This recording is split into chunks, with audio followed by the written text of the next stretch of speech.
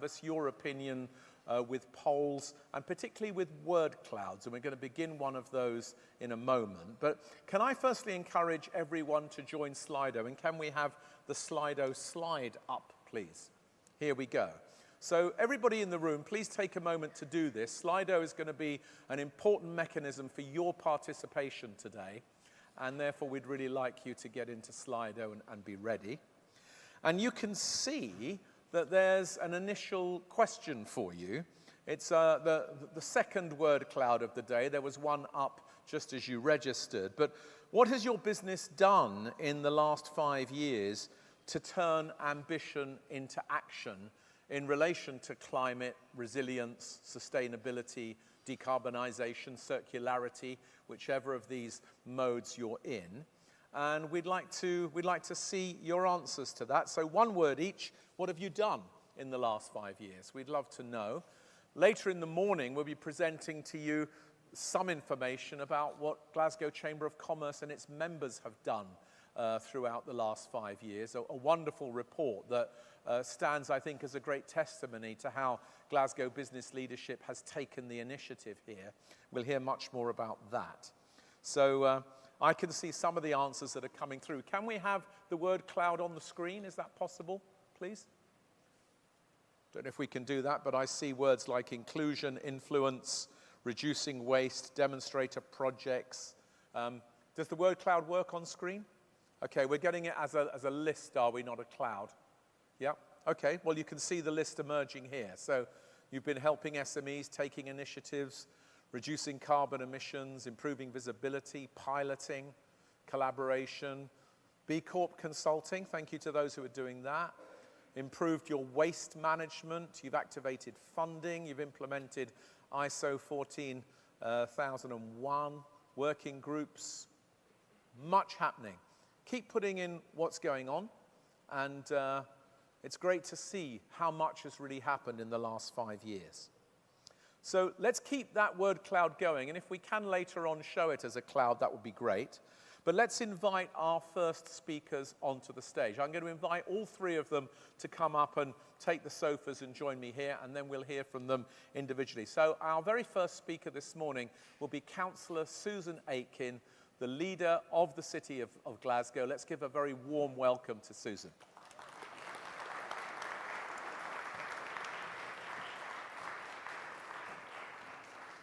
Susan, it's wonderful to have you here, and many people in the room will know that yesterday you announced the completion of your incredibly successful tenure as leader of the city, and I can only say we're lucky to have you here this morning.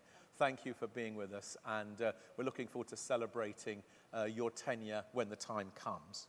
Now, Susan will be joined on stage by Shevaun Haviland, CBE. Shevaun is the Director General of the British Chambers of Commerce, and therefore she leads the Chambers of Commerce throughout the UK. Let's give a very warm welcome to Shevaun.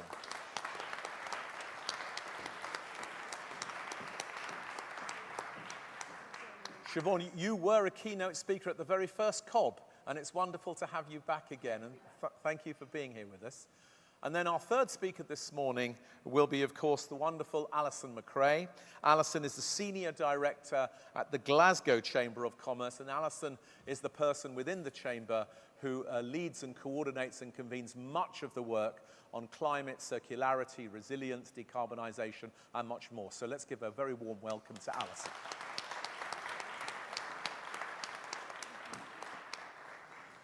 So I feel incredibly lucky to have three very wise women here on the stage. And what we're going to do is we're going to invite each of them to take 10 minutes to set out their thoughts on the challenge, the opportunity, action, hope, all of those agendas that we're talking about this morning.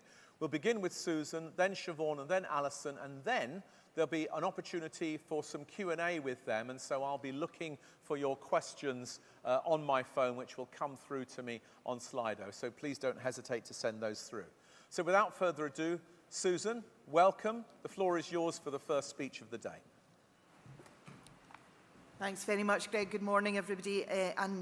What an honour to be your first speaker. And I'm delighted to contribute again to this year's Congress of Business.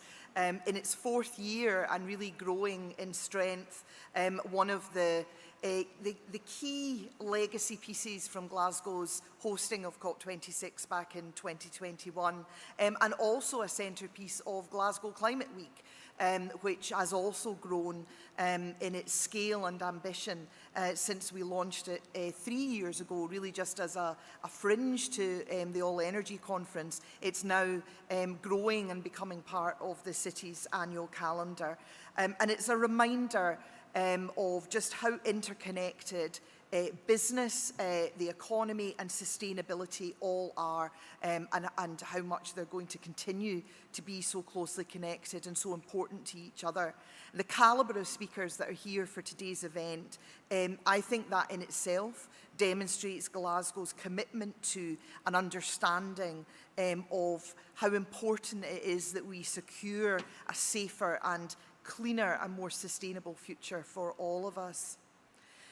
The Glasgow Chamber of Commerce is publishing a fantastic report today showcasing some of the work that's been undertaken in the 5 years since Glasgow hosted COP26. And I was asked to reflect on some of that in my contributions today. I know that Alison will give you an even wider flavour of what's been happening in the city and what Glasgow's incredible business community have been doing. But I think I'll maybe reflect on a more global scale to begin with anyway. And since COP26, I suppose we could say that the world has both changed utterly and not changed anywhere near enough. The climate action that was committed to in the Glasgow Accord at COP26 has not happened at the pace that the planet needs it to, that our communities need it to. It's been crowded out by conflict, by economic crises of a national and global order.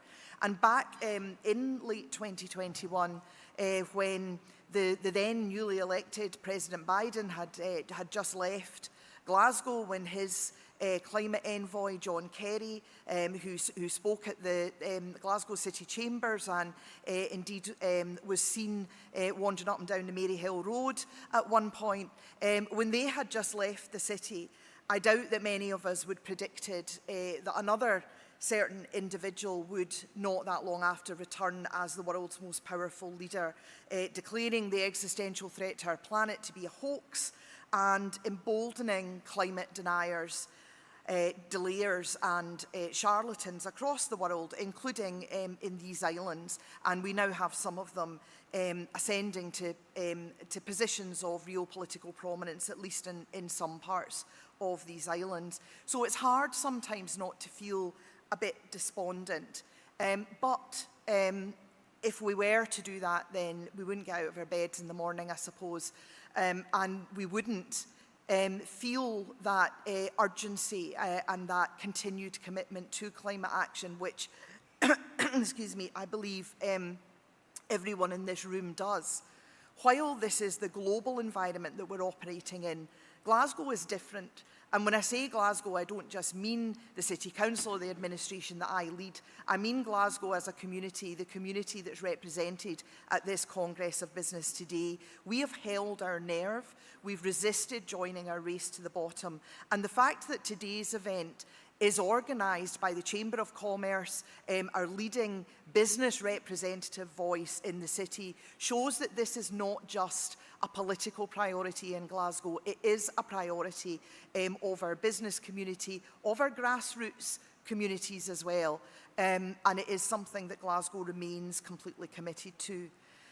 COP26 was a defining moment for Glasgow, and we as a city are continuing to leave our mark on the global climate agenda. There was something about our honesty, I think, in the way that we positioned ourselves in the run-up to COP, to being COP host, but also our relatability to so many other cities around the world. We set a benchmark for post-industrial cities who are still dealing with the legacies of their past, but prepared to take on the challenges of the future. We gave the concept of the just transition genuine substance by talking about the experience of Glasgow's own unjust transition from an industrial era through deindustrialisation, and taking that question away from a world of targets and jargon. We sought to make that whole idea of a just transition to a sustainable net zero future something that was relevant to the everyday experiences and the life chances of ordinary folk in our city. And I know that that's something that many folk who are on the sharp end of the global urban transition agenda still grapple with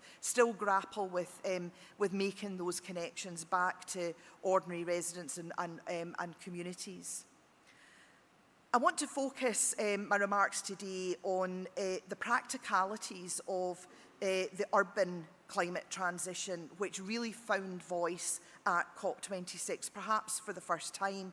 The first one being the core issue of climate investment and the partnerships that the urban transition demands, and how we get the cash, the cold hard cash, into cities to drive that transition in energy, in housing retrofit, in transport decarbonisation, and in the transition in our businesses and industries, which will then actually deliver those tangible benefits for our communities, as well as the emissions reductions that we really need to be delivering.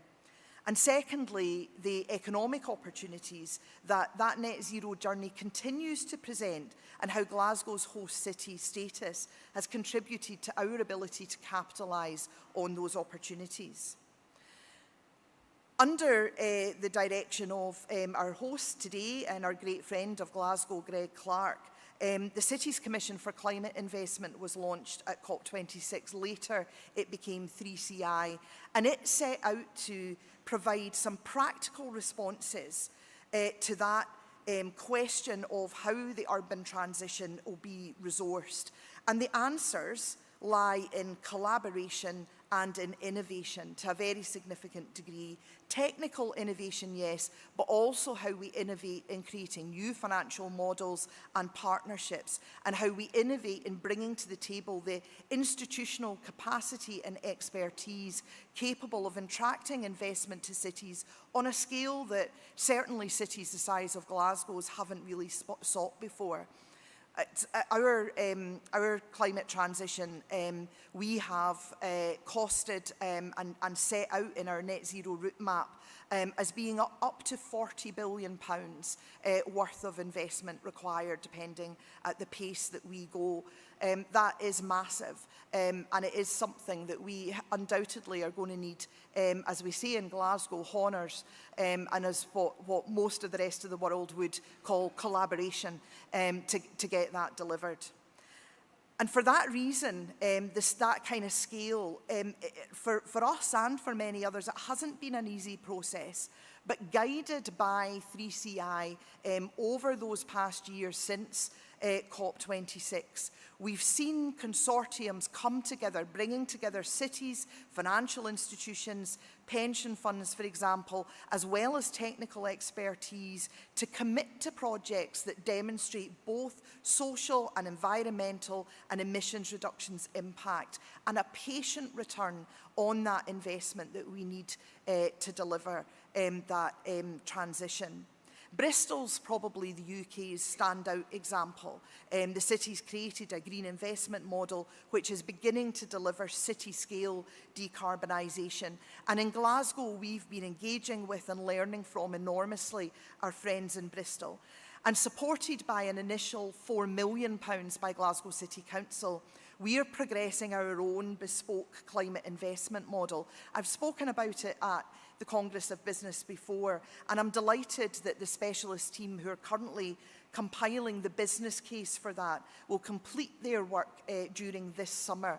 And before the end of this year, our expectation is that we will have our Glasgow climate investment model ready to go to the market with and start bringing those investment partners into the city with confidence that we've got the right financial model to make it work for all of us.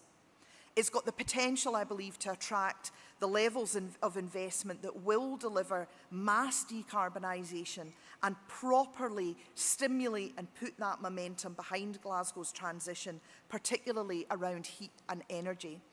Don't get me wrong, it doesn't mean that we are not already delivering. And I believe that that firm net zero commitment and route map that we've set out as a city, without that, we could speculate as to whether we would have secured investments like the Gren Group's £350 million heat and energy plant in the southwest of Glasgow, to name just one example. But with just a bit more de-risking capital from government, from partners like the Scottish National Investment Bank, the National Wealth Fund, for example, cities like Glasgow can unlock that investment to really accelerate climate activity with our communities, with our supply chains, and with our investors. And in doing so, ensure that our residents who have been at the rough end of waves of economic crises since COP26 begin to see the tangible investment benefits of climate investment, not least in their fuel bills. That's a win for everyone, and it's a win for the planet. COP26 was also an incredible shop window for Glasgow's emerging innovation and tech sectors, and supported by some of the strongest civic partnerships in these islands, that triple and indeed quadruple helix of city, of academia, of business, and in actual fact communities and community organisations as well. The potential of our innovation economy was already rapidly emerging in 2021, but in the subsequent 5 years, alongside the space and life science sectors, to name just a couple, pioneering climate technology with global potential and reach is flourishing in Glasgow. And in particular, I'll single out the University of Strathclyde's new Advanced Net Zero Innovation Centre near Glasgow Airport. It's conducting industrial scale research with capabilities for clean energy, for transport, and for digital technologies being tested and developed there. And Sustainable Ventures, who are Europe's leading growth partner for climate tech, recently agreed the lease for the Charles Rennie Mackintosh's A-listed lighthouse building on Mitchell Lane, which will become a base for climate tech startups. Sustainable Ventures have already been hugely successful in London and in Manchester, and in this location, alongside Glasgow's existing ecosystem of talent, assets, and nearby corporates, will help to deliver our goal of attracting £1 billion of investment and creating 5,000 green jobs in Scotland by 2035. This point, I think, is critical for the transition ambitions, not just here in Glasgow, but across these islands. The UK government's pushing ahead with its GB energy plans, and they, of course, announced Aberdeen as its headquarters in February. And that makes total sense, of course, locating GB Energy in a world-leading energy hub for a whole number of reasons. But transition, and the urban transition especially, is also going to demand that technical innovation that will ensure us clean, sustainable and secure sources of renewable energy, and also get it into people's houses, heating their homes. It's that transition bit that is absolutely crucial. And it's in Glasgow, certainly in Scotland, where the work to ensure that that happens and the innovation to make that happen is taking place. COP26 delivered another prize for Glasgow, and that was the boost to our international profile. And this city that I love, that we all love, that we're so immensely proud of and deeply committed to, it isn't a national capital. It's not one of the world's A-listers. But in recent years, Glasgow has built up international recognition that is the envy of our peers. We are punching way above our weight in profile and enjoying an international presence and indeed international investment, unlike at any time since the height of the industrial age. COP26 didn't create that, but it elevated it, and it was an enormous catalyst. And again, the partnerships that have come out of that, the legacy that have come out of that, the commitment of Glasgow's businesses and business community, including the Chamber of Commerce, has been absolutely instrumental to making that part of our COP26 legacy. We took to the world stage confident as a city in our host status, capable of hosting those global events of scale and significance, a city which was then, and is even more now, a climate leader with an appetite for bold action, a place that's invested substance and meaning into our urban transition. And it's been fantastic to see us collectively build on that profile, increasing overseas city trade missions, attracting that inward investment, promoting our skills, our talents, and our assets. And on that, colleagues, I'll finish off with a wee story about a chat that I had in Geneva late last year. I was privileged to be chairing the United Nations Forum of Mayors, Global Forum of Mayors, which focuses on the contributions of cities to the UN Sustainable Development Goals and tries as best as we can to influence the national missions at the United Nations and make that voice of cities heard. And while we were there, we had dinner with the World Economic Forum, and we were reflecting on, around the table, on the multiple threats that were facing the climate agenda, which I alluded to at the top of my speech. And one senior WEF official told me that he and his colleagues, when they're talking about a period when, the period around COP26, when it felt like there was more hope, more positivity, more optimism, and a sense of momentum around the climate agenda, their shorthand for that is the Glasgow Times.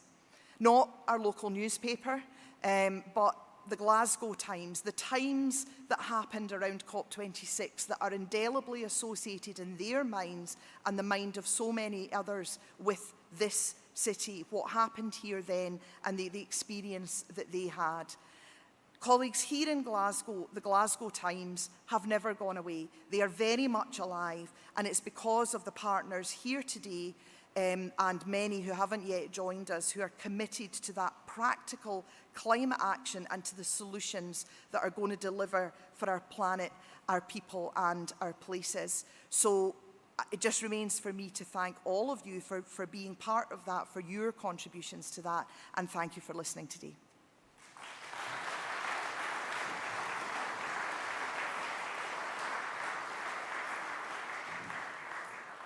Absolutely fantastic, Susan. And if anybody was in any doubt that the hosting of a COP can accelerate a whole community to really deepen its commitment to a just transition and to have a different kind of transition from any of the accidental ones it had before, they only have to listen to your words. Thank you so much for describing all of that in such wonderful detail. Shevaun, welcome. The floor is yours. Let's welcome Shevaun again.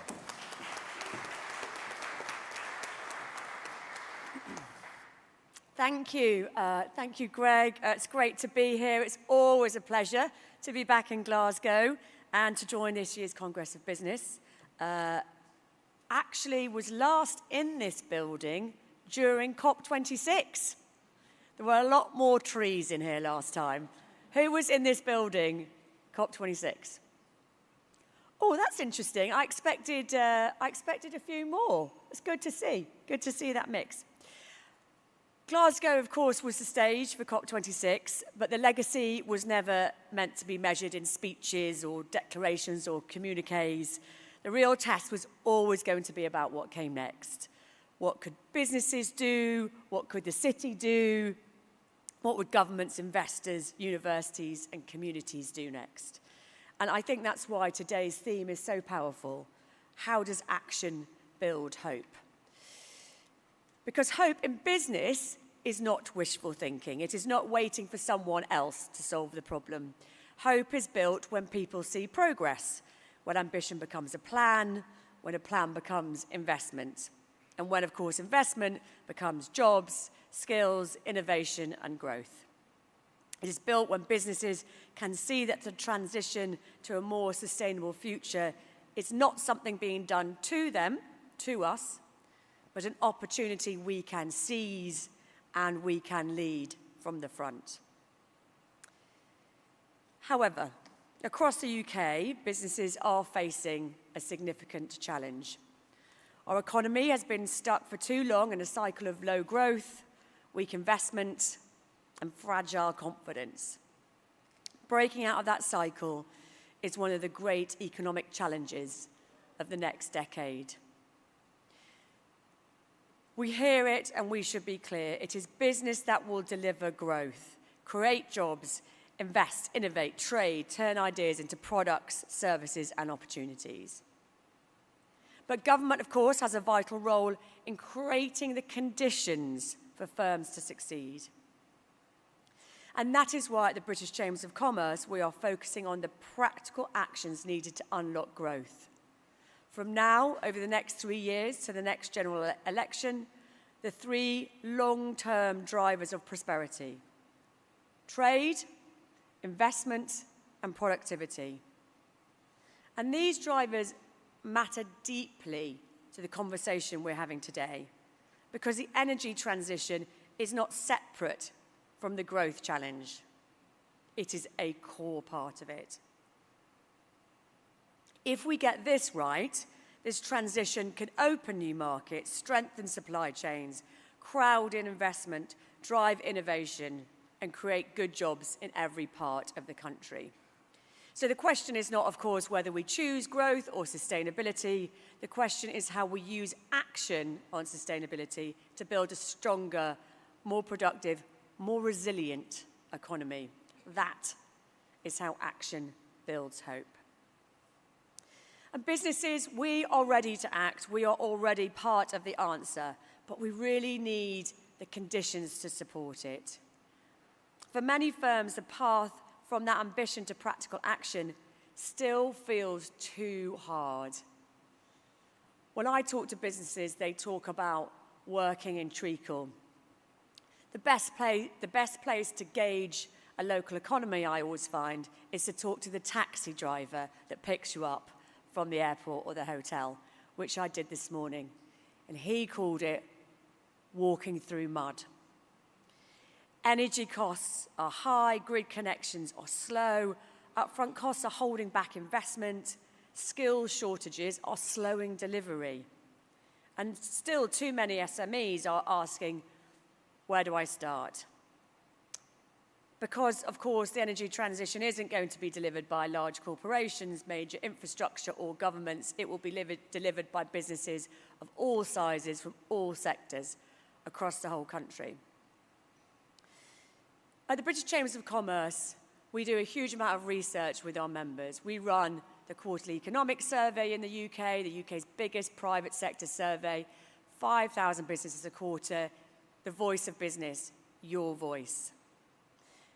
And even prior to the conflict in Iran, our research showed that over half of businesses were under pressure to raise prices because of utility costs. And of course, that pressure's increasing. Last summer, our research showed that 70% of businesses said that high costs were a significant barrier to making progress on net zero. So when we talk about the energy transition, we have to be clear, it is not an abstract policy debate. It is real business choices being made by you every day. The UK continues to have some of the highest energy costs in the world. This is damaging growth, it is weakening competition, and it's harder for us to make the steps towards sustainability. We have been calling for practical support with energy costs and targeted help for firms looking to electrify and switch to low-carbon power. We also need to move faster on the grid. Across the Chamber network, businesses tell us they are ready to install renewable energy on their premises, but they're getting held back by delays. Over a third of firms said that the national grid wasn't giving them what they needed in terms of energy supply. Some have even been given grid connection dates of 2038. That is not the first time you've heard that story. So reform to the national grid is central to growth, central to clean energy, and central to how we turn ambition into opportunity. We also know that the transition must be managed strategically in key sectors, including the North Sea. Through our North Sea Transition Task Force, which we ran with all our chambers, but led by Aberdeen Chamber, we have focused on how to protect jobs and supply chains while accelerating progress to renewable energy. The businesses, workers and capabilities that power today's energy system are also essential to building the clean energy system of tomorrow. And that opportunity is enormous. It is a cost, but the opportunity to net zero transition is estimated to be at least 1 trillion to UK business by 2030. That's just not a growth opportunity, it's an export opportunity, a job opportunity, and an innovation opportunity. But the UK will not win by default. Other countries are moving faster, competing for investment, talent, and technology. The UK has real strengths, from advanced manufacturing and science to low-carbon innovation, but businesses will only invest if they can see stability, certainty, and opportunity. It may not be the best of weeks to be talking about stability and certainty. But we can crack on, backed by the right finance, infrastructure that delivers, and a clear long-term plan. But there is also a productivity story here. The energy transition and digitalisation need to be seen together, and I know we'll be hearing a bit more about that later. AI and digital tools can help firms optimise energy use, track emissions, reduce waste, improve logistics. But we must also acknowledge that they also bring new demands on energy and on infrastructure. So we need businesses, especially the SMEs of the UK, to use these tools responsibly and effectively, ensuring that the digital and green transition reinforce each other. The Chambers of Commerce, at the end of last year, launched our AI Academy, a practical programme designed to help business help you understand how to adopt AI. Not just maybe to help you write your emails, but to really drive productivity and support decision-making, preparing us for the opportunities and challenges that a more digital economy will bring. And we're already seeing results. The data that our programme is showing is incredible. Employees are saying they are saving, on average, 3 to 5 hours a week in their roles. If you ladder that up to national productivity, that is huge. AI is challenging, but this sort of training and learning can at least show us the art of the possible. Because the transition will only happen if people have the skills and confidence to use it and talk about it. And that is why universities and colleges with businesses are so important. Glasgow, of course, is fortunate to have world-class academic institutions, an ambitious business community, and a strong civic ecosystem. And when those assets work together, they can turn ideas into companies, research into products, skills into career, and local strengths into global opportunities. The Chambers of Commerce are uniquely placed to help support that. We sit at the intersection between local business reality and national policy. We convene, we connect, we translate policy into practical support, help businesses learn from each other, and bring evidence from the front line, from what you tell me and Alison every day, back to local and central government. That is the power of the network. And the Glasgow Chamber, of course, shows what this looks like in practice right here. Through circular Glasgow Climate Chamber and its focus on skills, it has helped turn the legacy of COP26 into practical local action. We are also seeing that spirit on a national stage. Together, we are part of the task force put together by the Palace called Circularity in Practice, inspired by His Majesty the King and supported by our chambers and businesses across the UK. And that matters because one of the biggest risks after a major moment like COP is that energy fades. But Glasgow has really kept that momentum. The Glasgow Times, as we are now going to call it. So, my message today is simple. Businesses, we are ready to act, but action needs confidence, clarity, partnership, and trusted networks. That is where your chambers come in. We help businesses understand the opportunity, government understand the barriers, and cities connect ambition to delivery. And that is how action builds hope. COP26 gave Glasgow a global platform. The years since have tested whether ambition can become delivery. The years ahead, COP31 and beyond, will test again that we can scale and deliver fast enough again. The British Chambers of Commerce stands ready to work with Glasgow Chamber, businesses, universities, cities and governments to make that happen. Because hope is not something we wait for. It is something we build together through action. Thank you.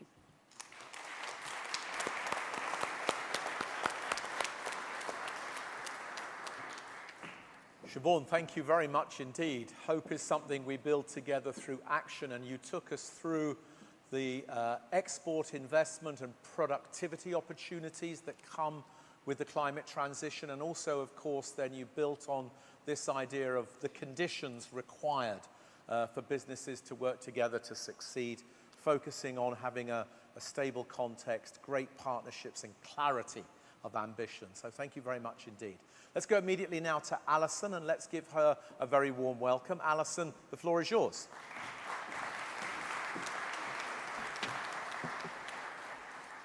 Thank you very much, Greg, as always. And first of all, a very warm welcome to all of you here this morning to our 4th Congress of Business, COP26 here in SWG3. So I'd firstly like to give a huge thanks to Councillor Susan Aitken and Shevaun Haviland for setting the tone today with such clarity and ambition. It's so important that we have this level of leadership and alignment from both our city leadership and from national business leadership.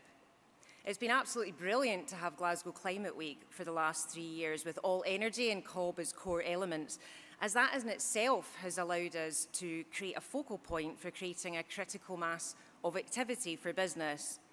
It's also really cleverly timed because it's first in the runway before London, New York and COP itself, and I'm sure we'll make even more of that in due course. None of this important work happens in isolation. I also want to thank every business, social enterprise, partner, policymaker, educator and public sector organisation represented here today. The fact that participation is continuing to grow really matters. It reflects momentum, commitment and action.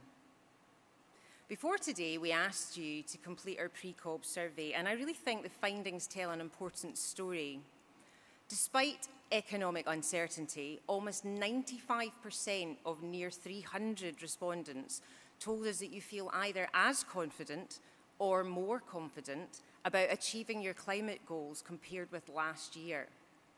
Nearly half of your businesses are increasing investment in sustainability initiatives, while over 40% are maintaining the current levels of investment. But at the same time, we should be really honest about the barriers, some of which Shevaun has covered. Funding pressures, operational challenges and uncertainty remain very real. But what is encouraging is that the direction of travel remains positive. And we'll be unpacking this data further today through Slido, so please do be as active as possible. Nearly 5 years ago, COP26 was hosted here in our fine city. But for us, COP26 was never going to be a moment in time. It was a catalyst. And the question we asked ourselves at Glasgow Chamber of Commerce was, how do we ensure Glasgow continues to extract opportunity, innovation and leadership from that moment, long after the delegates and the cameras all disappear?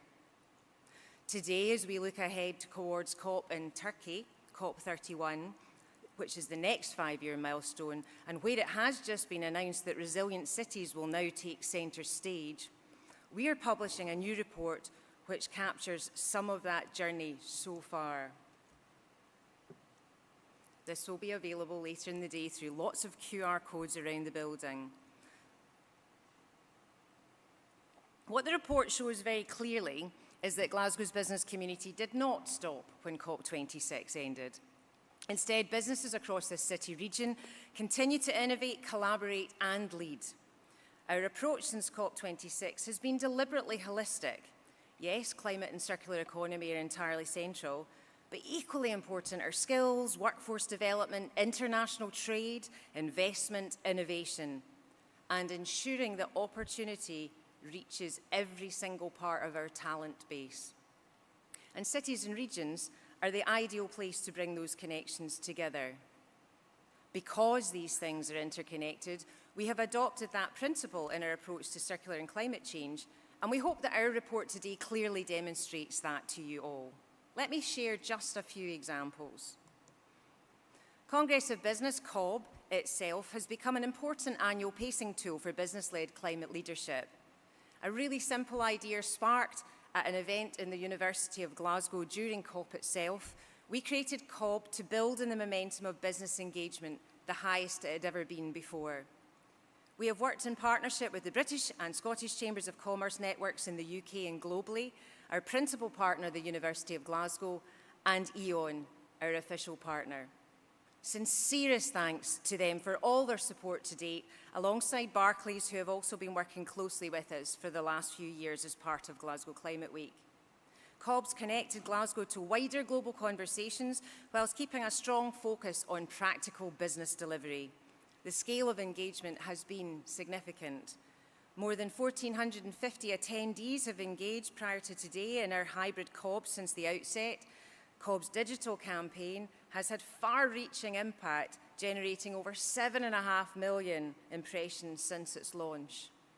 But what matters most is the quality of collaboration and the willingness of businesses to engage openly in both the challenges and the opportunities. And that, of course, is what today is all about. Another really important example is Step Up to Net Zero. The programme, funded by Glasgow City Council and the UK Government Shared Prosperity Fund, has supported over 100 businesses to take practical steps tailored for their own business towards climate and circular economy ambitions. At the same time, it has created over 100 placements linked to green skills and future careers.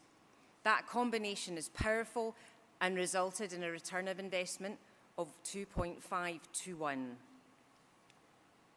Circular Glasgow itself also continues to grow in strength and reputation. What started as a pilot city-level initiative with Zero Waste Scotland and Glasgow City Council a decade ago has evolved into one of the UK's most established circular economy programmes, recognised internationally through partnerships and collaboration with organisations including the Ellen MacArthur Foundation. And one of the things that we are most proud of is that you, as businesses, continue to lead this agenda.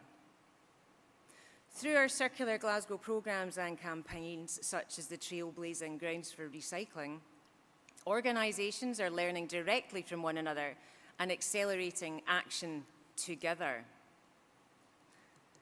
Our Circular Mixer series, supported by Harley Haddo and Material Source, has seen over 330 businesses engaged in the last few years, with a whole suite of speakers, including from Edrington, Royal Bank of Scotland, and Glasgow 2026. Last year, with support from Scottish Enterprise, we piloted a new circular economy leadership programme, and the participants from the likes of DF Concerts, Austin Smith Lord, and O'Hurley Associates have been absolutely steadfast in their ongoing commitment to support and drive change. I'm delighted now that with support from Zero Waste Scotland, a second cohort will launch later this year. Building green and climate trade links globally has also been a major focus. During COP26, Glasgow Chamber hosted the largest international trade mission ever delivered by the British Chambers of Commerce network, bringing together 85 businesses from 15 countries. And since then, we've continued building these global relationships for our business community. For example, through green hydrogen trade missions to Germany and to Milan in circular economy activity. And we also participated with the city and members, including the SEC and the University of Strathclyde, in COP28 in Dubai. And that is where the guiding principle and a mantra for me personally originated: action builds hope. Another area where Glasgow has shown real leadership is in supporting our young people and our future workforce, and often some of our hardest to reach communities. Through our Developing the Young Workforce initiatives, like My Climate Path and COB Futures, we've now delivered more than 4,800 interactions with our young people and engaged more than 150 businesses in that process, including Scottish Power, ACS and Balfour Beatty.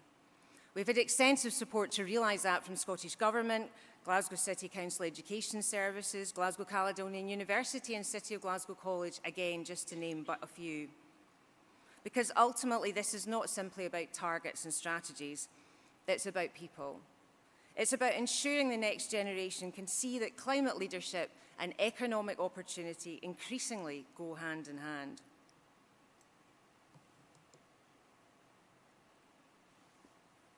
Of course, there is still much more to do, and the real question now is what happens in the next 5 years. How do we scale faster? How do we unlock greater investment? And how do we support more businesses to engage confidently? But I remain optimistic, because what I see across this city region is creativity, unparalleled determination and leadership, and increasingly businesses recognising that sustainability and circularity are not barriers to growth. They are drivers of resilience, innovation and long-term competitiveness. As many of you will know from COB last year, His Majesty the King's global private sector-led Sustainable Markets Initiative describes this transition to 2030 as the growth opportunity of our time. I genuinely believe that Glasgow is an opportunity to help demonstrate what that looks like at a city regional level, and we will be building on our affiliate partnership to do just that. So my message to you today is very simple. If you're already involved in this journey, thank you so much for your leadership and your willingness to collaborate. If you have not yet engaged, this is your invitation. Join our networks, participate in our emerging programmes such as the COB Continuum, engage with our trade missions and support our young people. Speak to the team today or get in touch with the link through the link in the report, which you'll be downloading later today. Because the scale of transformation it means we need all parts of our business community engaged.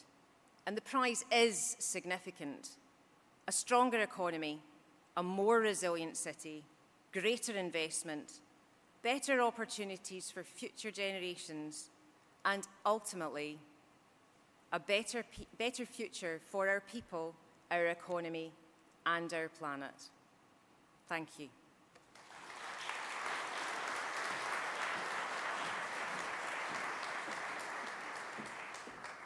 Alison, thank you very much indeed. It's such a phenomenal report on what's happened with, through and by the business community here in Glasgow since COP26 that I'm really glad you're making it available and that people will be able to download it during the course of the day. I think it's a real testament to the entrepreneurial zeal that the Glasgow business community has brought to this challenge. And thank you for telling us all about it. Now, ladies and gents, we're about 5 minutes behind, but I'm going to steal 5 minutes from your coffee break because we must have some questions with these three amazing leaders. And so I'm going to pitch you 2 questions each. You get about 30 seconds to answer them, okay? So I'm sorry about the brevity. Shevaun, David Kelligan sent in a very good question. He said, renewable and grid projects face planning challenges, often from local authorities. How can we meet climate targets under these circumstances? What do we need to do to get planning right for climate projects? That's a very good question, and it is a constant source of challenge everywhere I go across the country. The best thing about this job is getting to travel all around the UK, meeting the incredible business leaders we have here. And although they do always lay out the challenges, they generally then say, oh, but come and meet my amazing apprentices, or look at this piece of investment that I'm doing, or look at my new kit. So there is always that great optimism. On planning specifically, there isn't an easy answer to it, but we look at it in sort of 2 parts and what we're trying to do about it. So from a policy point of view, there is planning reform going through the House, not quickly enough, but that will help. It doesn't go far enough in our view, but it will make things a bit easier. The main challenge, actually, we hear is that there aren't enough planners in local authorities to be able to help deal with business expansion, effectively, whatever that may be.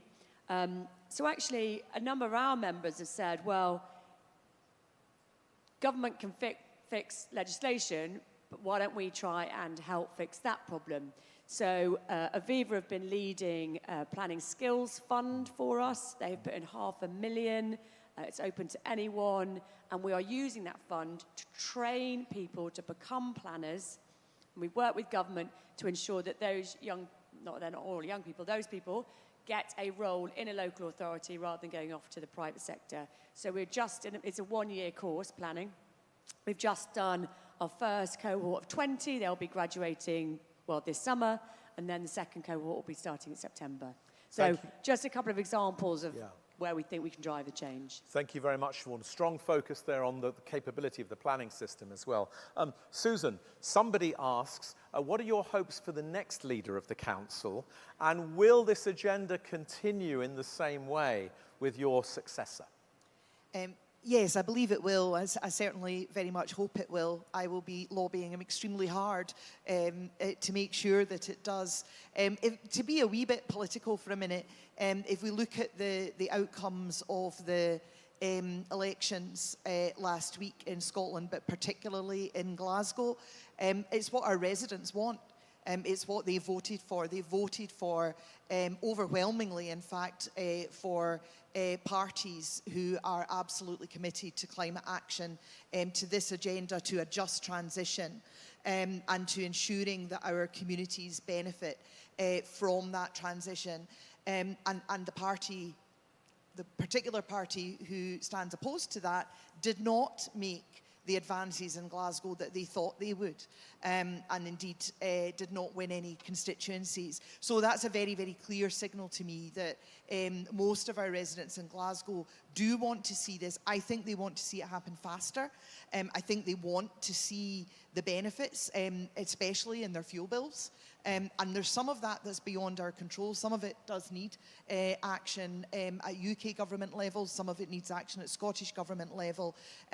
But, you know, just to repeat what I said earlier, the government can do that enabling legislative stuff, just as Shevaun said, and crucially it can provide that de-risking investment that allows cities to leverage in the capital to actually deliver that urban transition. But it'll be cities that do the hard yards. It's cities that are best placed to do that. It is cities that are closest to our communities that can keep demonstrating to our communities why this matters, how they are going to benefit from it. and Glasgow has unashamedly set ourselves at the vanguard of cities who are driving this agenda forward. I certainly very strongly believe that we should remain at that vanguard, but I believe that if there is any backsliding, actually the residents of the city will be right onto us, and organisations like the Glasgow Chamber will be right onto us saying, no, this matters, this is important, and we need to keep making progress. Thank you very much, Susan. Alison, one question that's come in is said, what has been the biggest single environmental or climate change success in Glasgow since COP? Okay, You're that's only allowed a massive question. I'm going to stick with the young people. I think the fact that so many young people, when they're in a room with businesses, being inspired by the kind of jobs that are coming through, making them decide to change what subjects they're choosing, and then getting them into the headspace that they can actually purposely come out and make a contribution themselves towards the climate agenda beyond making protests. So I'm going to stick with that. That's a huge question. Yeah, it's a massive question. And ladies, I'm going to give you one more each, but we really need very short answers now. Shevaun, we've had a set of elections in the UK in the last week. There's been a growth in the support for some parties that seem not to take this agenda as seriously as others.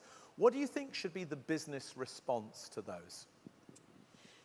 The business response needs to be the same as it would be with any political change. We need to demonstrate to whoever's in charge, locally, nationally, that what we want.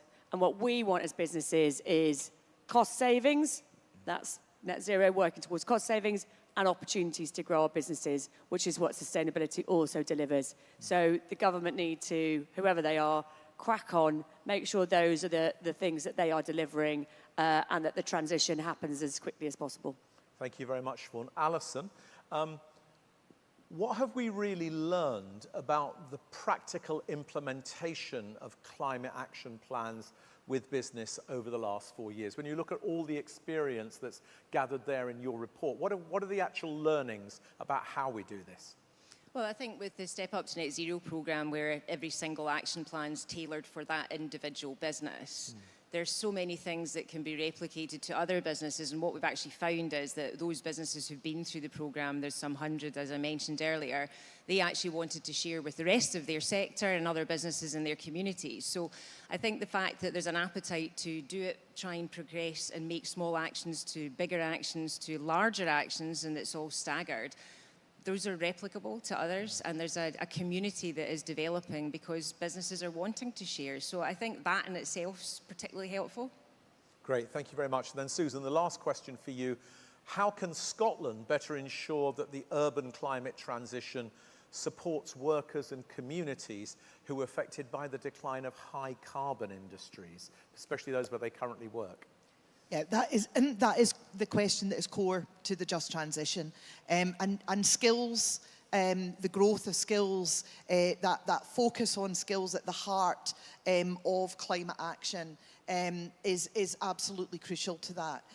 And I believe that it needs to be, again, resourced and enabled and planned for at national level, but delivered locally, delivered through partnerships between cities and local government and our universities, and perhaps particularly our college sector. We know that there are jobs being created. They're being created all the time. I talked about the jobs that are going to be created through the new Sustainable Ventures location in Glasgow, to give just one example. Our task is to make sure that we are also creating the pathways into those jobs for the young people, but also for the existing workers who are in those sectors that over time, and perhaps a fairly quick period of time, will become obsolete. We can't be leaving anybody behind the way that people were left behind in Glasgow in the 1970s and 80s. We're still living with the legacy of that. We, of all cities, know that we can't repeat that, and therefore we, of all cities, I think, are best placed to demonstrate to the rest of Scotland how we make sure it doesn't happen again. Great, thank you very much. Now, I'm going to say a big thank you to all of you who sent in questions. I'm sorry we only got to 6 of them. There's about 20 questions here. So, message for all the other speakers, keep your speeches to time and we'll have lots of Q&A if we could possibly do that.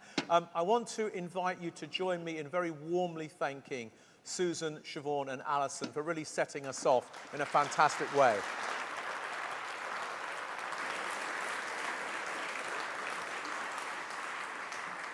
And with that, ladies, I'm going to invite you to leave the stage. And we're going to say a very quick thank you, if we may, to IKEA.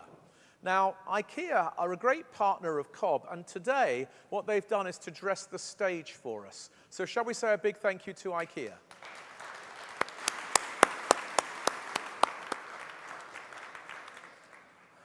Alison has already said a very sincere thank you to E.ON that have become a very important partner of this event. And now it's a great pleasure for me to switch the agenda from setting the challenge and the scale of the opportunity to turning ambition into action. And with that, to welcome Vijay, who's the Chief Commercial Officer for E.ON UK. And he's going to talk about delivering the energy transition at scale. Please join me in welcoming Vijay to the stage.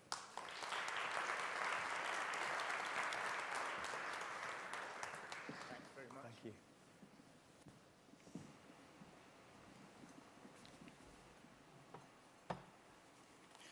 Right, good morning, everyone. So I have the challenge of following these esteemed speeches from Suzanne, Shevaun and Alison. But I think you've really set the tone very, very well. And it is a real privilege for E.ON to be a partner for the Congress of Business. And I'll explain why, if I may. But let me start with a story, if I can, just to get the juices flowing this morning. So it's a story about an industrial port city, a city built on heavy industry, engineering excellence, and global trade. And a city with a proud working heritage that's helped shape the modern economy. This city from the 1970s suffered severe economic decline due to the collapse of the shipbuilding industry in the main. High unemployment followed, population loss, and by the 1990s, most people looked at the city and saw only the history, not its future. It seemed brighter by its past than the aspirations ahead of it. Does this sound familiar, you might say? Well, actually, I'm not talking about this wonderful city of Glasgow. I'm talking about a city that's dear to my heart, a city called Malmö in Sweden. Any of you been to Malmö? A few, yeah? Any of you been to Sweden? A few more. So most of you do go to Malmö. Now today, Malmö is one of Europe's leading examples of sustainable urban regeneration. It hasn't just recovered from all of that industrial decline. It has truly reinvented itself. And here's what matters most, and the message I really want to share today, is that that transformation that it's made, and for those that have been, you will have seen it, it wasn't inevitable. It happened because the city chose to respond decisively with real leadership like you're hearing this morning, and most importantly, leadership that's absolutely aligned. And in Malmö's example, they were led by a mayor called Ilmar Reepalu, and he drove this vision systematically for decades. So the point I'm really trying to make, and the feature of what I'd like to share for the next few minutes, is truly when cities, organizations, institutions, world-class universities like we have here in Glasgow, and communities really galvanize behind that shared ambition, that shared vision, transformation does happen.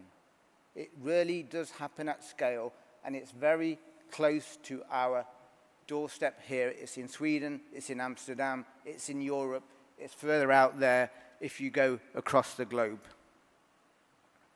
And I had the privilege of being the CEO of the Nordics up until recently. And I was invited back to the UK to help with the transition here in the UK. And I was inspired by what I saw.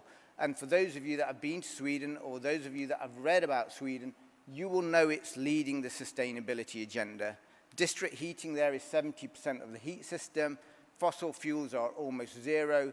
The operations that I ran, which are the largest in Sweden, or the second largest district heating in Sweden, we had 0% fossil fuels. But that transition happened over decades, but it was led by the vision and the commitment at city level, not at national level, and that's why the Malmo example is important.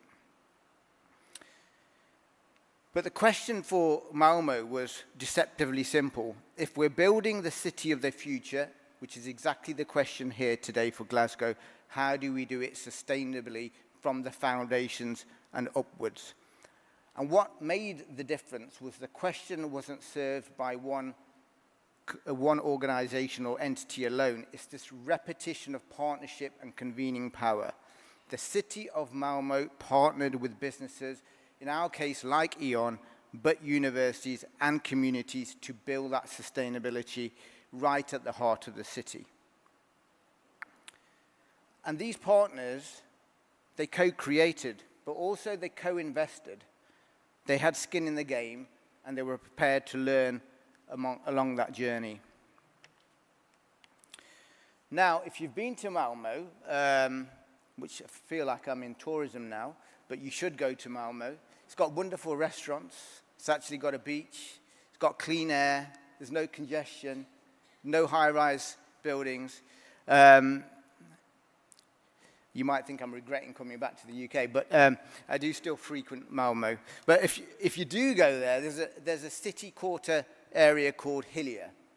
And you may not know Hillier, but similarly in Malmo and Hillier, it attracts businesses like IKEA that you see on display today, but also Amazon and many other leading organizations from the world. And Hillier is particularly unique because it's not a collection of isolated buildings, residential or business or communities. It's actually an integrated ecosystem that they've built with an energy master plan. And it creates wonderful spaces for homes, for workplaces, for transport, for retail. It's got an excellent shopping centre there. And that was my first flat when I moved to Sweden. But it's built with renewable at the absolute core. So the heating and cooling systems are powered entirely through renewable sources and recovered energy. No fossil fuels. We, E.ON, capture waste heat, upgrade it through heat pumps and feed it back into these connected assets. And the system with AI is optimizing and learning all the way through. And I think Shevaun made the point about the digital and physical worlds are coming together. So we have a system there called Ecto Cloud, which is a software, it's an AI software, but together with the infrastructure, it reduces energy needs by 75%. 75%. So this translates into lower CapEx, lower OpEx, and ultimately what's most important here is lower bills. Lower bills for consumers, for residences, and for businesses. This is what matters. These are sustainable solutions that are here today that reduce bills and have a lifetime for decades. And this is zero compromise on living standards. So my flat was very comfortable, it was very affordable, it was very modern, and this is part of living in an environment which is both sustainable and comfortable. So, as I stand here today, you could argue it's almost impossible not to see the parallels between Glasgow and Malmo. In fact, even the football teams have some similarities. Both seem to be the dominant football teams of their country. Unless you're a Hearts fan, you might have a different opinion maybe at the moment. But both do carry industrial heritage.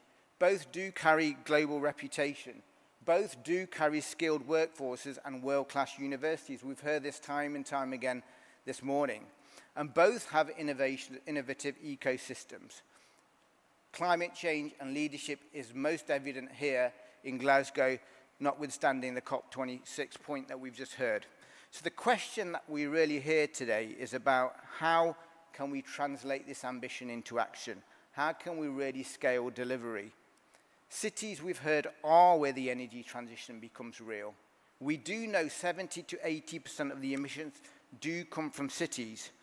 Glasgow's opportunity is that it's not starting from scratch. There is momentum here. We know that. We need to build on that momentum. And I'd like to just give some examples here where, and Shevaun and Susan also mentioned this, that the energy transition isn't just environmental. Whilst it matters most, it is incredibly tied and indelibly tied to the economic factor here. Lower energy costs and resilience will drive the economy. The integrated energy system through connected assets, bringing physical and digital world, will drive opportunity and economic investment. E.ON, and I sit on the international board of E.ON, we are prepared to put £5 billion into the investment and into the energy transition. So organisations like us do see value here ahead of us. But the pace of change is the barrier that we've all heard this morning and something we must fix. The jobs and skills do come. We're seeing it across Europe. In fact, in England, we have a nationwide academy that trains thousands of apprentices who work nationwide, including here in Glasgow. So these are real jobs, real skills, and in the new economy. And even here today, I'm delighted that we have our Energy E.ON Control Solutions colleagues who are based here in Glasgow and help provide energy efficiency advice to leading businesses across the UK, whether it's Tesco's, Sainsbury's, or Tata Steel. So this is happening, and it's happening on our doorstep. And I'd just like to just give some examples that this is not rhetoric. There is evidence out there in the UK where we can drive scale. So right here in Glasgow, we're having a battery trial. And with all credit to the council, where they want to eradicate fuel poverty and particularly focus on child poverty, technology with batteries together with simple tariffs can quickly reduce a householder's bills by 35%. So this is not advanced technology, it's a simple battery with a simple tariff. And that also can reduce the reliance on the grid and the investment on the grid needed. The flexibility can be made there right now, and we can scale that. I think Grant mentioned yesterday, some of the challenges are not technological, they're psychological, and consumer advocacy is a real thing that we need to consider. But beyond Glasgow, let's take London, for example. In Silvertown in London, which is in the east part of London, we've already installed the 5th generation energy system. So again, that reduces energy by 75% against conventional energy system. If you connect that to a data center, you take the waste heat recovery, reducing bills even further. These are things in action today, which we know can exist, but how do we translate to opportunity here in Glasgow? And right here in Scotland, we have Stevenscroft, a biomass plant where we take wastewood around the UK and we burn that and create power and heat to the residents of southern Glasgow. And even there, we're producing a high lion project where we're capturing CO2, believe it or not, from whiskey production, and then generating hydrogen through electrolysis to ultimately drive fuel for shipping and aviation. So innovation is really there, it's on our doorstep. The opportunity now is to turn it to scale. So maybe I'll finish with this then. You know, every major city we have in the UK and beyond is facing similar challenges to what we have here in Glasgow. Aging infrastructure, climate change targets, citizens demanding cleaner air, lower costs, greater resilience, and quicker than ever before. But cities that really do lead on this, they don't just solve a problem, they create a blueprint, they attract talent, and they do really attract investment. And that's why we're here today, because we can see the ambition that Glasgow has. Malmö did that in Europe. Malmö did that in Sweden. Silvertown is doing that in London. The next city to do this at scale can really truly integrate energy systems, drive innovation, and through the digital platforms now can optimize and orchestrate the energy system like never before. And ultimately, that translates to lower bills and to a more competitive economy. So to close then, Malmö's transformation wasn't built on an organization or one technology. It was based on political will and strong leadership. The energy transition really does require us to embrace this at this moment, at this time. E.ON is absolutely committed to supporting businesses, absolutely committed to supporting communities and cities in this just transition. We're here today, we are ready to act. Thank you very much.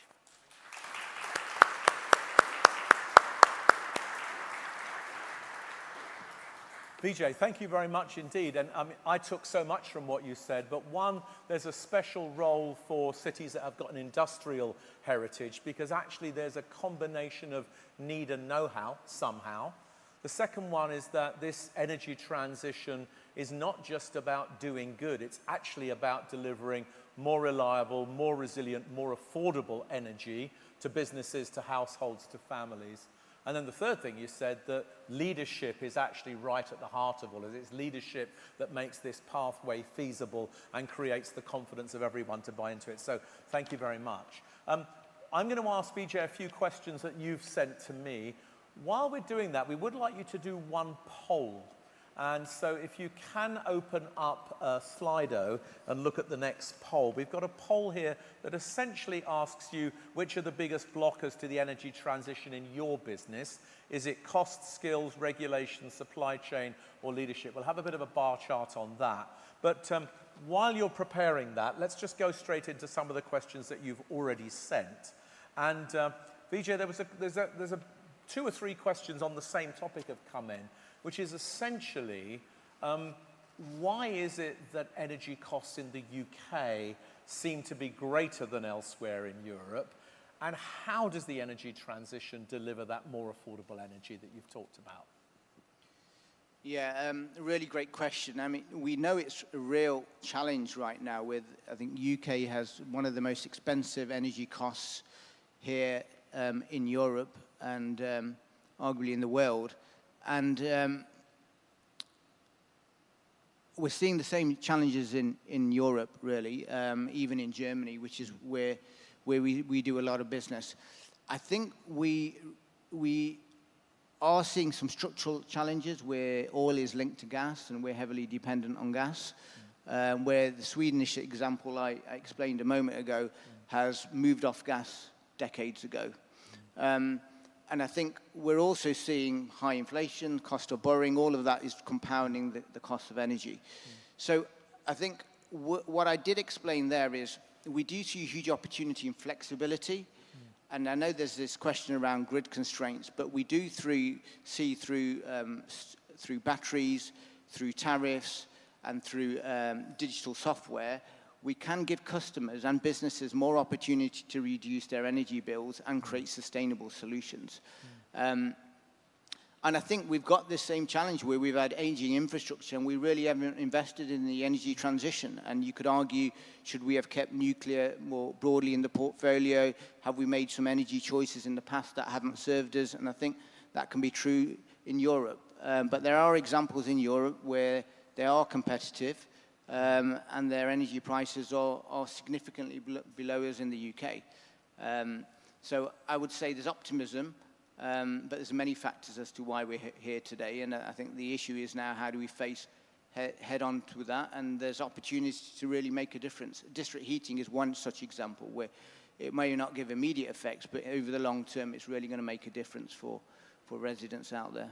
Great, thank you very much, Vijay. There's lots of questions have come in now, and people are intrigued with your Malmo case study, by the way.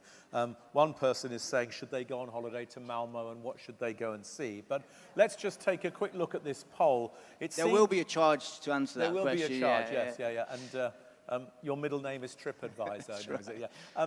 Just have a quick look at this. It seems that cost has come through from the people in the room as being the biggest blocker to the energy transition. Does that make sense to you?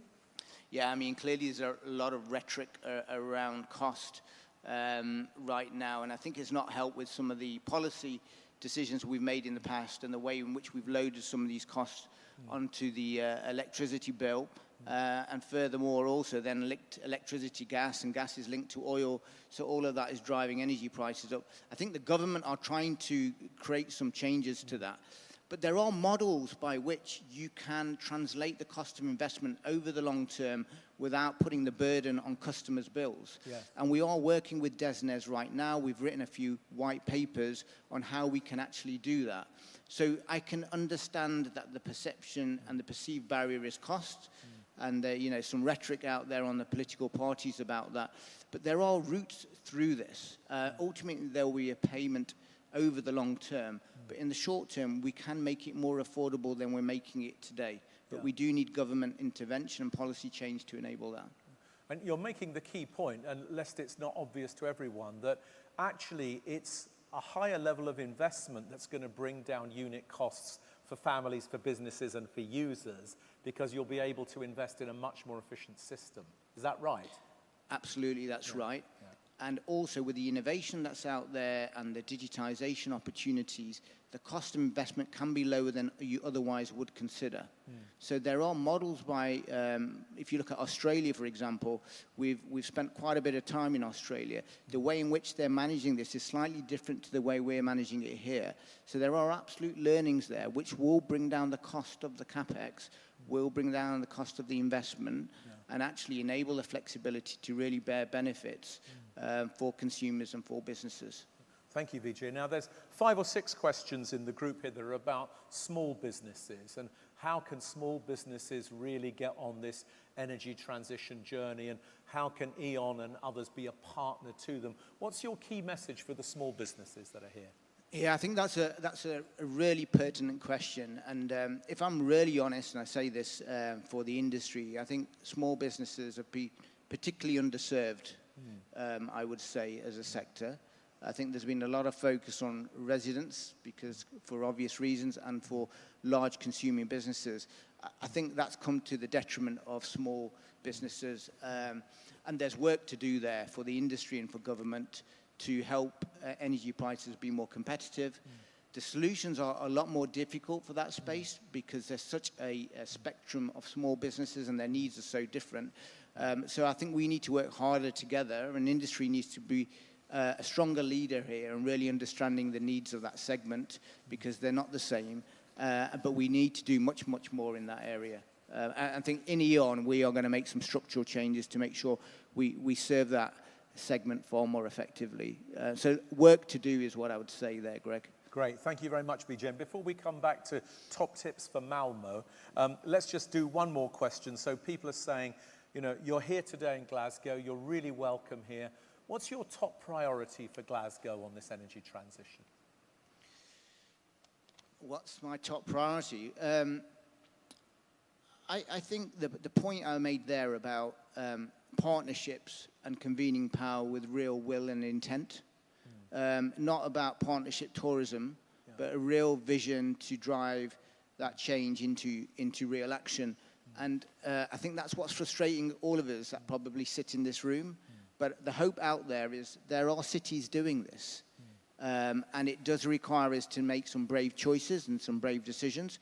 But if I'm honest, in Glasgow, we've probably done the more easy or medium stuff that you can do and has been done. We're now tackling the real challenging areas. And I think we need to start that journey, knowing it's going to be difficult, but committed and being and believing that we are absolutely going in the right direction. So I think those choices are here now.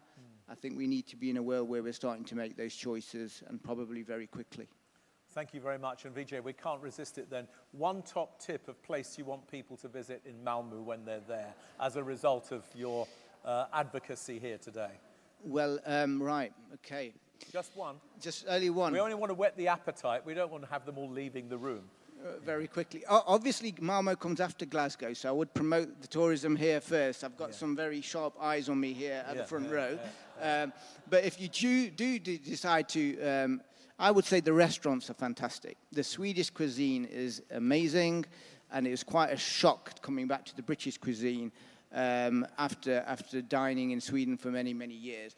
They couldn't quite understand why I have these white triangle sandwiches at lunchtime with fries and a can of Coke. There, everything's plated, it's served really well. So make sure you enjoy the food in the restaurants. You'll have a great time. Great, so go and eat in Malmo. Vijay, thank you so much for being such a key partner for this conference and Thank you for your brilliant speech today. Absolute pleasure. Thanks. Thank you. Thank you so much. Thank you again, Vijay. And we're going to go now to our next conversation, which is going to be with the wonderful Lolita Jackson, MBE. Lolita is Executive Director for Sustainable Cities at Sustainable Development Capital, LLP. And we're going to talk about funding the future. So, Lolita, you're going to have to come round and up the stage here. Lisa's going to take you there. And while Lolita is doing that, let me just say to everyone again, thanks for all the questions you've sent in. Keep them coming. Don't forget to prioritize questions raised by other people. Then I know exactly which ones. And please join me now in welcoming Lolita to the stage.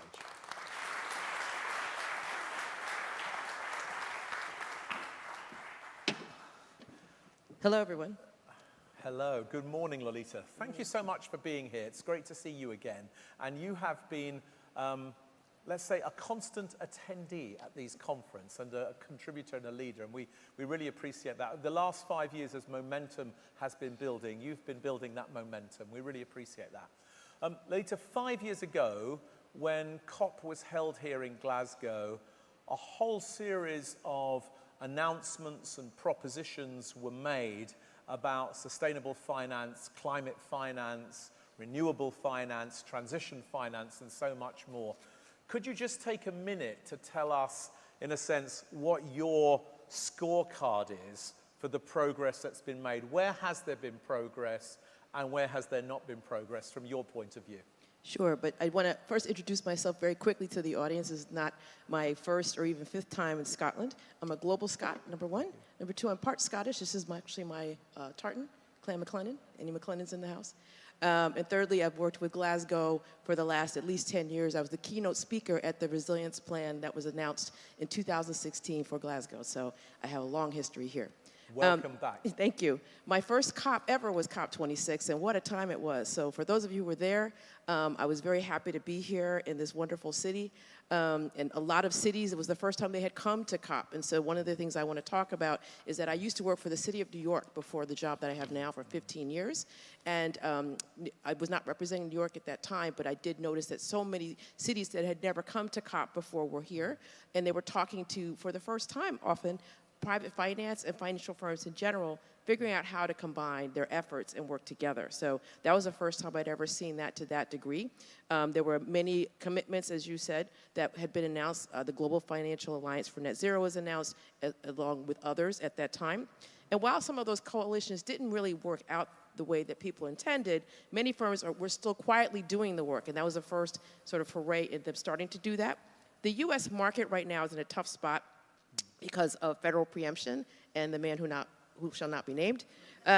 Offshore wind in particular, for those of you who have been following, if you don't already have a project that has been permitted, it's probably not going to get started very soon because you often need federal permits in the waters to be able to have your offshore wind farms. And as you may have seen in the news, some of those projects have been rescinded. Some firms even got paid to not do their projects anymore and the like. So there's some headwinds there in the U.S. for that. In addition, solar and EVs, are being stymied because the tax credits that allowed those to be more affordable projects have either been allowed to expire or have been actually rescinded. So even pleading from the red state governors in the U.S. around job loss and economic growth has largely fallen on deaf ears, unfortunately. So cities are the place where much of the action is happening.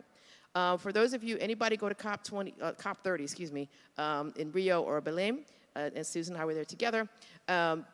Many cities came together. In fact, 30 U.S. mayors and 100 U.S. cities were represented. We were the second largest delegation, as well as many other cities around the world. Glasgow, Scotland, and other cities were represented as well to really recommit to that coming together around finance. But more importantly, finance and the private sector was welcomed. There were a number of speeches given saying, hey, we all need to work together, because what's happening is that with the federal monies and other monies not coming in from government, you really need to have those partnerships. So we found that that's really happening to a larger degree. And I want to give one example. In New York City, we have a project called the Champlain Hudson Power Express. It's a 335-mile transmission line from Quebec to New York City, $6 billion project. The transmission line was funded by a portfolio company of Blackstone, and it will provide power for all municipal needs for New York City. So it's creating 1,400 union jobs, and the line is fully buried. So it's not even really bothering people as far as their farms and views and that sort of thing.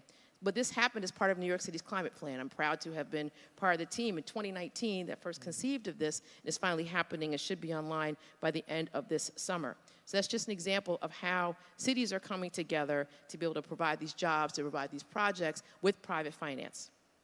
Great, Lolita, thank you very much. So there's a mixed picture, as it were, on the progress, but you're pointing to an area of hope through action, which is that the cities are actually taking this forward and they are finding good partnerships with the financial community and those who are sticking with it. So just give us a little insight then. Have you yourselves been able to make any investments in Scotland in the last few years? And if so, where have you been able to deploy capital? So I'm proud to say, because I think I really helped get this deal done, we are the firm that won.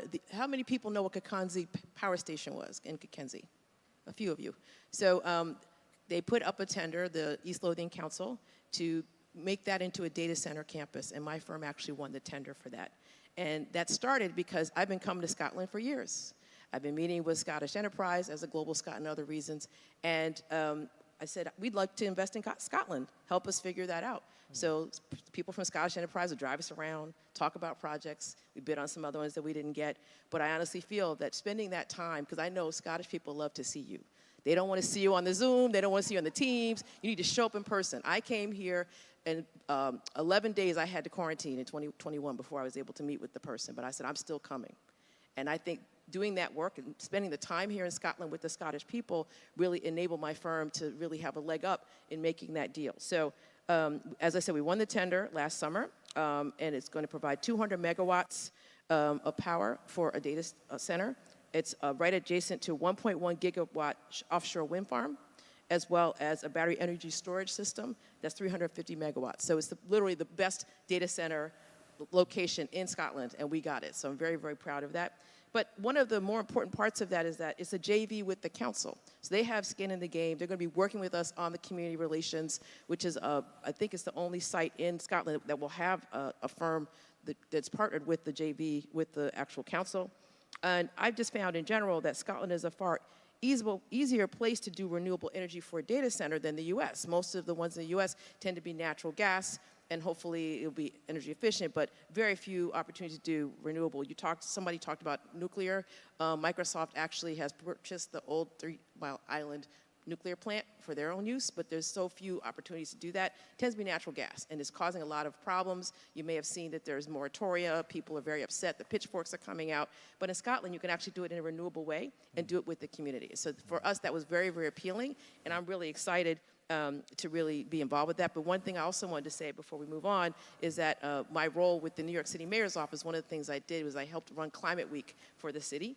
And one of the things I noticed that the Danes and the Dutch, they come out and say, we're great, we have these great projects. Scotland's better, but you need to start pounding your chest. So I'm just going to give you that advice. And for those of you who are from the Glasgow Chamber, you know I'm also one of the people in charge of Tartan Week. So Tartan Week just happened a few weeks ago. I see some people in the audience who came to that, and it was really great to see the businesses represented and coming out, and we want to see more of that and do more partnerships with the U.S. and with Scotland in particular. So should we get them to practice pumping the chest now, Lisa? Right. What would that look like? So you're saying something about Scotland being a very attractive place for sustainable investment, but it needs a confident counterparty to come forward with projects. And I suppose that the question I'd like to ask you maybe in a minute is, what's your advice to any CFO, CEO, other executive leader in the room? What do they need to do? But before that, there's a ton of questions, Lolita, have come in from the people in the room. So one question is that there's much greater investment in energy and net zero compared to circularity or to waste management. Do you think that's true? And if it is true, why is that the case? Well, my own firm, which I hadn't said yet, we actually do a lot of work in energy efficiency because up to 70% of energy is wasted between transmission and distribution. And so we find that using that waste energy is really, really important for cost savings, quite frankly. So for example, we actually own the gas grid of Stockholm, Sweden. And so we take waste and we turn it into gas for cooking and for buses. We're also able to take a lot of the waste heat from some of our projects and use it for district heating, as you mentioned earlier. So there actually is circularity that is happening in a number of businesses like my own. We were founded in 2007 on the concept of energy efficiency. So that actually is happening. So that's a kind of invitation to people in the room to bring their circularity and waste-to-energy projects to you. Yes, please. If I've got we'll that take right. them. Another question here is the lower costs to generate hasn't reduced energy bills, somebody says. It's actually just increased profits. Do you think that improved regulation has a role to make sure that, as it were, the benefits of investing in decarbonized energy actually play through to the consumer? So I can speak from a commercial standpoint. I'll give you an example of a project that we did. The oldest hospital in London, I believe it was founded in something like 1100 or something like that. Things are not, when we say in the U.S. things are old, it's 1700 something. So it's a little older than that. It's a children's hospital, St. Bart's. And we actually put in an on-site power generator for them, so combined heat and power. And the cost savings was shared both by our firm and by the hospital. They were able to take those cost savings and actually, because this was before COVID, and use those to hire more nurses. So there are models out there that you actually can have cost savings that are passed on to the, in fact, that's the model that we do, that those savings are actually passed on. So I can't speak for residential because that's a whole other regulatory issue, but I feel like with commercial, you can do that. Yeah, great. Thank you very much. Another person has asked, investment in data centers, are we clear how that's going to affect water in the local ecosystem, as it were, the environmental consequences of data centers? So there's different ways of cooling data centers, and often the ones that you hear about the most, like we're just going to take all the water, we're going to take all the water that you would drink, and that's it. But there's so many other models. There's models that you can use non-potable water and you can recycle the water. There's others that have different cooling mechanisms that don't use hardly any water at all. So it just really depends on the type of cooling system that's set up. And some of the earlier companies were not as careful. I have to say a number of companies in this space are not good at public relations. My first job with the mayor's office in New York City was Manhattan Director of Community Affairs. So if people are mad, you have to listen to them. And you have to take in their concerns. So I'm used to that, but some other of the companies may not have had me to do that properly, or may not have really cared. They just wanted to come in, and unfortunately also some of this was done in secrecy for some of the deals, where they just talked to the mayor, or they talked to the council, and they didn't talk to anyone else, they didn't get any input, and so it didn't really matter. Now it matters greatly, because you kind of wonder sometimes why there are even data centers in a dry place like Arizona if they're not going to use different cooling and use all the water. So this is really an existential issue in the U.S. in particular. So thank you for that question, because there are different ways to do it, and the company has to care enough to think about what those alternatives are. Thank you so much, Lolita. We're going to do 3 more questions and then give you a big round of applause.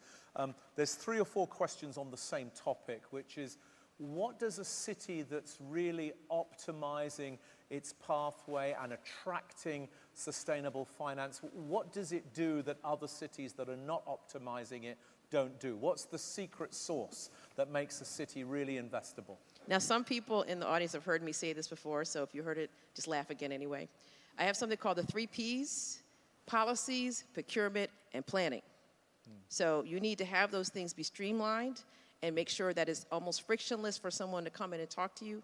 Have projects ready, so investable projects. So a project that's only $50,000 may not be invested.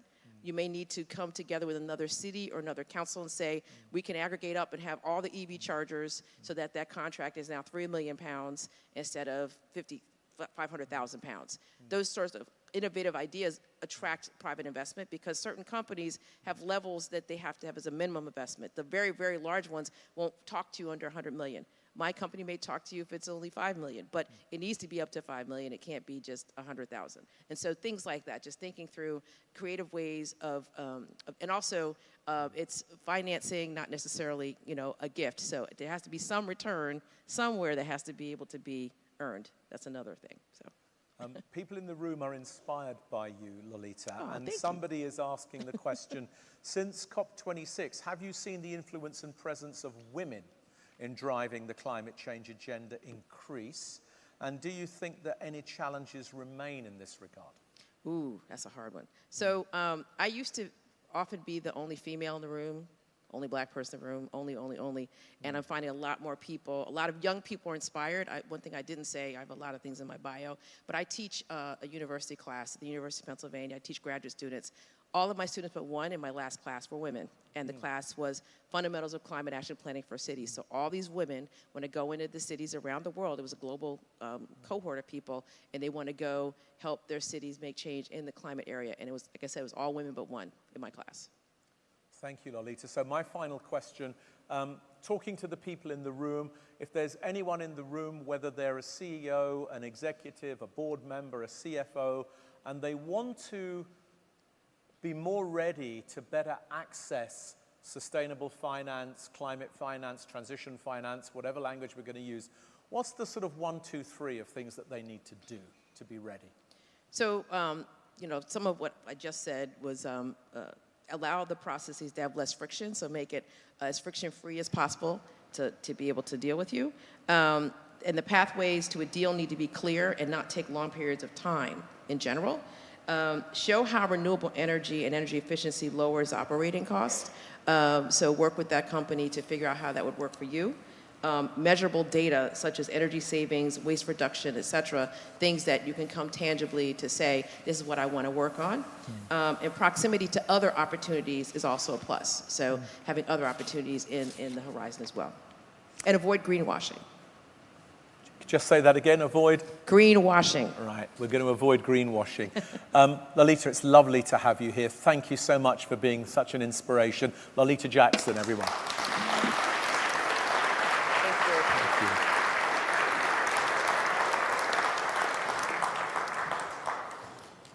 Wow, thank you so much. Now, we're going to do a very quick poll here. So into Slido, if you would.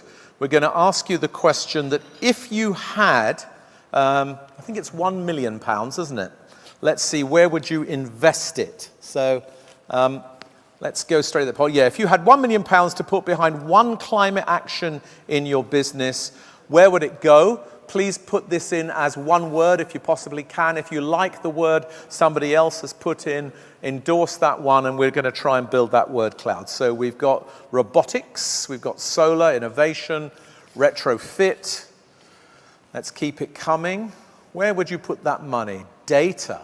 Data's coming big. Retrofitting.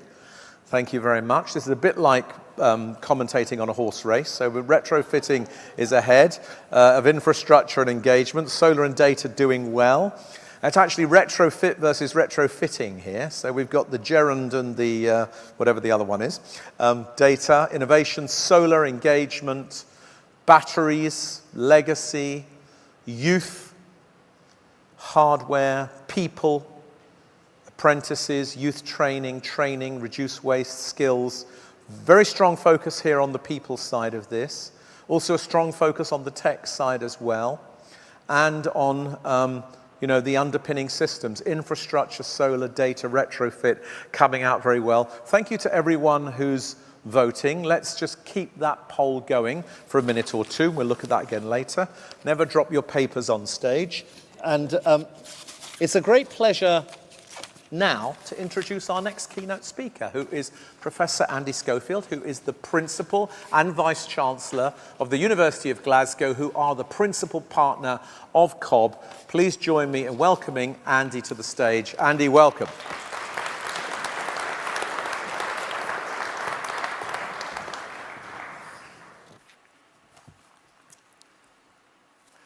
Greg, thank you for that. Thank you very much for that welcome. I should have some slides to go with my talk, so while they are appearing, he says confidently, thank you very much indeed for inviting me to be here, and it's a great pleasure on behalf of the University of Glasgow to be a partner in this event with the Chamber of Commerce in Glasgow too. I'm relatively new to Glasgow, started my role in October, moved to the city in August, thoroughly enjoying it, and came here for a number of reasons. One was the fantastic reputation of its university that I'm privileged and awe-inspired to lead, but it's also to join a city that is famous for its innovation and a city famous for looking forward. You may need to click. Maybe I need to click. Click again, just to be clear.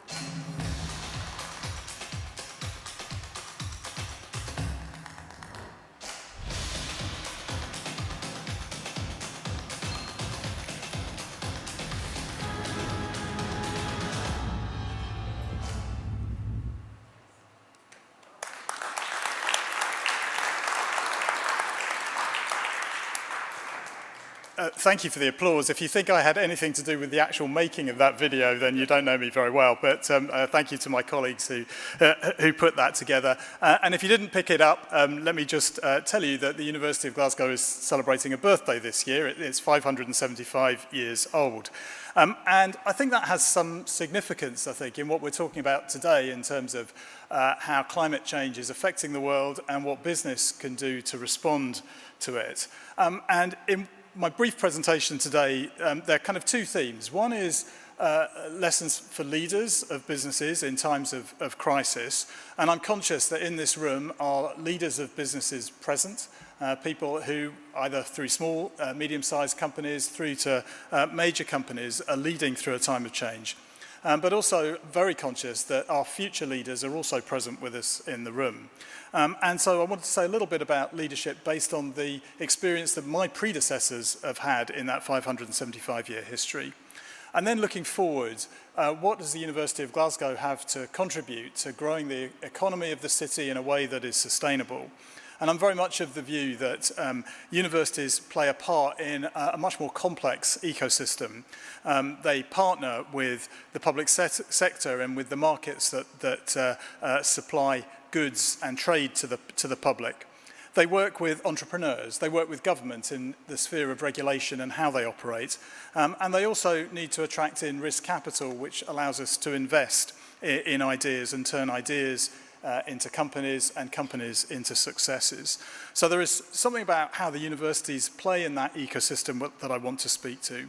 There is, of course, a really important part of what universities do, which is how they themselves need to act as responsible stewards of the environment.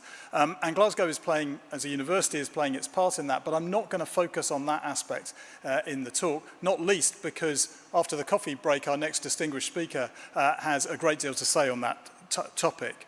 Instead, what I'm going to focus on in the latter part of my few minutes is to talk about the people that universities are able to inspire and educate, and about the ideas and the way that they can contribute to some of those challenges and the solutions for those challenges, and the infrastructure that universities can provide. In coming to a 575-year-old organisation, I was also struck by the origin story. And that's significant to us as a university because, he says, the origin story, I think, goes back to the founding of the university in 1451. Our founder was a guy called William Turnbull, and he recognised the significance of education to his life. He was very well educated and very well travelled. He did his first degree at the University of St Andrews, an even older university than Glasgow. He then went abroad and studied in Leuven, and then studied too in Italy, in Pavia. And actually all three of those universities, one admittedly with a bit of a break, are still in existence today. We got the papal bull that founded us, so William Turnbull wrote to the Pope with the support of the King of Scotland to found a university in Glasgow. We got that Latin document translated again, and it's remarkably modern in some of its content. It talks about the pearl of knowledge, and it talks, admittedly in its own language, about how that pearl of knowledge can take someone from the most humble of backgrounds and elevate them to the highest place, which is that notion that universities can change society through taking people independent of postcode, as we might say today, and put them and give them the opportunities that will allow them to thrive. But it also speaks of a university built in partnership with its city, and that partnership is critical to us as a university, but also having influence not just in the city, but in the regions beyond, which we take to mean being a university for the world. So that origin story is important, but I wanted to talk about leadership too, and in 3 little vignettes of leadership during a time of crisis. We often say that as a university, well, we survived the Reformation, so we can survive pretty much anything, which sounds good until you realise what a close call it was to survive the Reformation. And you can imagine from a papal bull, the Reformation was quite a threat given the university's foundations and connections to the then established church.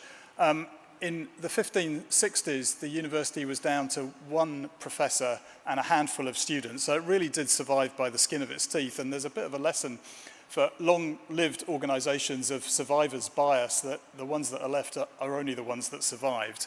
But we survived actually through the leadership of one particular person, and in that bottom right, you will see his name, Andrew Melville. That's on the Memorial Gate on University Avenue, which was put up in our 500th anniversary of 1951. Andrew Melville was a really quite short-lived principal, was only there for 4 years, but he completely came in with visionary leadership, re-established the university. So I think lesson number 1 is in times of crisis, you need people with vision who'll go out and do things. Vignette number 2 is the top right of that slide. And you will see at the front, if your eyesight's good enough, a gentleman with a very impressive looking beard. That is Thomas Berkeley, who was the principal in the 1860s, 1850, mid-1850s to 1873. And he faced a very different crisis. It was a sort of local climate crisis, actually. The city of Glasgow at that point was very polluted by industry and the way in which power was generated at that point, which was largely through coal. And the university was situated off the high street, exactly where they wanted to build the railway line.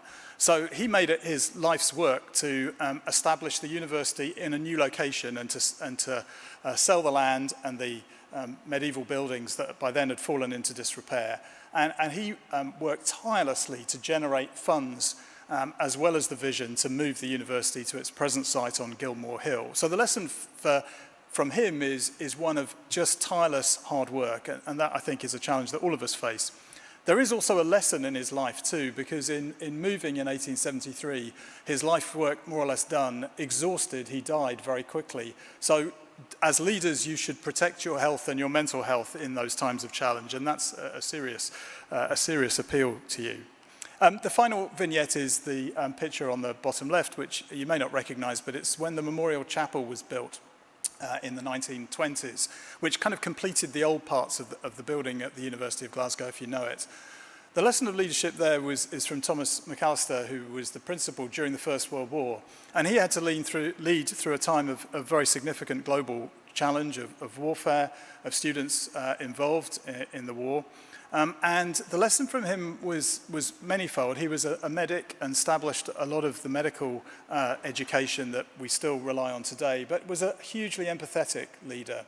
Wrote and set a tradition, actually, of writing to staff and students in his own personal hand. And so I think 3 lessons of vision, of hard work, and being empathetic are important that I've inherited. And now, just touching a little bit on that new what we're going to do going forward. I think what a university can provide for the city is a city that can look outwards to the world, but also can lead by the way it's doing things. Here you see one of the ways that universities contribute, and that's in terms of the infrastructure that we can provide for business. This is the Health Innovation Hub. We opened it just a few months ago. Actually, Susan was there for the opening. And it's a really important part of the development on the Glasgow Riverside Innovation District. It brings together research and clinical practice and industry into one place with the conditions and infrastructure that allow discovery science to turn into application. And obviously, geographically, it's quite an interesting place too. It's the first outpost of the university on the south side of the river, but it's also in a geographic line between the labs of our medical school through the Health Innovation Hub to the practical application, which will often occur in the hospital that is just a few hundred metres further on. And it's one of those things where partnership has brought this into being. Scottish Enterprise provided the land. UKRI, that funds research from the government, invested in it through Strength in Places. And Cadans, the science partner, brought the operating model to bear.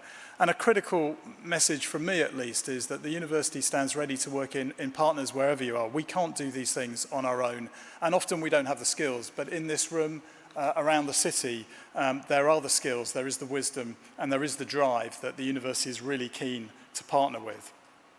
Second phase of what I was going to talk about was a little bit around how universities can be the place that convenes.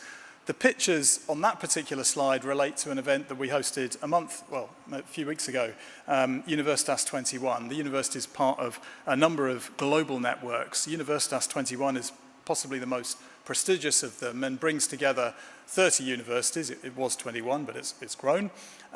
Global universities, leading universities from right around the planet. And we were lucky enough to host the annual summit and brought university leaders, but also critically we brought people at all levels in the university together to work together on some of those challenges. Not illustrated in the slides, but one example of where universities can make a real difference through the people we convene is obviously through our education. And one example of what we're doing at the University of Glasgow, and it's led by my colleague Camille Hauser, is the European Network on Climate and Health Education. 5% of the world's carbon emissions come from health and healthcare related issues. And what Camille and her colleagues are doing is transforming the education system through the 5 Scottish medical schools to teach students who are going into medicine to be more conscious of the climate in what they're doing. Now, what does that look like? It means preparing them for diseases that will migrate around the world in a way that haven't before. One of the biggest of which, and one of the most impactful for people's health, is air quality and pollution, and it's equipping our next generation of doctors, medics, and care assistants to be able to handle the growth in respiratory illness and chronic illness that results from it. But it's also looking at the practice of medicine, that temptation to intervene at every possible moment, which is costing money, also often in ways that are unhelpful for the eventual patient outcome, and getting students to think and prepare for that, as well as some of the practical applications about single-use plastic and the like.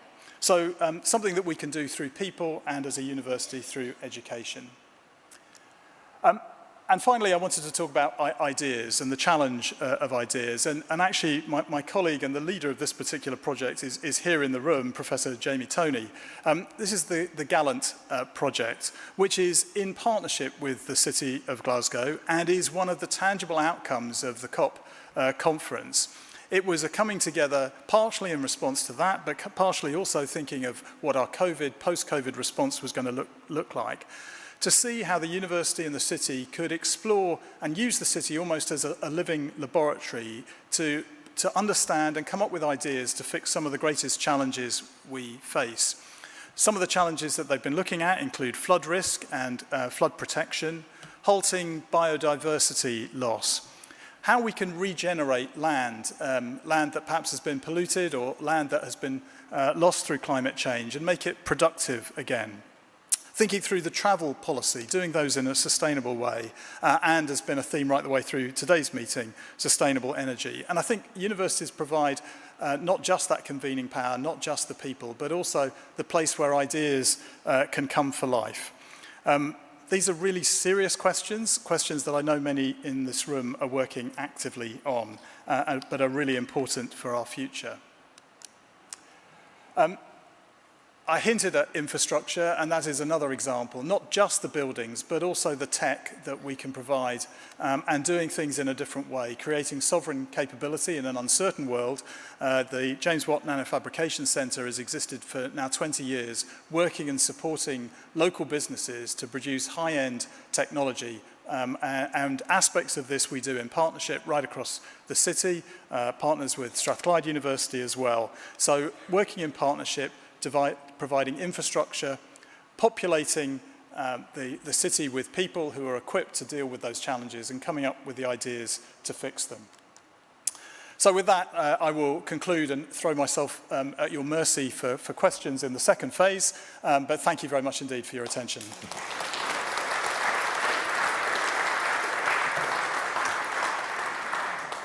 Andy, thank you very much. And I think, actually, I was really seduced by your early remarks about surviving the Reformation. And I'm kind of still thinking about that. So there's a survival, revival, and sort of resilience story here.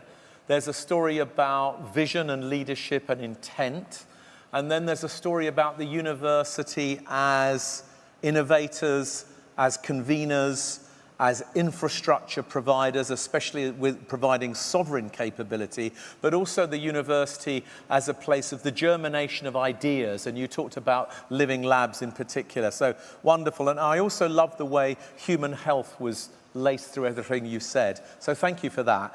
We've got 5 questions and we've got 5 minutes. So let's see what we can do. So question number 1 is from Anonymous. 8 people have voted for this.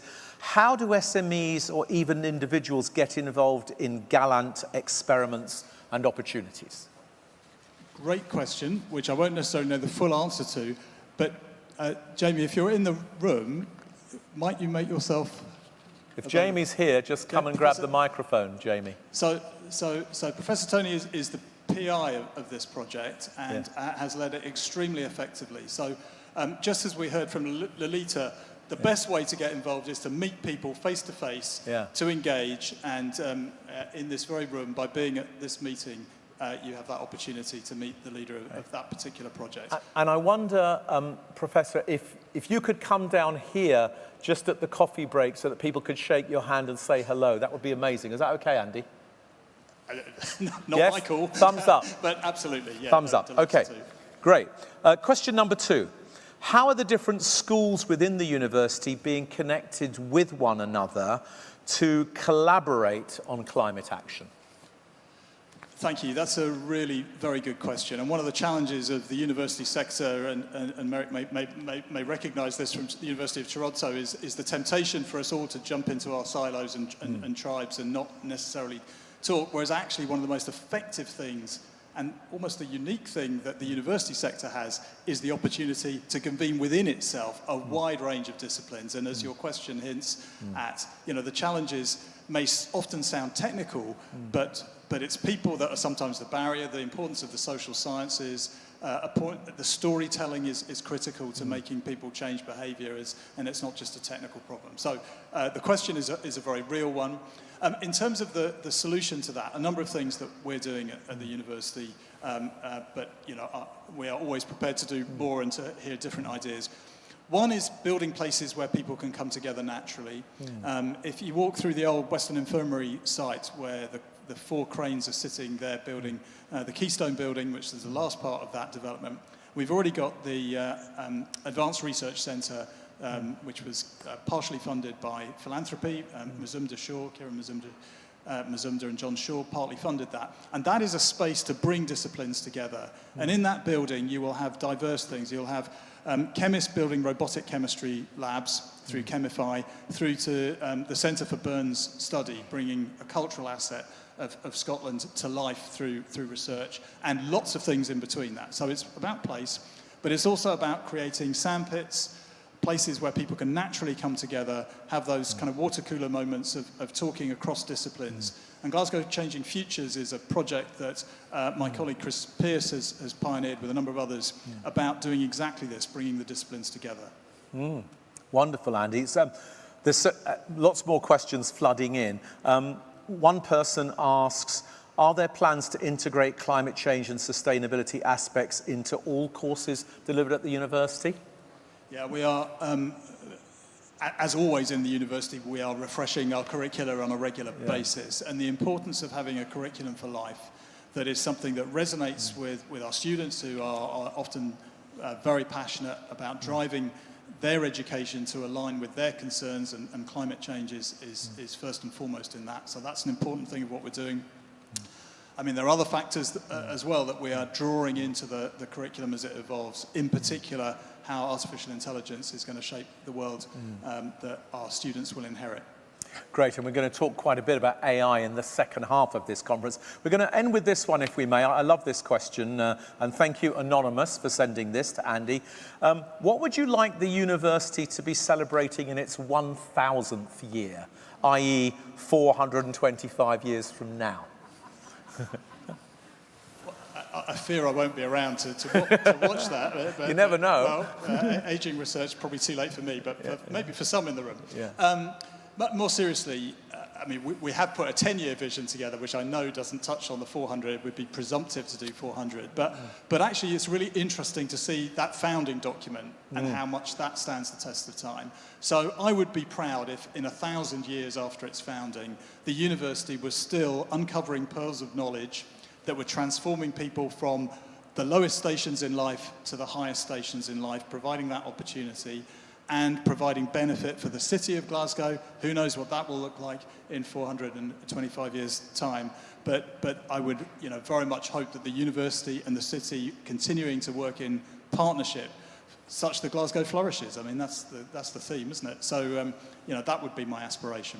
Thank you very much, Andy. In a moment, everyone, I'm going to ask you to say a big thank you to Andy. Just to tell you what happens next, there's a coffee break, 20 minutes or so, and we'll be bringing you then back here, and we'll be introducing Professor Merrick Gertler from Toronto. And Andy's already alluded to some of the things that Merrick might say. Andy, we want to say a very, very, very happy birthday to Glasgow University. 575 years, and a very big thank you to you for being such an amazing partner to this conference. Thank you. Thank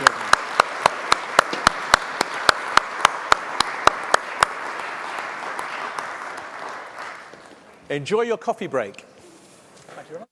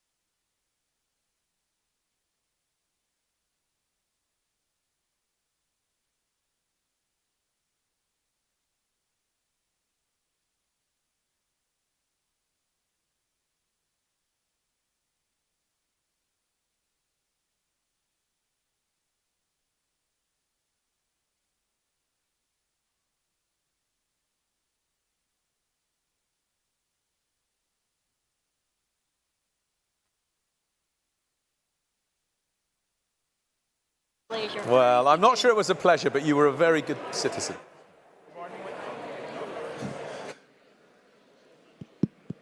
Good morning, ladies and gentlemen. If I can please ask you to start returning to your seats, please. If you could start returning to your seats, thanks.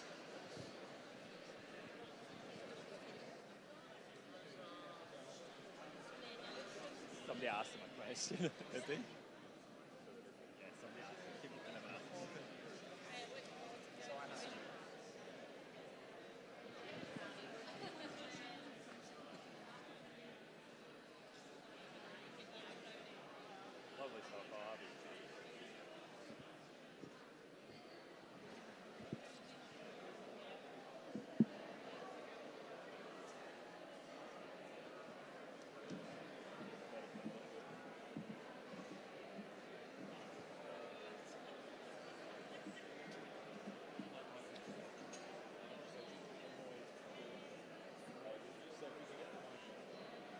Merrick, do you want to come? Okay. Ladies and gentlemen, please come and join us as we'll recommence the conference immediately. Please come and take your seats. Thank you. Please come and take your seats.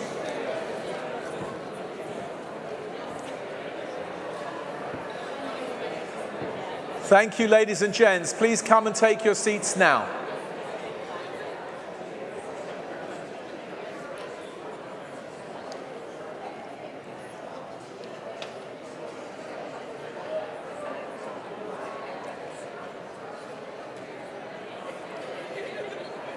Thank you very much indeed. Please come and take your seats now. Thank you. Thank you very much. Please come and take your seats.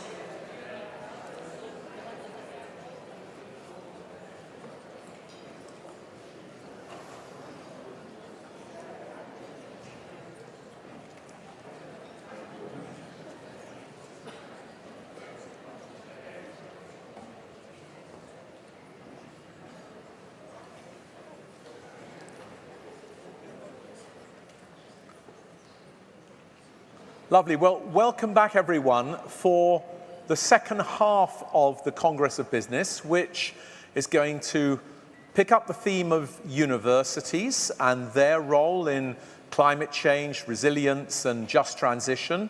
We're going to move into one of Scotland's most traditional industries, the whisky industry, and look at sustainability and circularity in whisky. We're going to be picking up on the theme of artificial intelligence and how AI could be a friend in the just transition and in tackling climate change. And then we will move seamlessly into thinking about leadership change, power, behavior, how people can inspire one another and create the conditions in which we can all tread this path together. So thank you very much for coming back. And as you know, we're heading towards completion of the conference itself at about 1:15, and then a series of networking lunches that will be happening in the area to one side, which I'll tell you a little bit more about in a minute. So now everyone's settled, let me say it's an absolute pleasure to be able to welcome Professor Merrick Gertler. Merrick is the most recent past president of the University of Toronto, a tenure that he served for 12 years, including through the whole of the pandemic. And Merrick is, in my field of sort of urban geography, he's a great thought leader. But he's also, of course, now somebody who, as a recent past president of a university, is thinking more and more about the role of universities in modern societies and facing all of the challenges that we face. So delighted that Merrick is here. Ladies and gentlemen, please welcome Professor Merrick Gertler.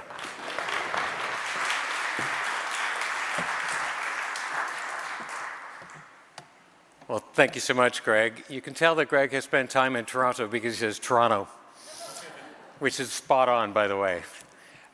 It's so wonderful to be back in Glasgow. It's been way too long since I was last here, and it's great to be back in this energetic city. You can feel the energy in this place.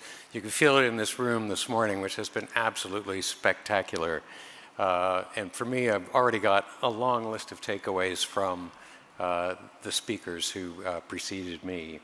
And I want to start with, I think it was Alison who talked about the idea of action building hope, because that in many ways is the theme for what I'm going to speak about here. So I can see this slide up there, but I can't see it on this monitor. I would wonder if it's possible. Could we fix the color Yeah. Otherwise, I'll be looking over my shoulder a lot. I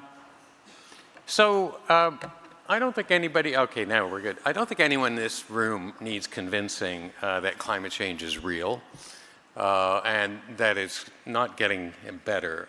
In fact, it's getting worse. This is a slide taken from a Financial Times graphic that just shows how atmospheric carbon dioxide concentrations have been increasing at an alarming rate, including, the largest one-year increase from 2023 to 2024 on record, I think in 176 years of record keeping. So I'm showing this slide just to kind of remind people that there is real urgency here, urgency that demands action by all of us, business, government, the education and research sector, consumers, and so on.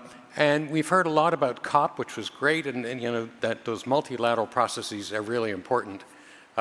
We've heard that some national governments are losing the plot a little bit. Others remain kind of still committed to real change. But we've also heard from Susan and others this morning about the importance of local action. This is just one example of partnership activity from this very dynamic city region.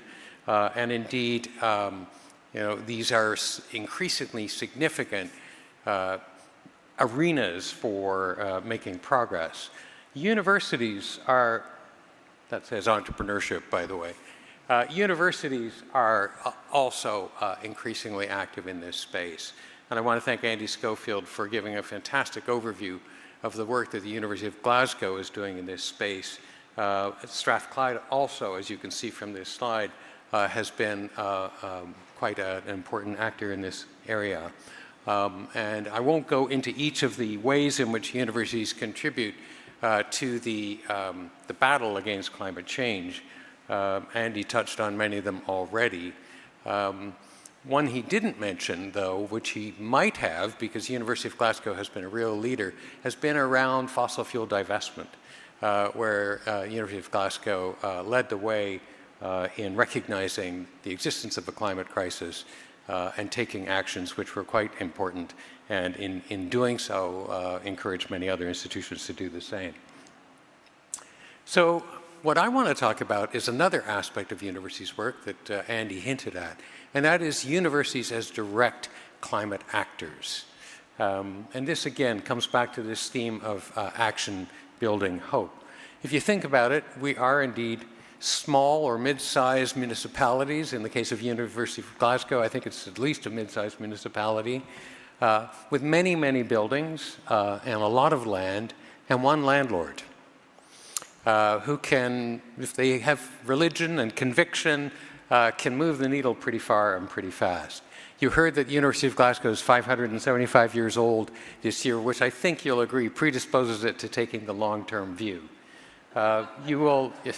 You will also understand that, of course, as you heard from Andy, universities are tremendous reservoirs of expertise, not just in sciences and engineering and technology, which of course are critical, but also in the human sciences, which are so important to this problem, because it's well and good to have fantastic technologies, but if you can't figure out how to get people to actually use them, if you can't understand what the barriers are to businesses adopting these technologies or households and consumers changing their behavior, you're not going to make much progress.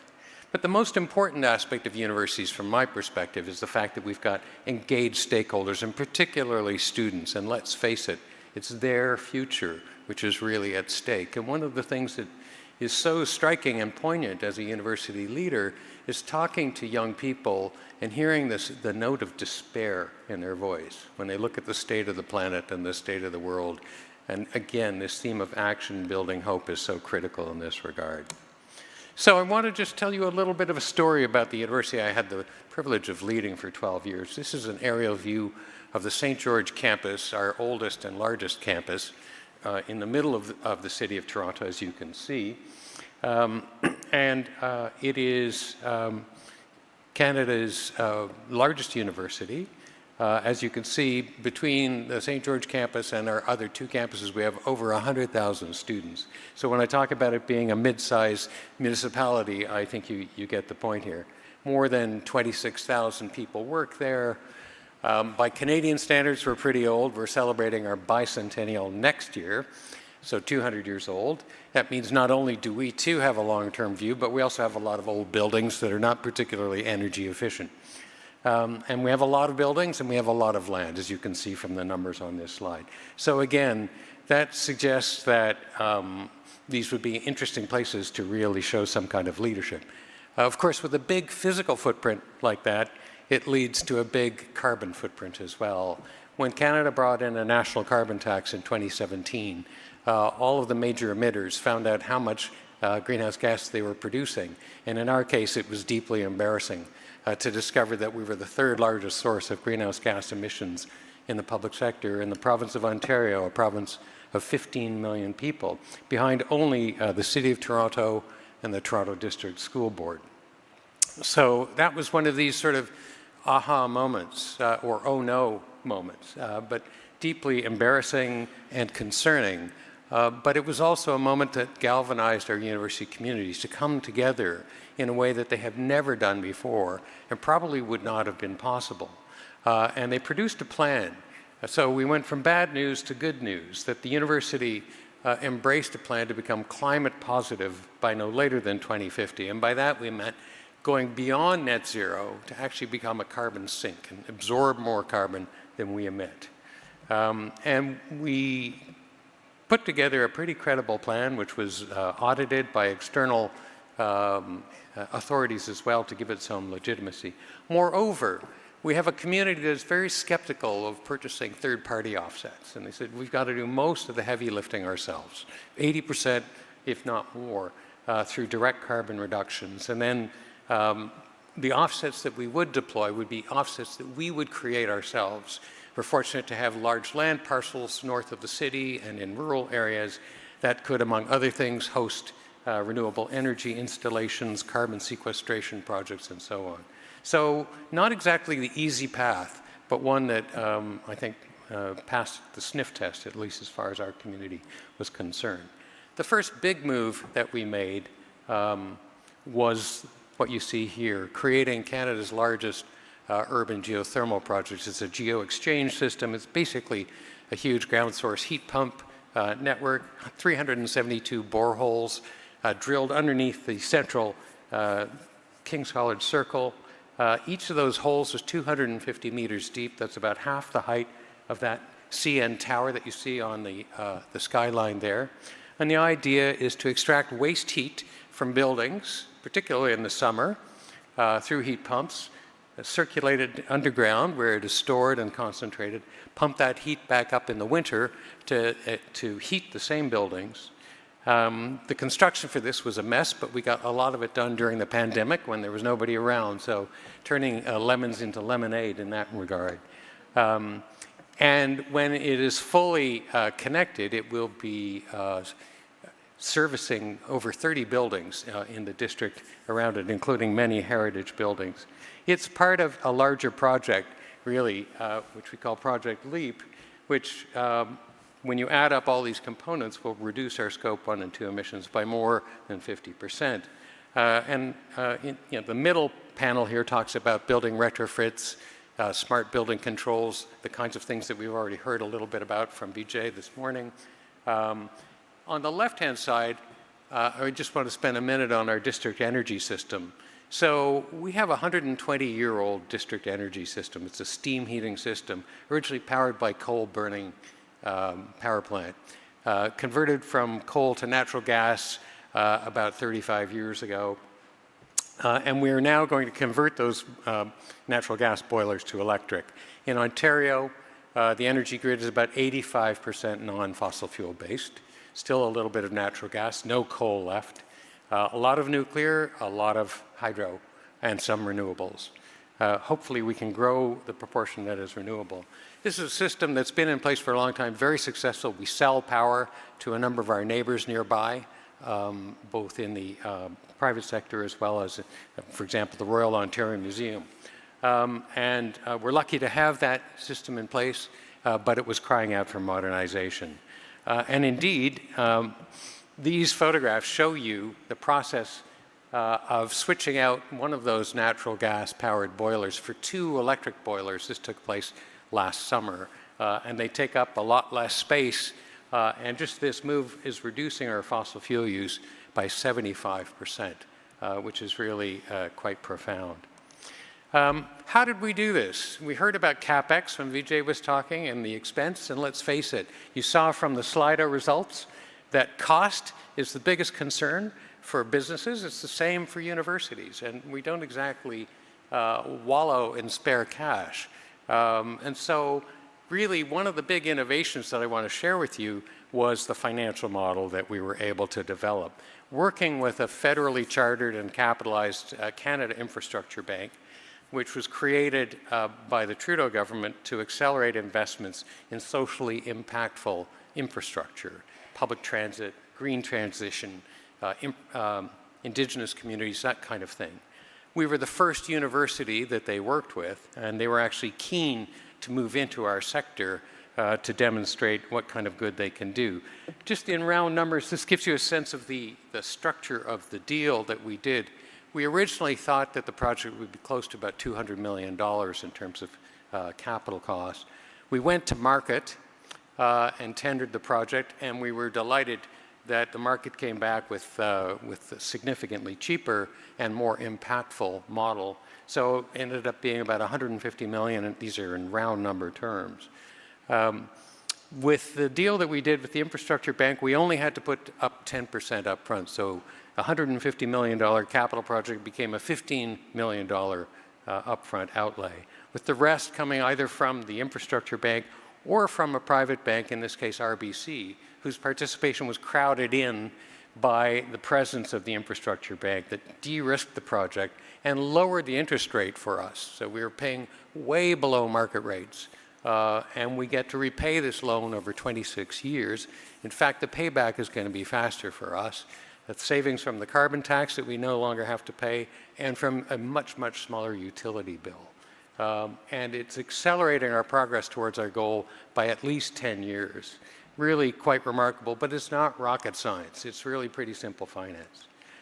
This gives you a sense of, in fact, how we've been able to move further and faster.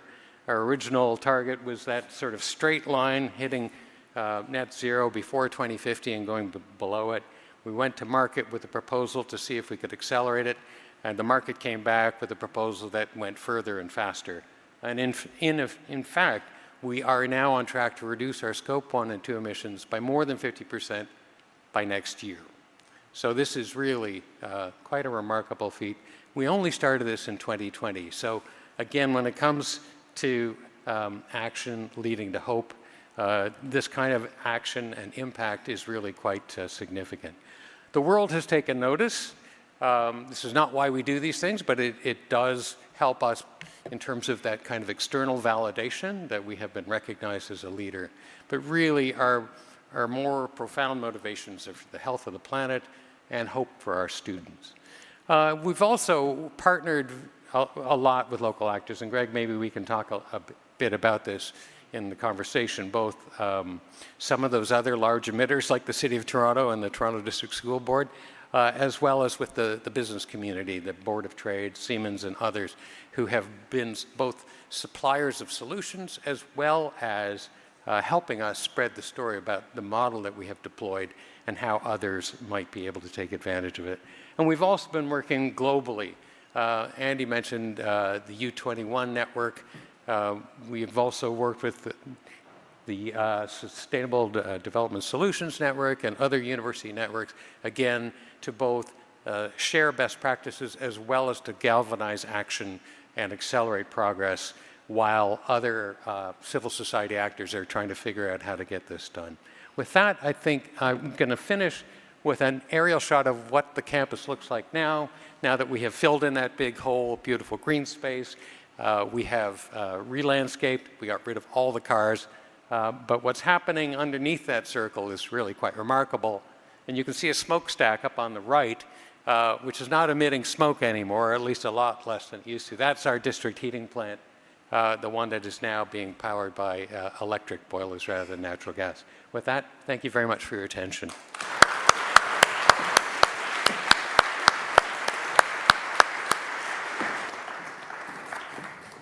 Merrick, thank you so much. It's really inspiring to hear this story, and I, for one, enjoy listening to you take this perspective of the university as a major anchor, stakeholder, landowner, employer within an urban economy, and how you can use that kind of unique ballast that comes from that to really lead a process of change. Absolutely fascinating. We've got a few questions have come through here. I've got a few questions of my own. First question that's been asked by a delegate is, how transferable do you think this model is? And I want to add a little twist on that, which is, how transferable is it amongst other universities globally? But do you think there's also anything you've learned that's transferable to other large entities that are not in the knowledge business? The short answer is absolutely, it is transferable. I've been in the UK on a kind of sabbatical this year since September, and I visited a lot of universities. We did a seminar at Cambridge, actually, back in December, on exactly this issue, where they were asking, you know, could we transpose the Toronto model to Cambridge?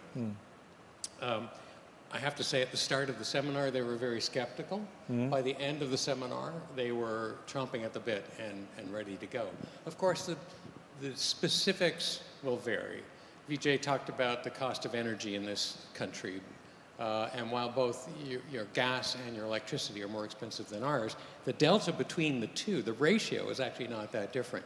So there are actually interesting savings opportunities. But a lot of the principles that we've deployed in our model, I think, are transferable. In terms of transferring this model outside of our sector, you saw the Toronto Region Board of Trade as one of our partners. They were fascinated by our project, and they saw the possibility of transposing this model from a big university to other large private sector landowners in Toronto. For example, there's a large development company that is redeveloping an old airport site, the Downsview Airport base in sort of north central Toronto. The Greater Toronto Airports Authority, also a large land-intensive entity, which again saw the potential to benefit from our experience. And so with the help of the Board of Trade, we wrote up a playbook, which we're now sharing quite liberally with all of these others. You saw then the City of Toronto and Toronto District School Board. Structurally, their challenges are very similar to ours. And there too, we think that we can actually create a lot of social benefit by diffusing our model and our experience to help them too. Thank you very much, Merrick. So, I mean, there's something in there about any large institution that has a kind of whole campus at its disposal. This provides the grist that you described. I also just want to ask you, before coming on to there are some other great questions here. The financial model that you described, I think, was very interesting. On the one hand, you had the new taxes that were being applied that were going to raise your costs. On the other hand, you had all the costs of your legacy systems. Then you had the development finance that came in, and then you were able to put that together with commercial finance at a great price. Are those conditions, in your view, unusual or unique, or are those the kinds of conditions that affect lots of other actors? So it's a great question to ask, and in part the Infrastructure Bank worked with us first because we were large, we're visible, we're kind of an obvious project to demonstrate the proof of principle. And as they had hoped, once our deal was announced, I got phone calls from about 50 university presidents from across the country who were interested in doing something similar.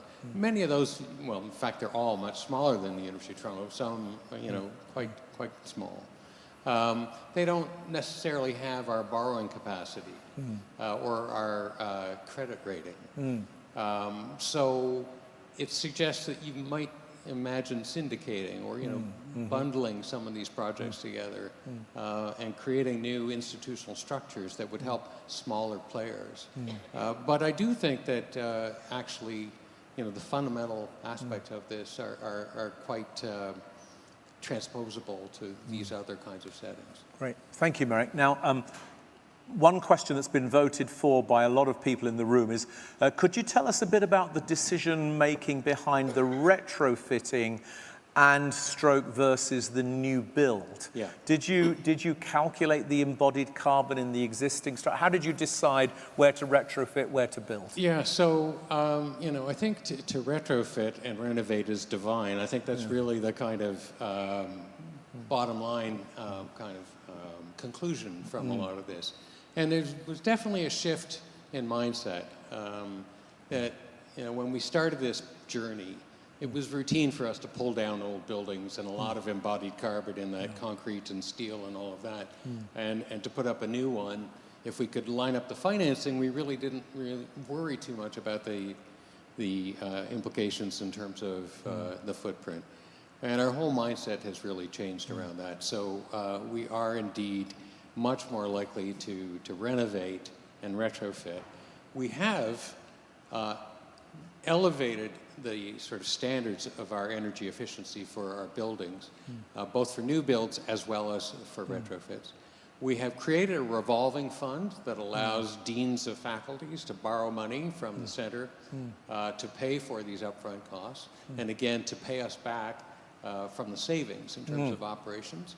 Again, not rocket science, very simple ideas, but ideas that are not all that common inside a university. So it's really bringing a bit of private sector discipline and mindset to our internal operations.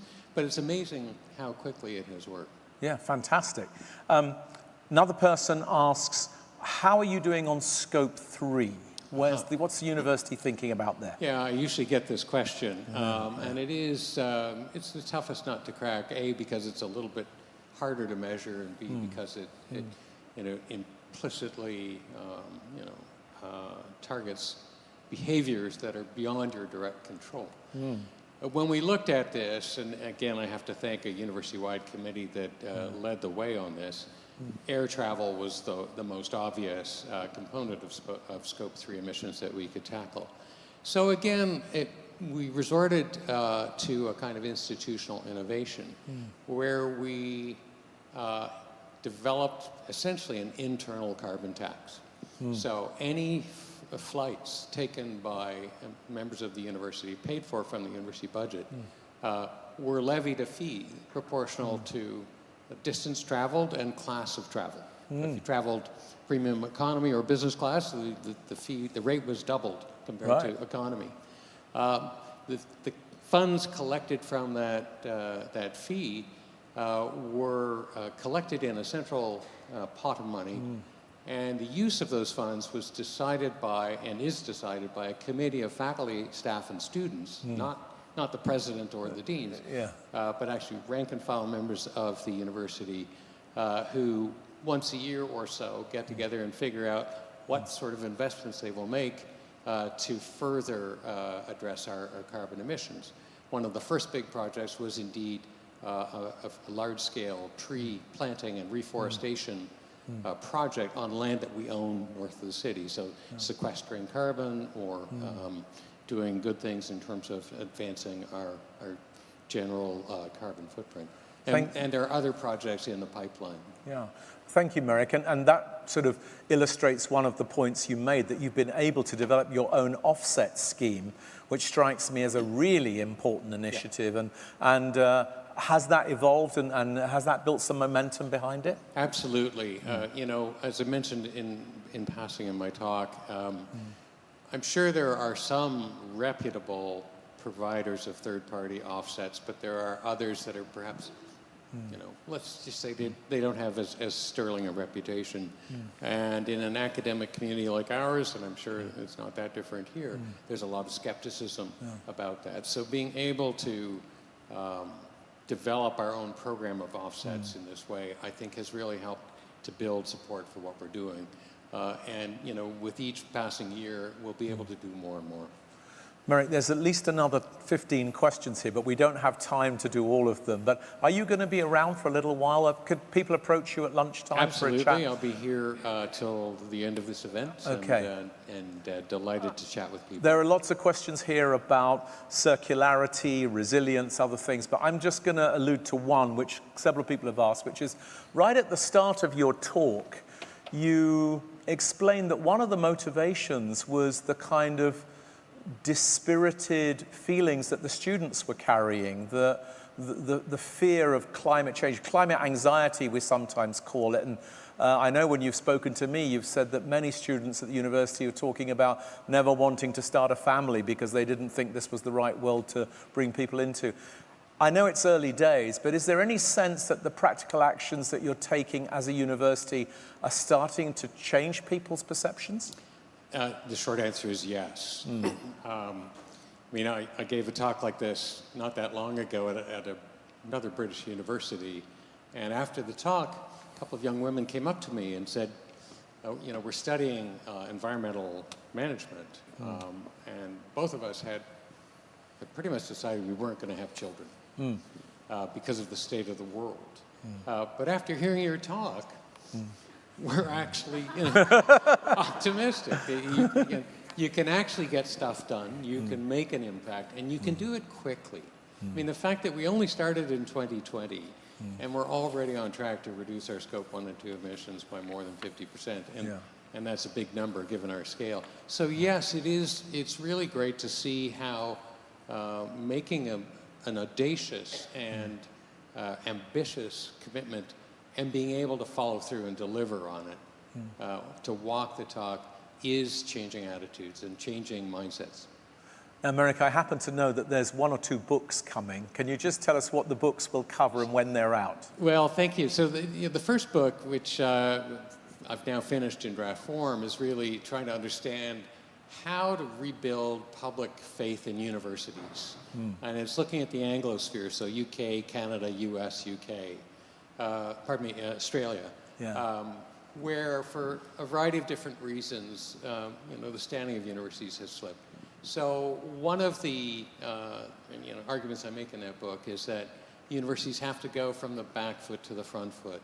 And you heard this in Andy's talk as well, to demonstrate how we are forces for good in society. And this is one of the ways that we can do that. So that's the first book. The second book is actually going to be a deeper dive into universities and climate change, trying to sort of bring together the experiences, not just in Toronto, but in many other campuses around the world, to demonstrate the point that I made at the start, which is that we are uniquely and ideally situated as climate actors to move the needle really far and really fast. Great. Ladies and gentlemen, Professor Merrick Gertler. Thanks, Greg. Thank you so much.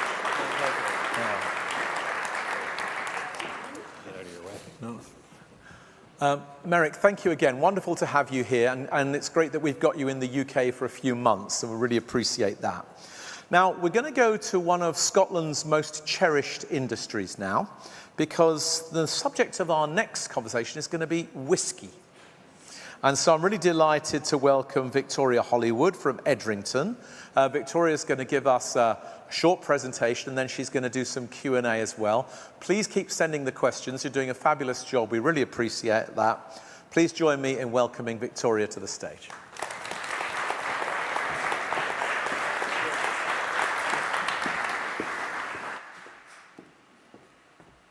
Hello. Before I start to talk about sustainability today, I want to give you a brief introduction to Edrington and our owners, the Robertson Trust. Through the 1800s, the Robertson family founded numerous Scotch whisky companies. By the 1960s, the company was owned by the 3 Robertson sisters, and they didn't have any heirs. They'd fought off a number of takeover bids, and they were determined to secure the future of their family firm, to protect their people, and to continue their legacy of charitable giving. And these sisters really were pioneers in their view that industry and business could be a force for good in society.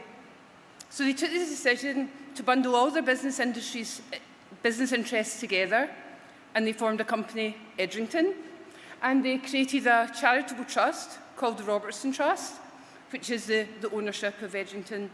And since that time, the trust has donated over £400 million to Scottish charities. So if we turn to Edrington today, Edrington is now an international luxury spirits company. We're headquartered in Queen Street in the city centre. We've got a bottling hall in Drumchapel, 3 distilleries in the north of Scotland, a rum distillery in the Dominican Republic, and then offices across the world. And just to take a look at our brands, in the centre there is our iconic brand, the Macallan. It's the #1 single malt by value in the world. We've also got the Glenrothes, which is another Speyside malt, our Orcadian malt, Highland Park. From the Dominican Republic, we've got Brugal rum, and then we've got interests in a number of other brands as well.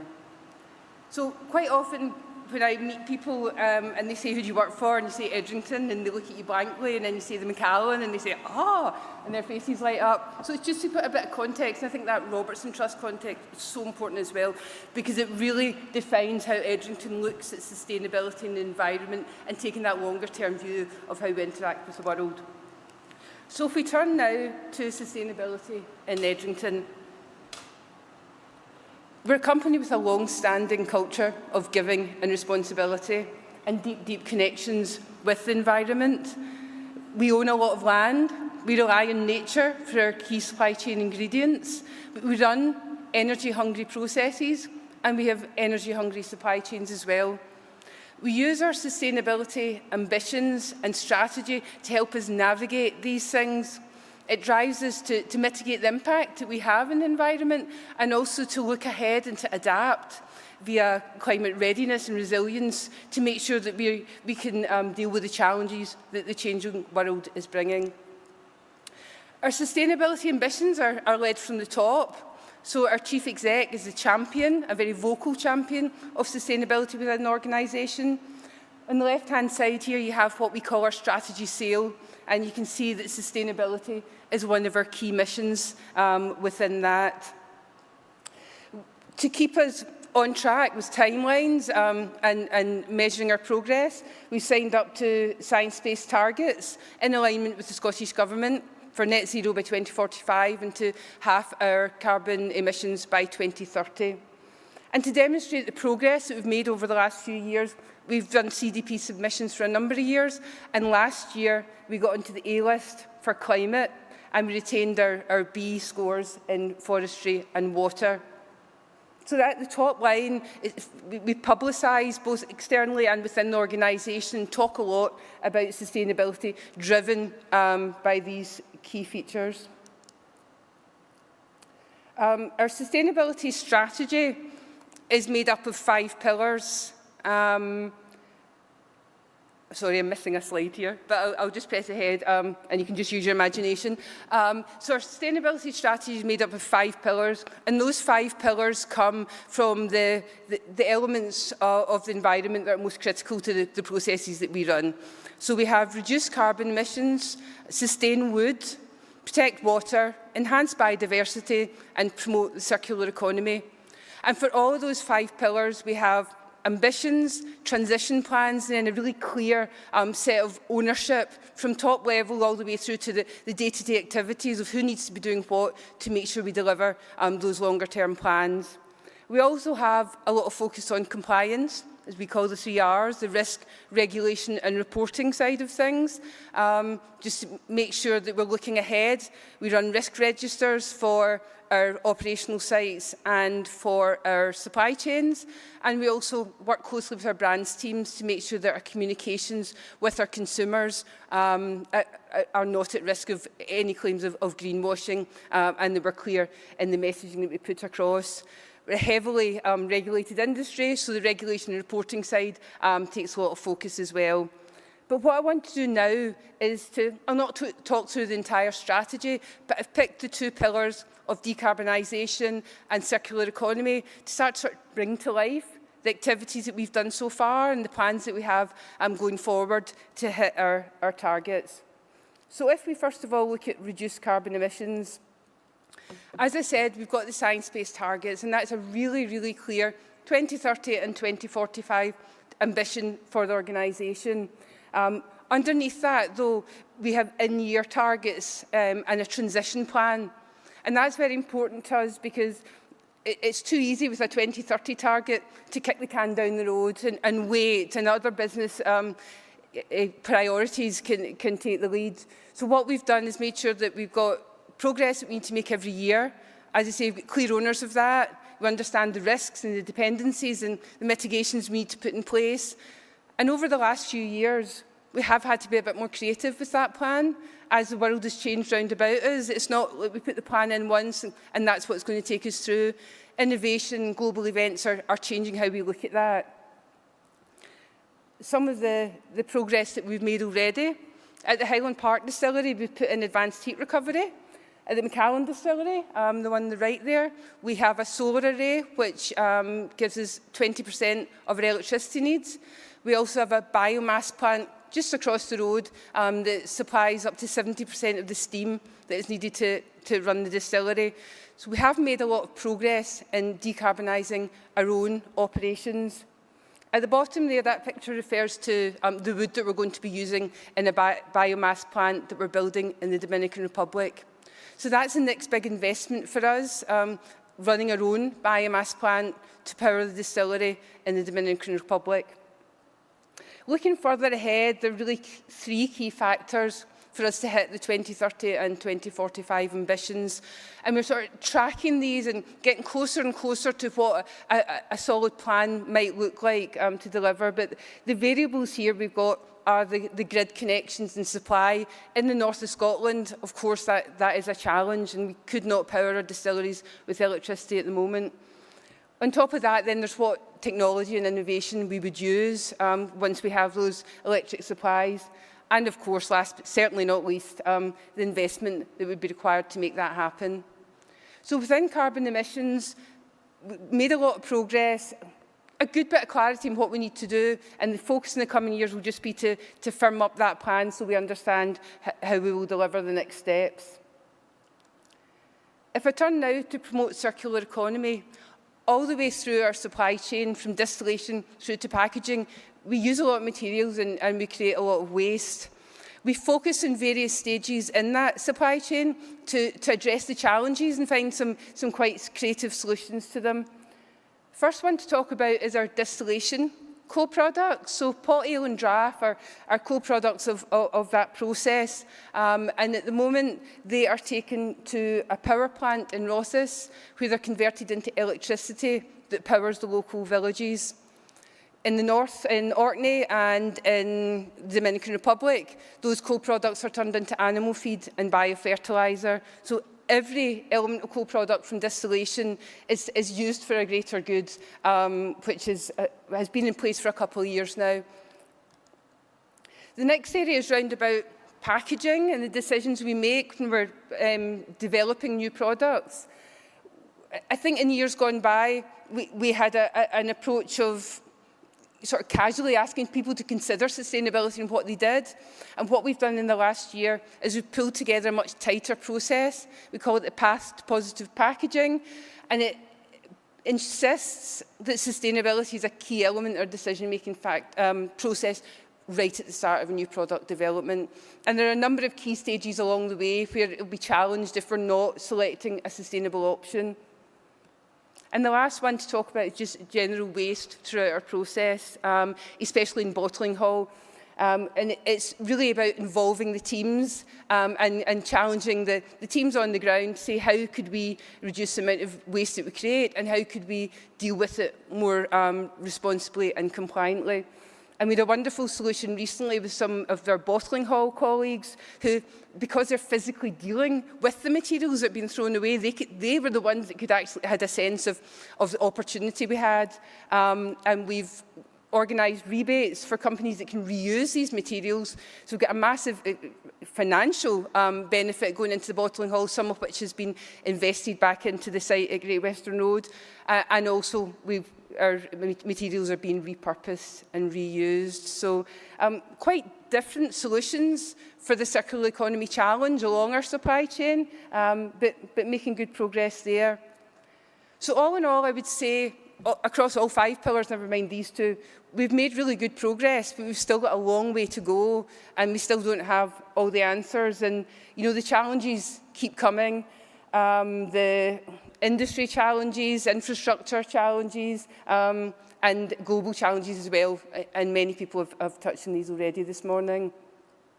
So looking ahead, our feeling is that this strategy is working for us. We still need to be creative and sometimes put meat in the bones of what's going to get us to the longer term targets. But those 5 pillars and that focus on compliance remains really, really valuable to us. A couple of things just to call out that have helped us along the way. Transition plans have been really important. Setting far-term targets just didn't engage people. What can I do about that? How can I impact that? Putting transition plans in place with much smaller actions and having people own them really made a difference for us. And for that to be put into people's objectives so they're recognised and rewarded for the work that they do. Pushy pragmatism has been important. So we have to understand that the business has changed. The whisky industry has changed over the last few years. And for us to be naive of what's happening in the industry would mean that our voice wasn't heard. By the same token, it's not for us in sustainability to just take a big step back and say, let's wait till things pick up again. So it's about being pushy, but within the context, understanding the context of the business. I think fixed flex is sort of similar as well. It's understanding what are the things that absolutely have to happen and what are the things that you can be a wee bit more flexible or creative about how you arrive at the solution for. And the last ones are really all around people and about people driving the sustainability agenda forward. I think a challenge for sustainability often is that people see it's important and not urgent. And the problem is that that could still be the position in 5 years' time. So it's on us as a team to drive forward the urgency. The senior engagement has been absolutely critical to us as well. And also the multi-channel engagement, because trying to reach everybody across an international organisation is quite difficult. So you have to throw out a lot of hooks, a lot of ways of approaching people to get people to come on side. And that's what the team have done so well. And this team, there's a team of 7. There's 7 of us in the sustainability team. And they're a fantastic team. They're experts, they're curious, they're collaborative. There's only so much a small team can do. And what they've done is their impact and their voice through engagement is amplified because they've sent out those hooks and they've got the collaboration of people across the business. They've got the engagement. People want to be involved. People want to give more, whether it's local events or getting involved in driving our strategy forward. And that kind of strength and movement that we've got from engaging people all across the organisation is what has driven our sustainability agenda forward. And just to finish, I would say that where we are now, all of these things considered, I'm really positive about where sustainability sits within Edrington at the moment. I'm really confident for what we can achieve in the future. Thank you.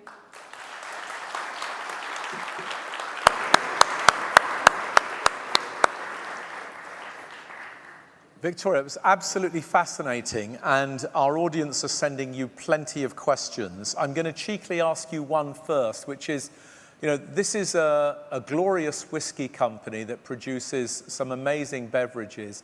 How long have they had a director of sustainability at your role? How long has it existed? That would be about 6 years. I'm the second person in it. I've been in about 1.5 years. So I think that, and that was driven by the Chief Exec very much, that this needed to be something individual, something that wasn't part of finance or supply chain. So I directly report into the Chief Exec for that reason, because he wants to champion it and he doesn't want it to get lost among other functions. Great. Now, quite a few questions are covering some similar themes. This is from Marcus. Thank you, Marcus, for this. how are you engaging with and driving the Scope 3 carbon reductions of your own supply chain? Do you have targets? Is it SDG alignment, penalties, other? What's your Scope 3 strategy? Okay, so for Scope 3, the very first thing we needed to do was a big focus on the data, because just trying to make sense of where we were took a while. So we've got a Scope 3 manager now. He's been in role for about 2 years, and I think he spent a year with his head in the data, just trying to navigate that and give us a clear picture. Following that, it then became about engagement with suppliers. The ideal for us, and the push has always been, get the suppliers signed up to SBTI targets, because then we know they've got near-term and long-term targets, and we know we can easily track their progress. I think we're helped largely by the fact we're part of an industry that are on the same track with sustainability. So the industry in general is driving the same suppliers to move forward. We work with quite a lot of obviously big suppliers that the rest of industry work with. There's some small artisan suppliers as well, and that can be more challenging. But it very much has been an approach of engagement and collaboration, and let's go on this journey together rather than penalties.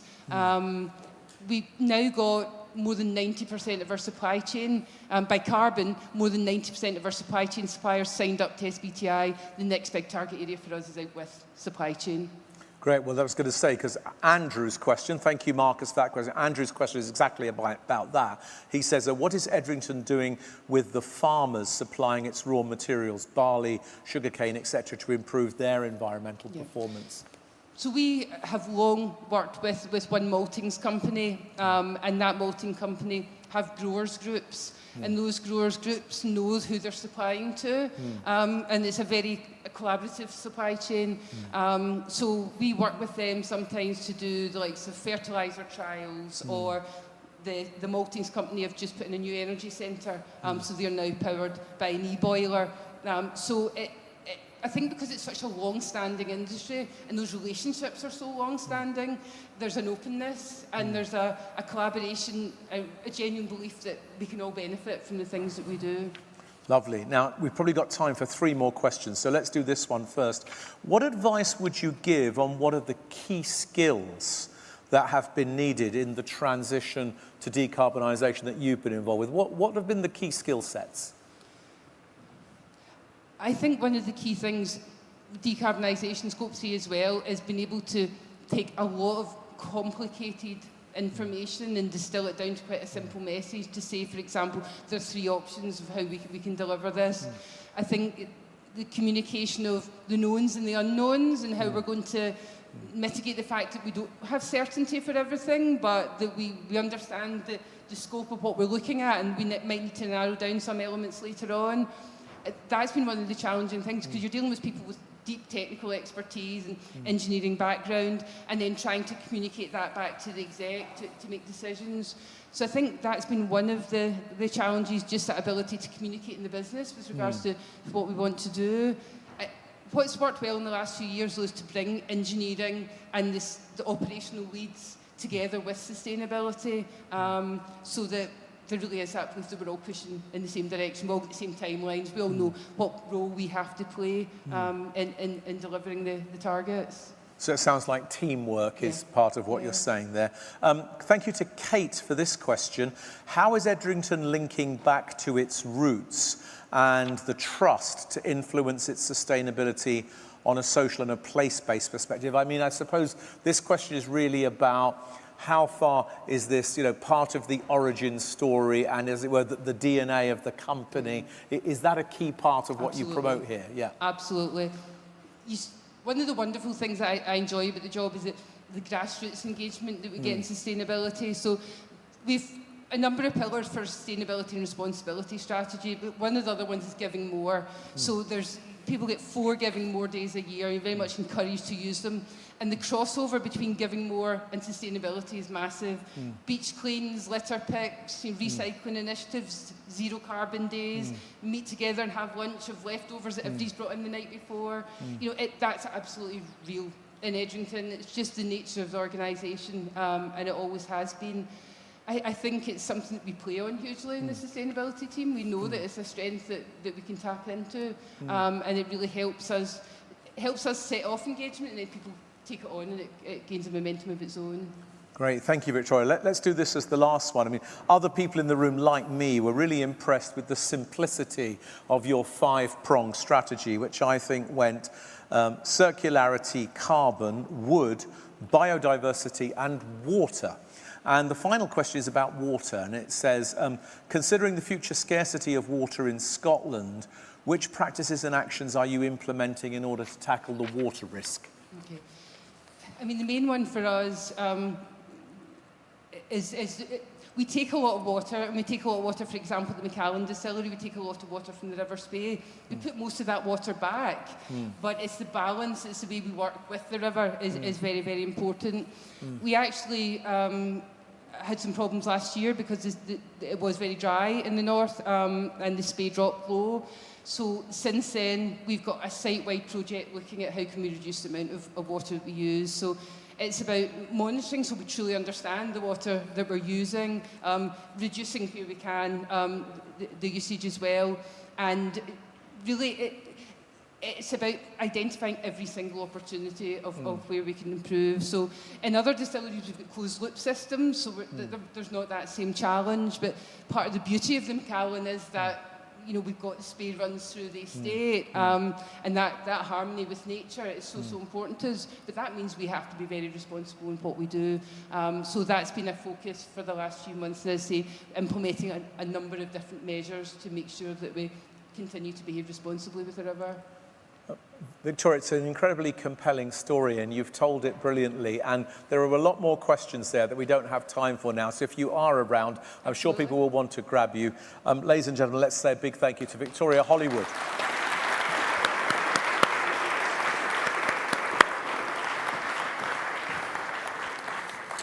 Thank you so much. Now, it's very rare to be at a conference like this and for it to be the time it is without really having spoken about AI in any detail. And we're going to do that right now. And it's a great pleasure to welcome Kirstine Dale, who's from the Met Office, who's going to talk to us really about turning data into action and climate intelligence from forecast to foresight. Please welcome Kirstine Dale.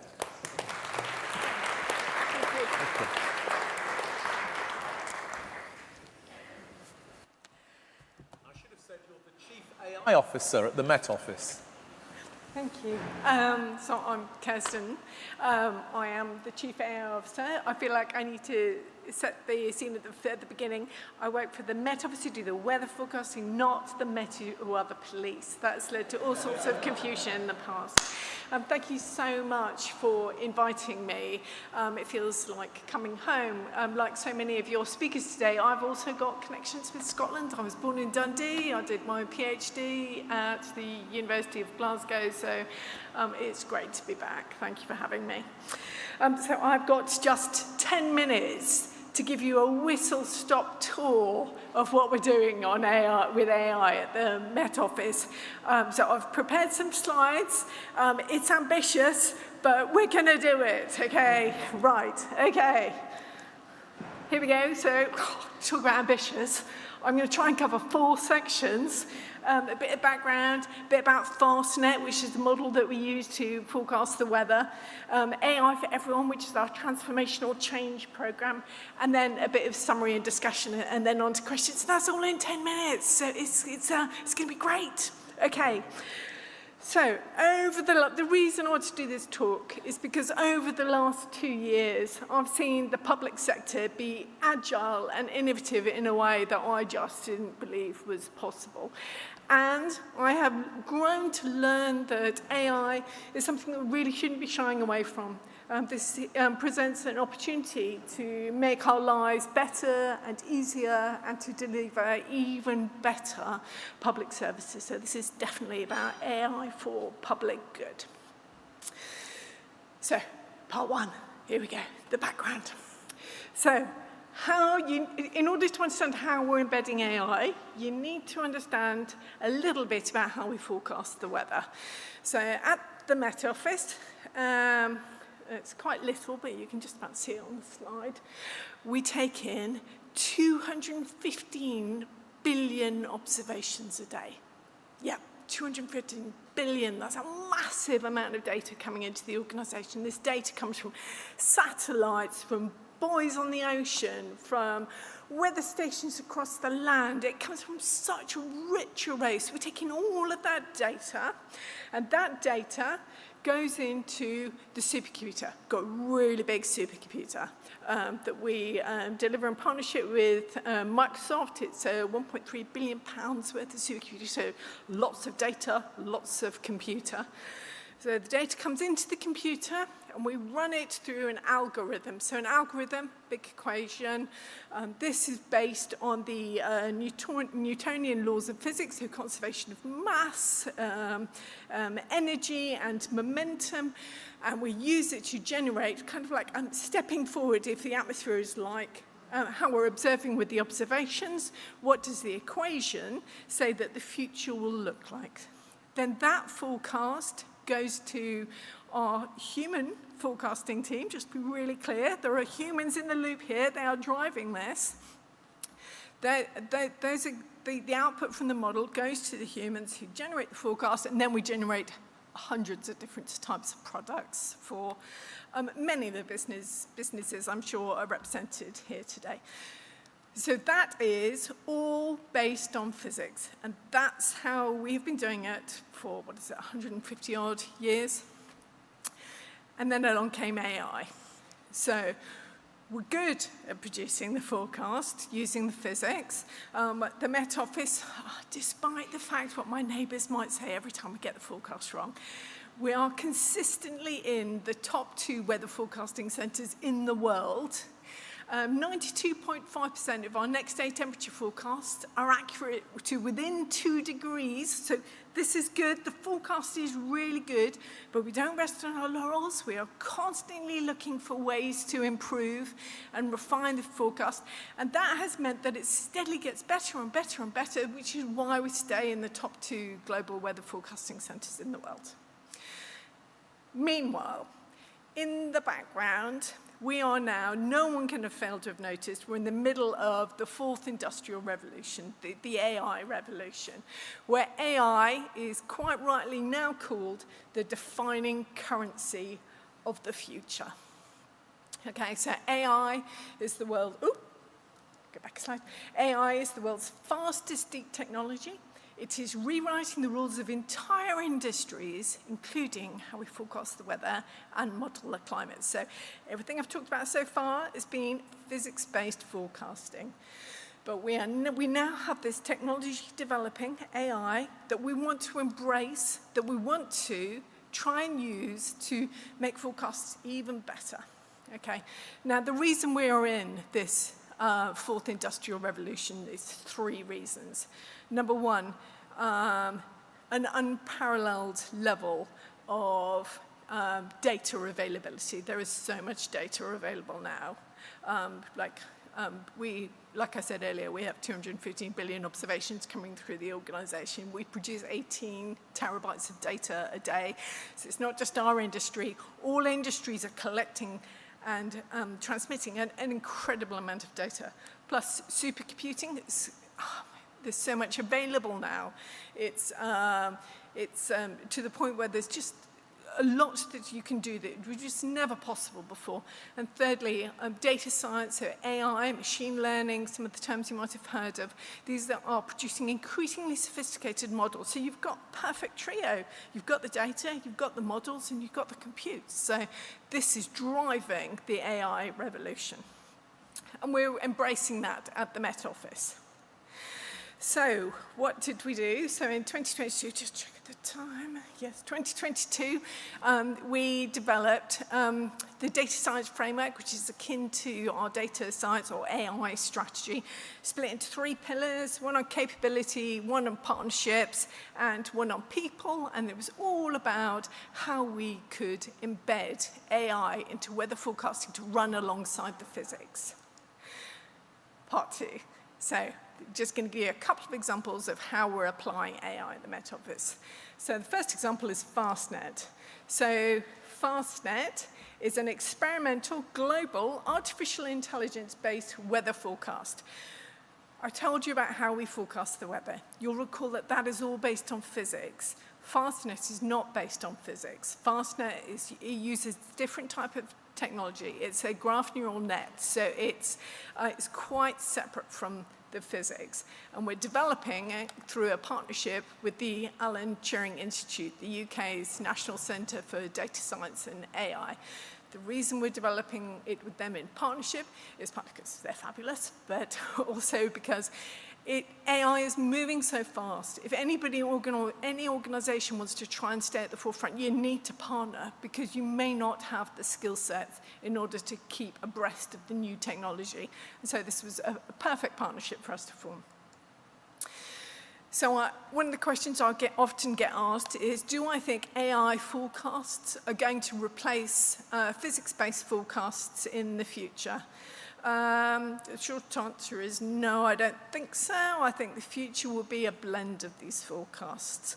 I think that in the future, we will have an approach which blends the strengths and mitigates the weaknesses of both types of forecasting. So, for example, physics-based forecasting is essential for critical process-based understanding. So being able to show deep understanding of why a forecast is giving you the result that it is in order to build trust and confidence. Now, forecasts are not just to inform whether I and my neighbours should put our washing on the line, but they're used for some really critical decisions, like shall we open a runway at Heathrow, or what are migrations across the channel likely to look like today. So they are really critical decisions, and you must be able to demonstrate understanding to build trust. Secondly, the physics-based models produce the training data sets that are then used to develop the machine learning, the AI model. So FastNet is developed using training data that comes from the physics-based model. So there's a really strong symbiotic relationship with the two. So you can't have the machine learning, you currently cannot have the machine learning models unless you have the physics-based models. And then thirdly, and this is really the kicker, the machine learning models, like FastNet and lots of the other models, only predict events that they have experienced within the training data set. Now, that was always going to be an issue, but now the climate is changing. And as the climate is changing, we need recalibrated data sets with which to train the data. We also need to tackle the issue that training data sets are usually limited to a time period. And if in that time period there isn't an example of like an outlier, a grey swan event. Grey swan events are physically possible, but statistically unlikely. If those events are not in the training data, then your machine learning model is not currently going to predict them. Offsetting that, what do the machine learning models bring to the party? These models are astonishingly fast, not just a little bit fast, but astonishingly fast, tens of thousands of times faster, which means that you can run the model closer to the time that you need it. So you're putting more ground truth data in. It means that it's computationally light, so it opens up the possibility of edge computing, for example. Lots of good reasons. So I imagine the future is going to lean into the benefits of both approaches. Part 3. So in addition to developing the machine learning model for weather prediction, we have a program, a transformational change program that we're delivering at pace and scale. And this aims to bring out the whole organization, so it's 2,500 people working in the Met Office. We're aiming to bring everyone on the AI journey. So this is called originally AI for Everyone. And this is about raising the floor. So at the Met Office, we're trying to raise the floor, raise base level understanding of AI, but also raise the ceiling. So there are some really pioneering, groundbreaking projects like the FastNet project. But then there are also raising the ground projects like rolling out Copilot across the office for all back office functions. So on this slide, I've tried to give you a few examples of some of the things that we're doing in the AI for Everyone program. So AI for Everyone is in the middle, and we have things like training and policies and hackathons. We have a really strong community of practice. We run an AI series, and this is about keeping everybody with us on the journey. And then in the outer circle, you'll see these are the three main areas of the Met Office. There is enabling, which is like a corporate service function, so HR and communications and finance. There is national capability, which is bedrock science, and that's where our project on FastNet sits, and I'll mention another project in that area in a minute.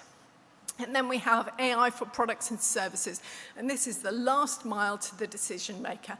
And this is how do you get the information to people who need to make decisions when they need it in the format that they need it. And there's lots of work going on there, but I think I'll cover one project, but don't have time for many more. And here is the project I was going to cover. So just a couple more examples, because I know I'm running out of time. Within the products and services domain, last year we ran a project looking at, and this is quite separate from FastNet now, this is you're looking at the use of large language models. So we were looking at how could you use a large language model to produce something like the shipping forecast. Who would have thought you'd be able to do that? This is something that was completely unimaginable a few years ago. So we did a project with Amazon Web Services, and we found that we can produce the shipping forecast, not that we're going to, this is just a proof of concept. We could produce a shipping forecast, and it ordinarily would take our operational meteorologist 4 hours, and we could do it in 5 minutes using large language models. That's 48 times faster. That means our operational meteorologists could do a wealth of other activities that deliver value for customers. And then one more example, we're also using AI for downscaling. So this is in the national capability bit that I talked about in the diagram, so AI for national capability. Downscaling, what is downscaling? Downscaling is taking information at a very coarse level and making it relevant at a very local level. This is really important because people make decisions about local impacts. I think some of the lessons that I've personally learned from engaging with the climate debate is that it's much easier to get people engaged in decision making when you can communicate about local impacts, make it real for them. And downscaling enables us to do that. However, it's computationally incredibly expensive when you run a physics model. But AI can do this much, much faster in a computationally light way. So it presents the opportunity for us to deliver local information to inform mitigation and adaptation decisions at a scale that we never dreamt was possible before. So then, this brings me to the end of the 10 minutes. So I have, over the last 2 years, seen that the public sector really can be agile and innovative. We don't always have a reputation for this, if I'm honest, but we really can. And I have seen firsthand that AI can deliver good and can be used to strengthen our public services, make people's jobs better and easier. And I've put on the right-hand side of the slide some of the things that we've been doing, which I've already covered. So we are embedding AI across the whole value chain at the Met Office. We are upskilling and supporting staff through the AI for Everyone program. We are developing partnerships like the one that we have with the Alan Turing Institute. We're building in agility, getting on our feet and getting ready to respond to the challenges and the opportunities presented by the technology, while also critically maintaining trust and showing that we can use innovation in this space in a way that doesn't erode trust. Thank you.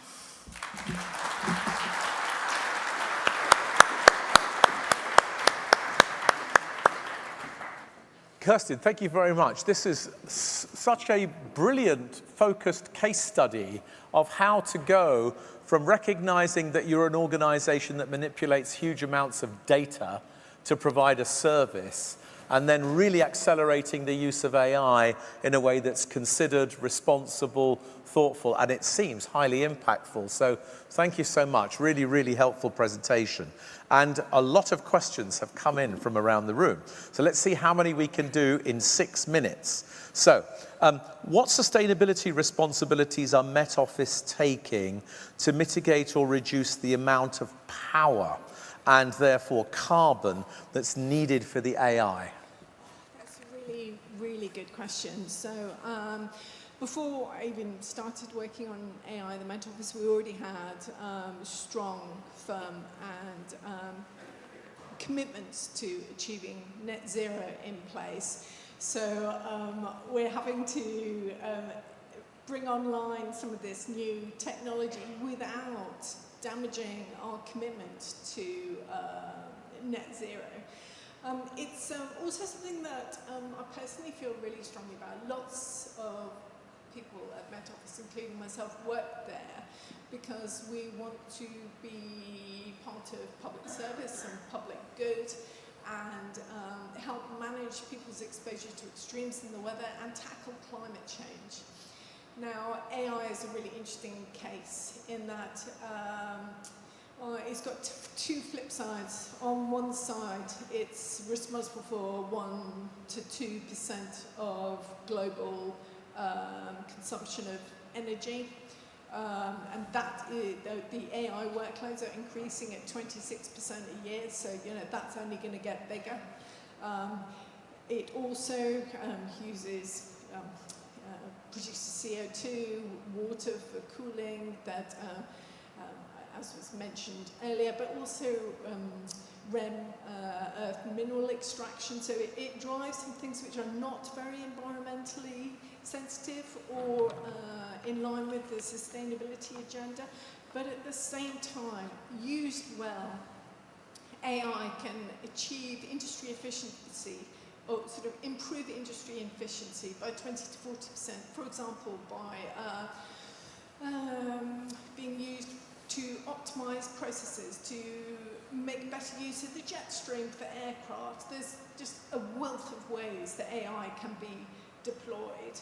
In addition, AI can be used to produce, in a very computationally light way, the downscaling information that you need, so it can inform decision-making on climate adaptation and policy. So this AI dilemma is very real, and it's something that we face every day, and be very mindful about how we approach it and navigate it, so that we don't compromise our commitments to net zero.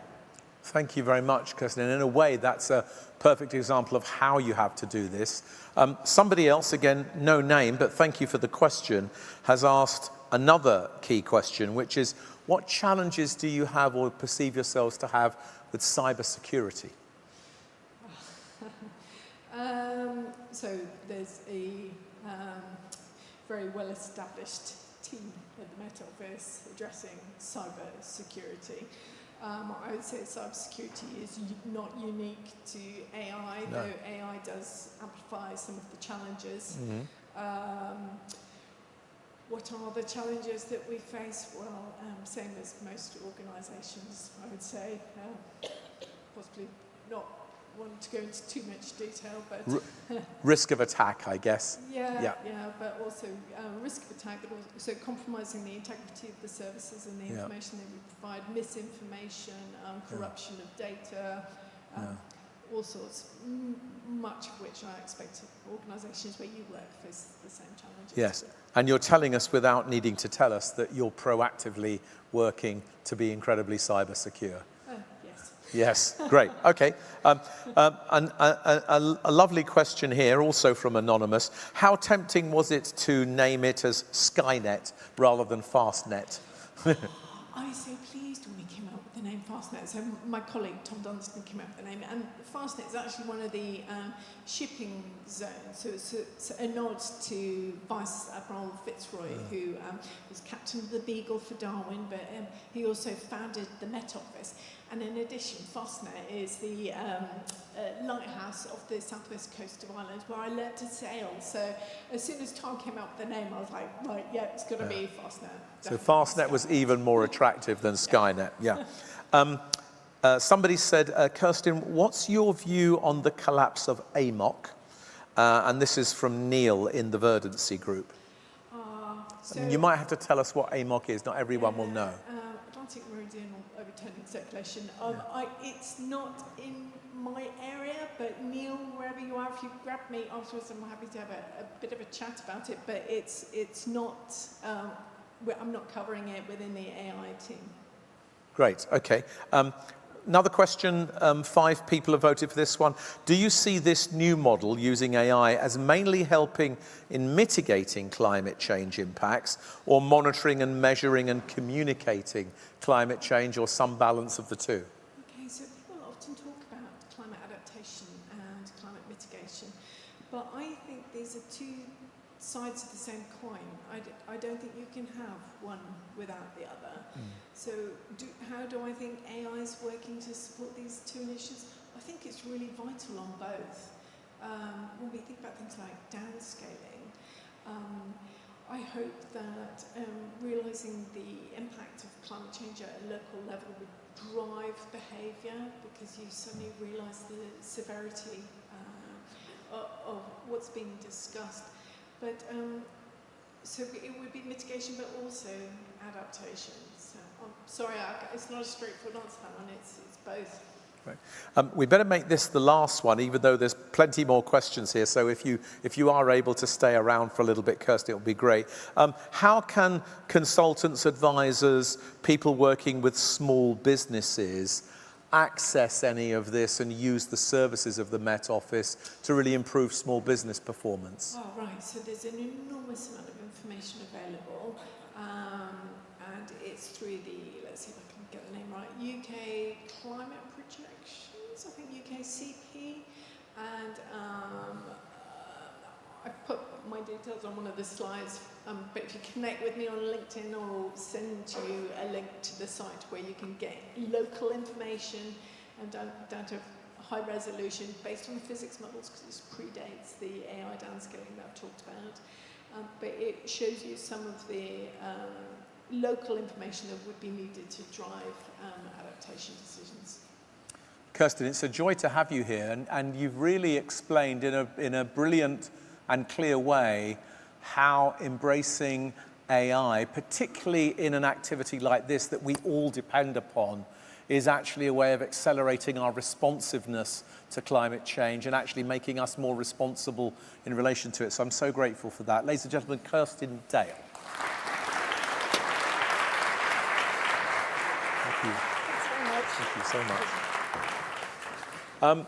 I'll just take the moment to apologise to everyone that we're running just a little bit late. It's probably the host's fault. Didn't quite cut people off when they were saying interesting things. He's not done well. But the good news is lunch is waiting for us. It's not going to go anywhere else. The people who are making our lunch today are also the people who are feeding the traitors this evening on the film set. So I'm sure all the food will be good, don't worry. None of it will be made by any of the traitors, but we will have lunch, and it will be about 1:30, and we will end smartly when our final keynote speaker has spoken. But it's a great pleasure now to introduce our final keynote speaker, who is Dr. Nicola Millard from BT.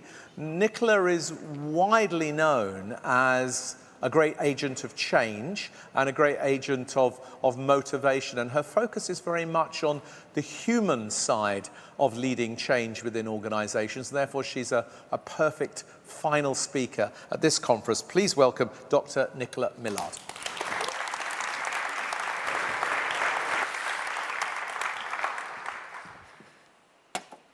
Hello, everybody.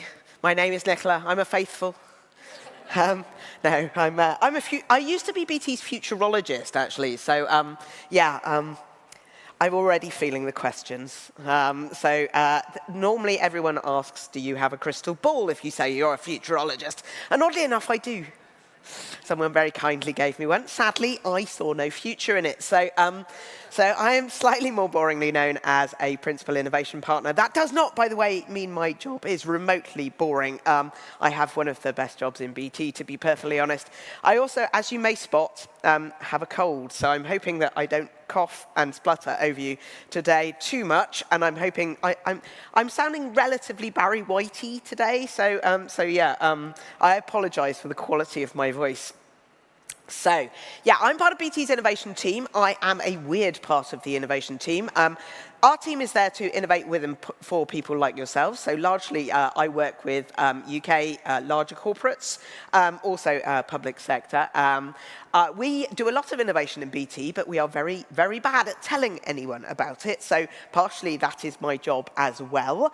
But as you would expect with BT, a lot of our innovation team are deeply into things like networks and cloud and tech. And I always say I'm half a technologist, and I'm never terribly sure which half exactly, whether it's the slightly boring half or the half that should... I look as if I should be selling ice cream, I think, with this particular waistcoat. But whichever half it is not, I am actually a psychologist by background. And I always claim I look at the most disruptive part of innovation, which is, of course, not the technology at all. It's us, because unless we embrace it and use it, it's a little bit rubbish. So that is my role.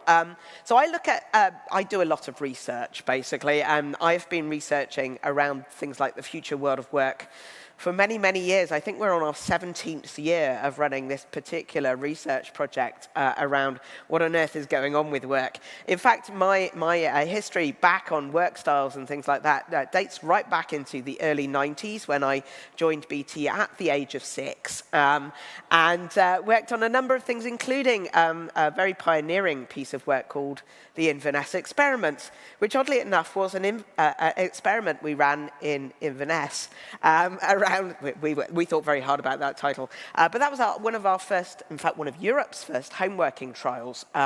So it was a technology experiment, to be perfectly honest. We just tried to figure out whether the tech would support things like home working. I was a very, very small cog in the machine there, looking at the psychology, making sure that people did not go mad whilst working from home. And by the way, they didn't back in the 90s, but in the 90s we did not have wonderful things like 5G, or indeed Wi-Fi, or indeed the internet. So we had to dig people's front gardens up in order to get them working from their homes, which meant that it was way too expensive to do back in the 90s.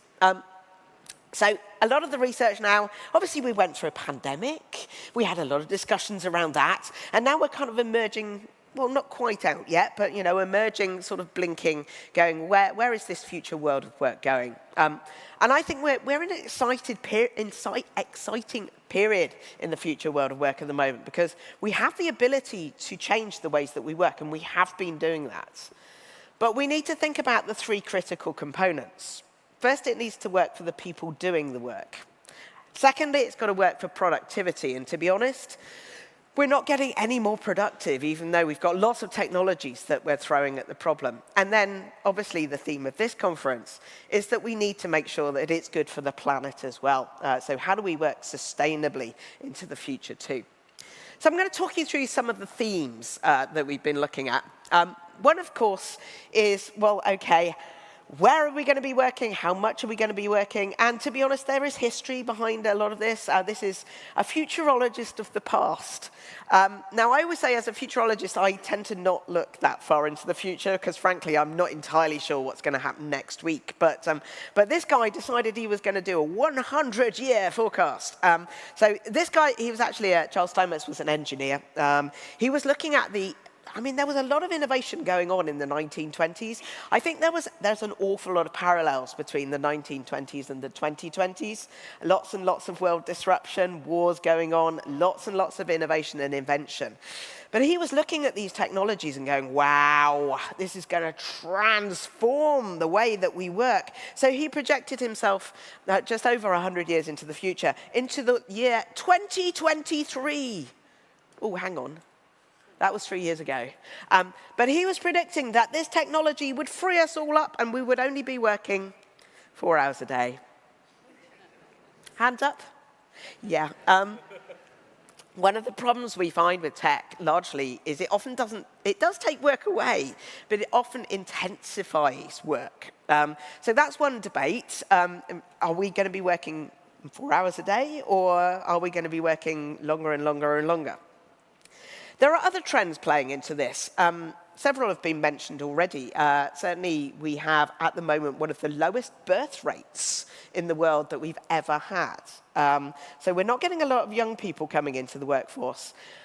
And we also simultaneously have the baby boomers, the implication is in the name, there's a lot of them, trying to retire.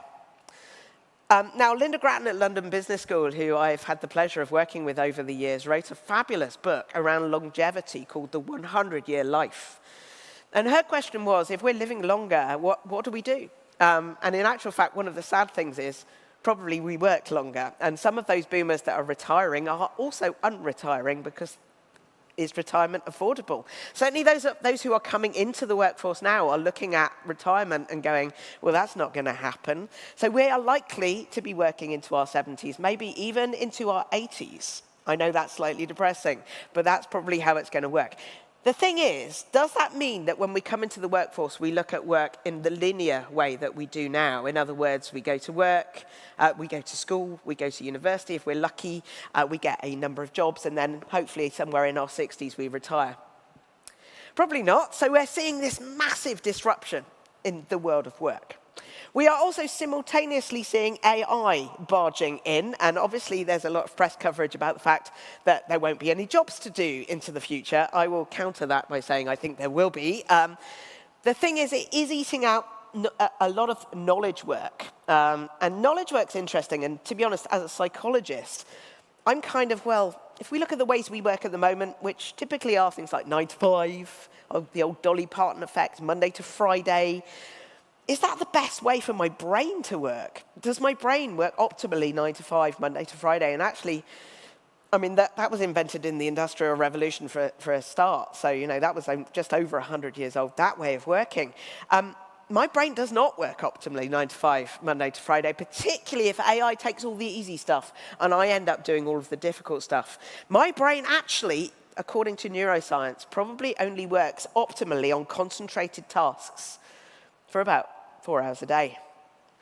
So that's why I keep this quote up, because do we need to rethink fundamentally how we work? The trouble is the conversation mostly at the moment is about how many days am I going to be in an office? I'm very bored with this, but I will go through it. Yes, people are coming back to offices, not to the extent that some of the press, again, would claim.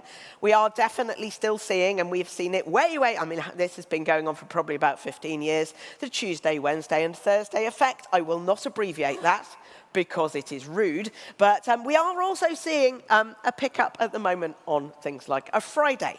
Now, if you've got this data, certainly from a sustainability perspective, what do you do with it? So certainly in BT, we have these lovely new, very carbon efficient buildings that are mostly empty on a Friday.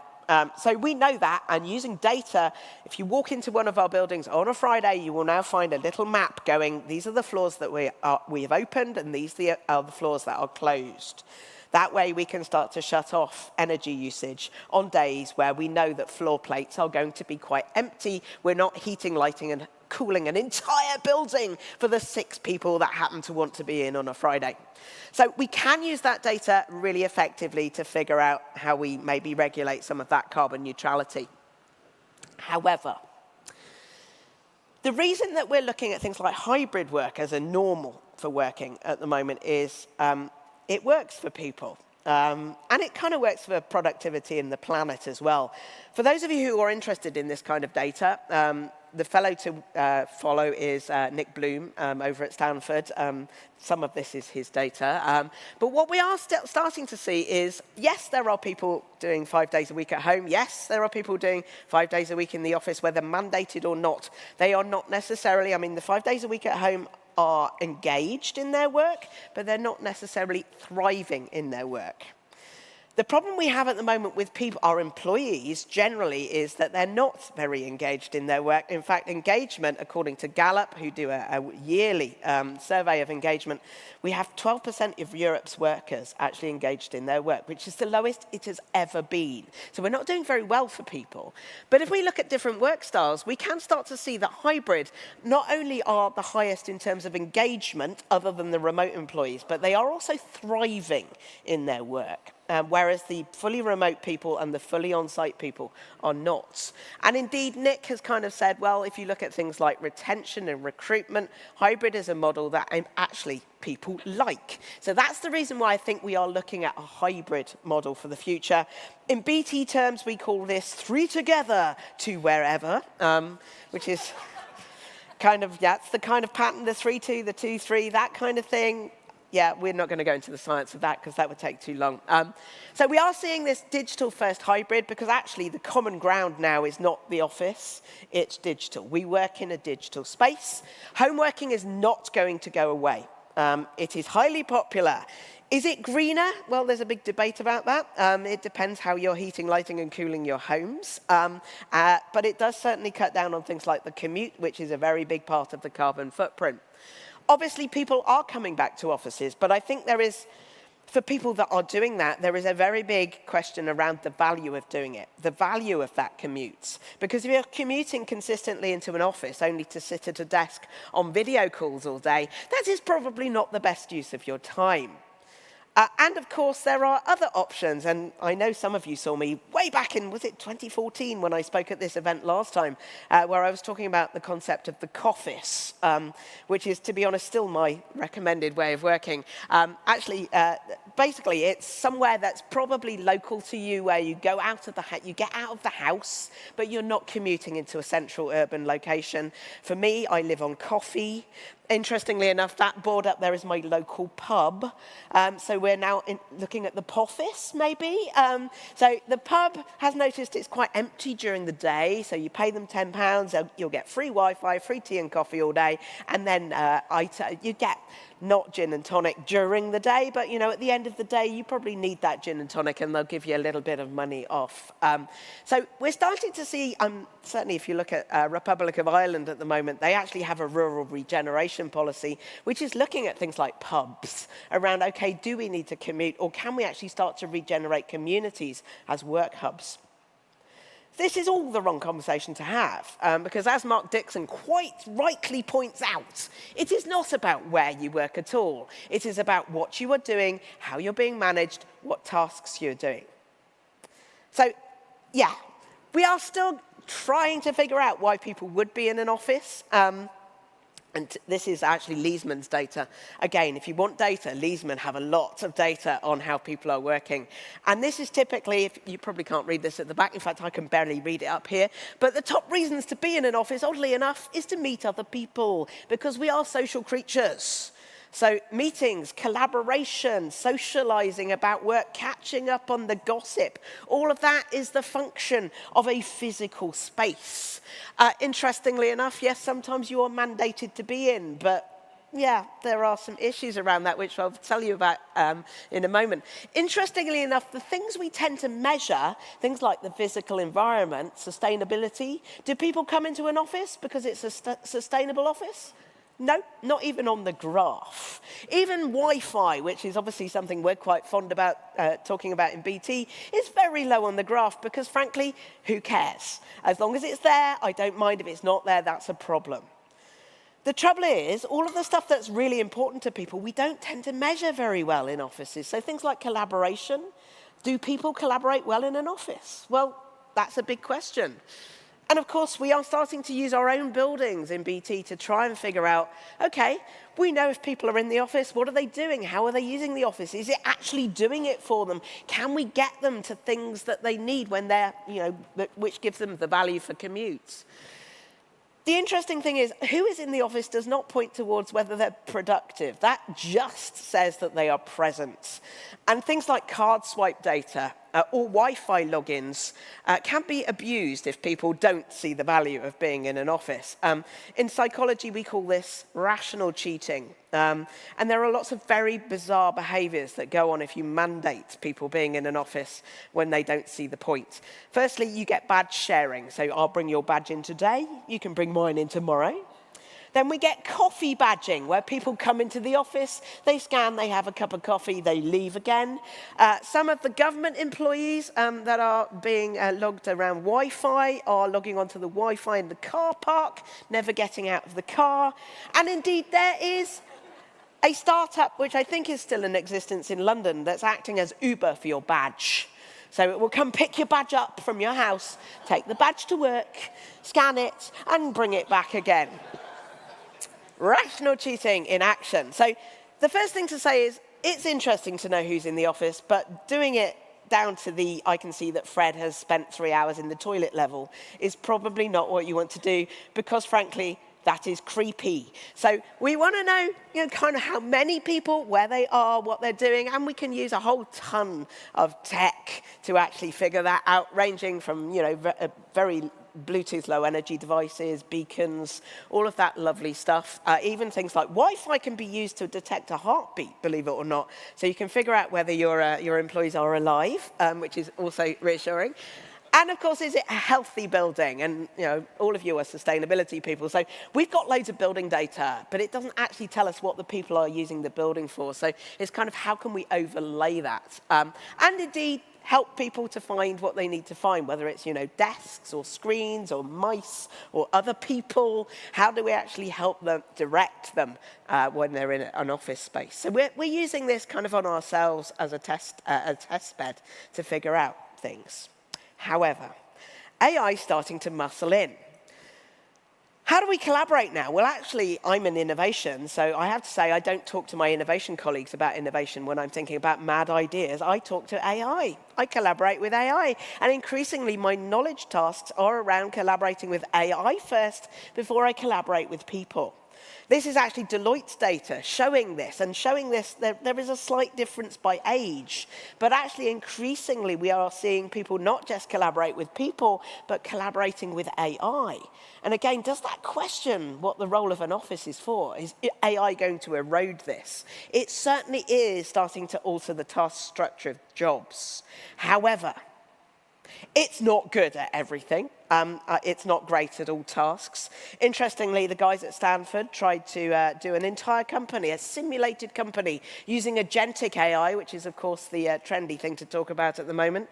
For those of you who do not know what an agentic AI is, I keep saying it's like ChatGPT that can do stuff. It's a large language model that can execute things in the background, whether that's managing your email inbox, rather badly, it has to be said, on the basis of what we're seeing so far, or indeed booking your holiday. Now, they simulated an entire company with agents just to see how many tasks these AI agents could complete without human intervention.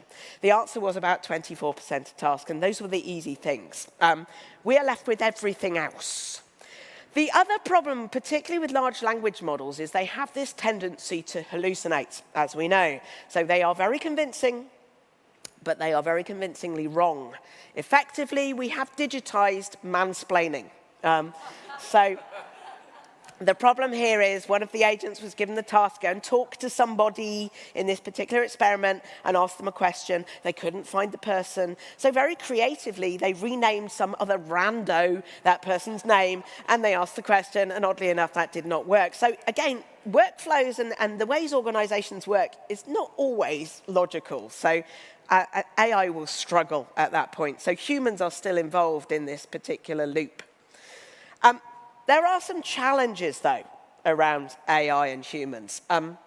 As Dan Kahneman puts very well, the late, great Dan Kahneman, thinking is to humans as swimming is to cats. They can do it, but they prefer not to. So our brains are incredible, but they are inclined to be a little tiny bit lazy. And there are some issues around this, around how do we follow AI or not. The one that worries me a lot is metacognitive laziness. This is also often known as the Google Maps effect. Also, basically, if you've ever been in a car and you've ended up in a river, or indeed lorry drivers. I was watching a lorry driver the other day going down a street that basically was going to get stuck. So the thing is, we tend to override, in fact, our eyes are pointless. We're in some other universe. We're just following a line. And that gets us into trouble, because if we just follow a line blindly, we do end up in a river. And that worries me, because the more that we outsource to AI, the more likely it is that we're going to, firstly, forget what we're doing, but not actually use the evidence of our eyes. There is also the fact that we're eroding experience.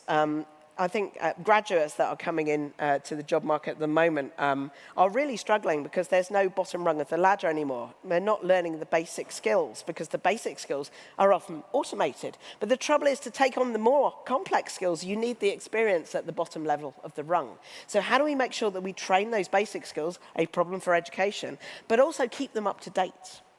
Vibe coding is a thing at the moment where I don't need to know how to code anymore. I can just speak English and it generates code at the back. Some of my coding colleagues question that this code is very good, but they know what they're doing. The trouble is, if we generate bad code, the AI then learns all of that bad code and generates more bad code, and that is the general silage problem that we find out with AI. It generates rubbish sometimes, and then it learns from that rubbish, and then it doesn't get as good as it should be. So there is a real problem around how do we use human judgment to quality control a lot of this. Strategic thinking and quality control are the two things we really need as skills into the future. Cognitive offloading is another one. There was a very scary paper written by MIT last year called Your Brain on ChatGPT. And it's kind of obvious that if we use AI to write something, we don't actually understand what's been written. And they proved this, that we offload a ton of stuff to AI, like writing a document, and then send it to somebody who probably also doesn't read the document but uses AI to summarize the document. Basically, there's no understanding here at all. Again, our brains are being lazy. Now, I have to say our brains are brilliant. But to learn, we need friction. And I think that's one of the things that we need to think about as we construct jobs into the future is how do we create friction, sufficient friction, that we learn skills and retain skills without outsourcing all of those skills to AI. And then, of course, everyone knows this. The elephant in the room is AI is not great for the planet. We have data centers eating up all the energy and water in the world. What's the solution to this? Well, there's lots of them, whether putting data centers on the moon or under the sea. Indeed, building mini nuclear power stations on data centers has been suggested. More efficient chips. There is something called neuromorphic computing coming along in the academic field, based on the fact that our brains are remarkable. They typically use about the energy consumption of an average light bulb per day, and yet they compute a ton of stuff that AI obviously exceeds, but often the AI's energy consumption exceeds. So neuromorphic computing is trying to more effectively simulate the brain to use a lot less power. But as AI consumption goes up, the power consumption goes up. And those mini nukes are not going to be in place instantly. It's going to take probably at least 10 years to put a data center on the moon. So we need to be really careful here. I keep saying I'm less worried about the Terminator. I'm more worried about people destroying the Earth by generating endless cat memes. So we need to think maybe before we AI as well around that data coverage. I think this is less about automation. I think it's much more about augmentation. Now, if Albert Einstein is right, and I don't know if Albert Einstein actually said this or whether a large language model actually hallucinated it, but he's quite right. Technology, AI, makes us incredibly fast. Doesn't make us right. It makes us fast. Humans are slow, but we can be quite brilliant given the opportunity. So how do we make sure that we can work together?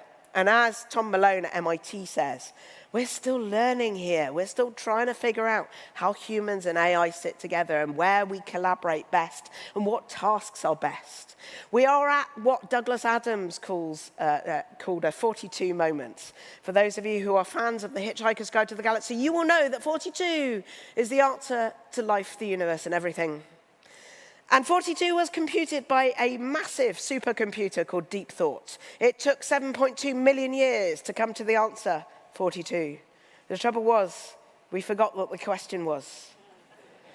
Now, if the answer's AI, what's the question? I think that's something that we really need to think about as we go into the future. I'm an optimist, I must confess. I think that humans and AI could be really, really powerful together. There are some slightly more pessimistic things, and energy and sustainability is certainly one of them. But how do we harness this technology to make us super-powered? Thank you for listening.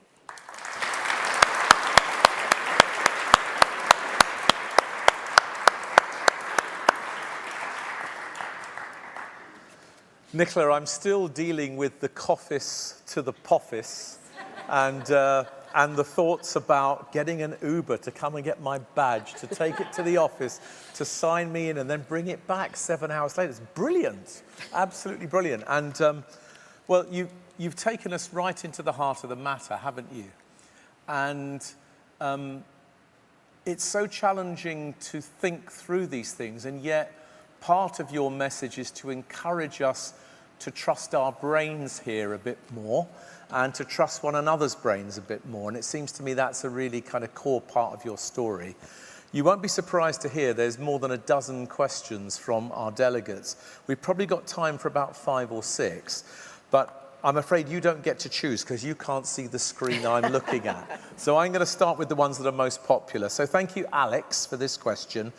Does being more productive have meaning when it often actively conflicts with people's well-being?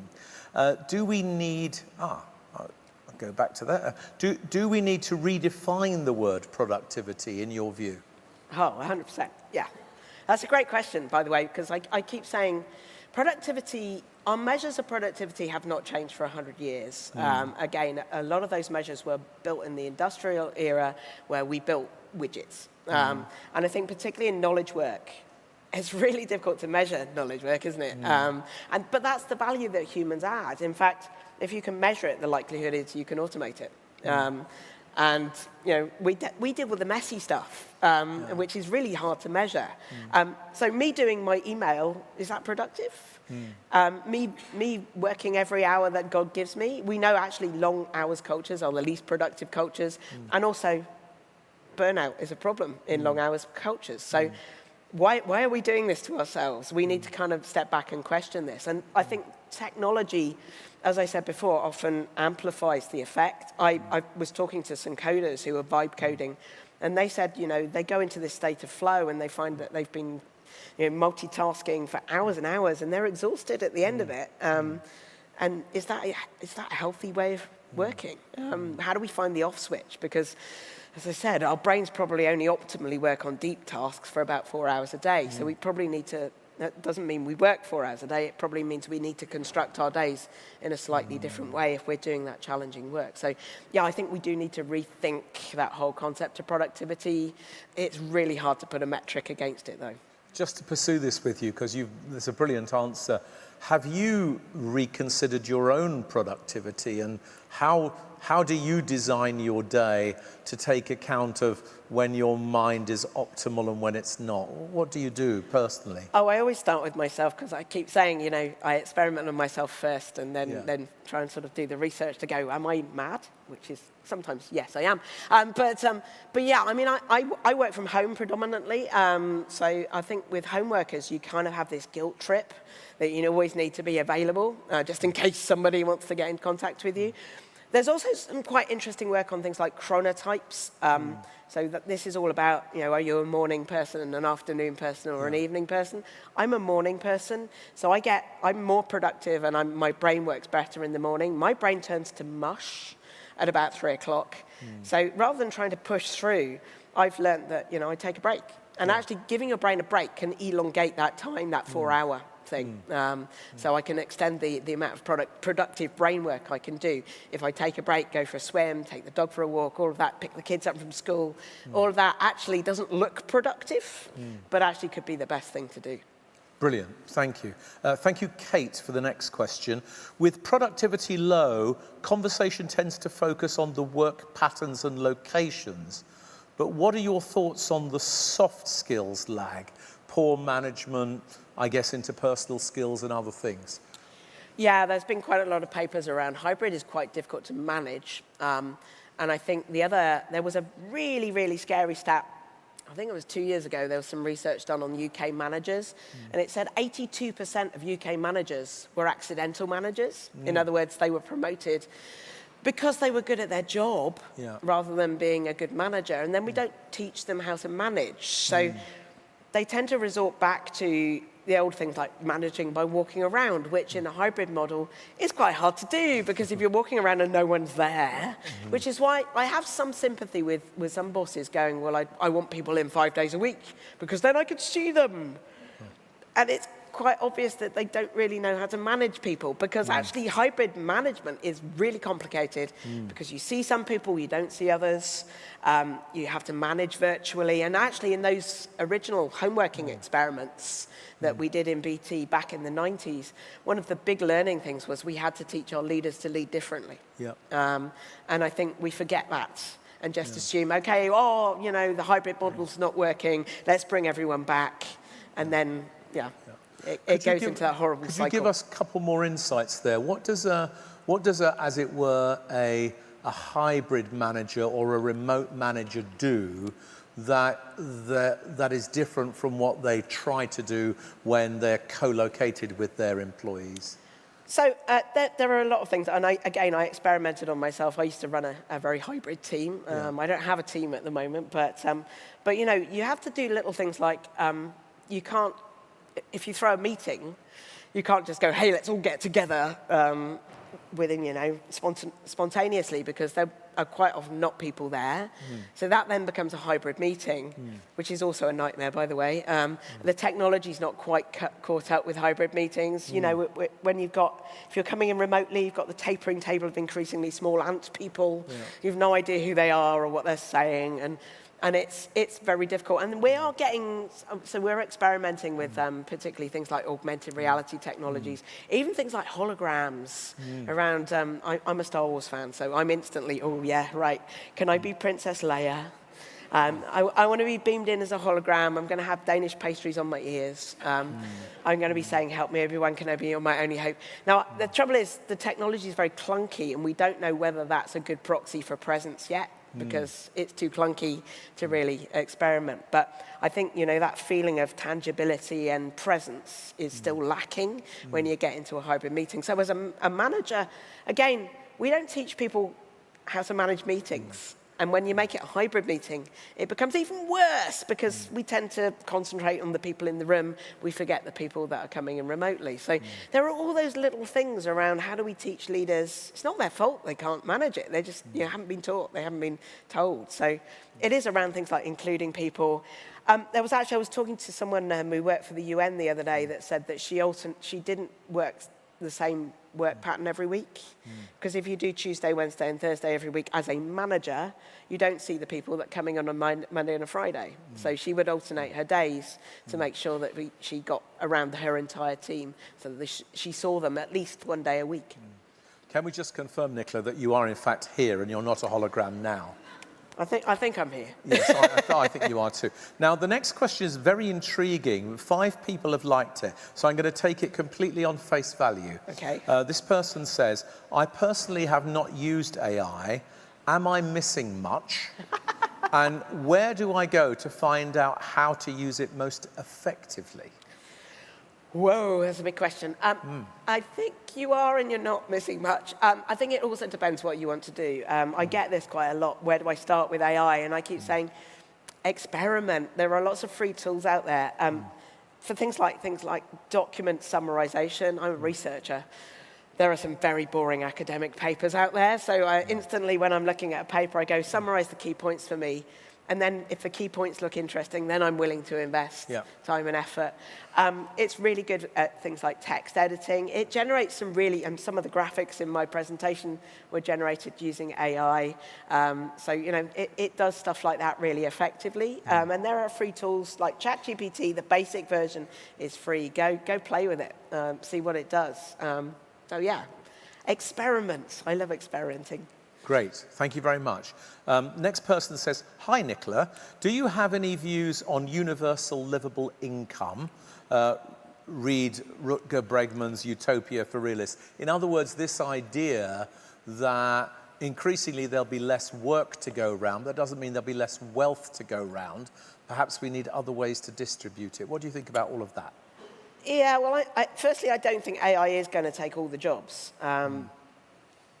Because it undermines the entire economies and we get social dysfunction and all sorts of horrible things. It widens the wealth gap. So, I mean, I have mixed feelings around universal basic income. Interestingly, Ireland are just, they're doing some interesting things in Ireland, but they're just experimenting with universal basic income for artists. And I think for that sort of thing, that could be incredible. And if we just look at the incredible artists that are coming out of the island of Ireland at the moment, we can see that that actually can be significant in terms of generating wealth. But my PhD was in motivation. I think our purpose in life is often purpose is one of those big key kind of foundations of motivation, that if we don't have purpose, we have a problem.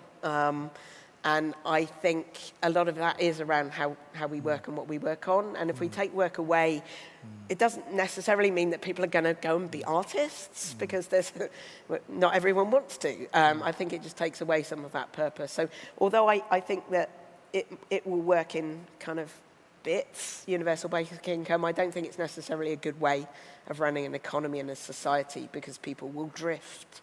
And also I think people are very creative, that if AI automates out jobs, there will be other jobs that will create new work. I'm a big fan of science fiction. One of the most intriguing movies out there is one called Her, which stars Joaquin Phoenix. It's a very strange film, but his occupation is writing handwritten letters.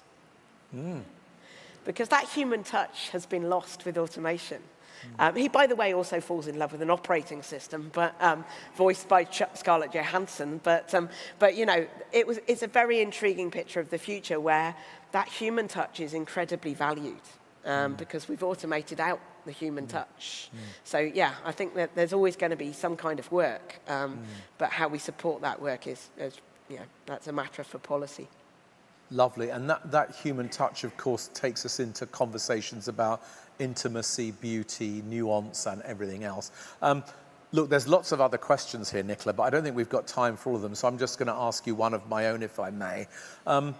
When you look ahead over the next couple of years, what are the key sort of moments you're looking for to tell you which journey we're on in the way you've been describing some of the choices that we face? How will you know if things are broadly going right or broadly going wrong? What's right and wrong is a big question. Yeah, but from your point of view. I mean, I just focus in on those three themes that we're doing. Is this working for the people doing work? Is this actually improving productivity? And then obviously that key climate challenge that we all have. Focusing in on those three things, I guess that could be, is it going right? And if the figures in terms of engagement are going down as they are at the moment, that's bad. Yeah. If productivity is going down, it's kind of very stagnant at the moment. That's also not good. And obviously, if the climate figures are getting worse, which they seem to be at the moment, that's not the right trajectory either. So I'm a data-driven person. That's kind of where I'm looking. Yeah, but you're monitoring not just work and technology, you're monitoring society, climate, planet, and everything else, that all the ecosystems that hold us together. Absolutely. Yeah. Ladies and gentlemen, let's give a big, warm round of applause for Nicola. Thank you. Thank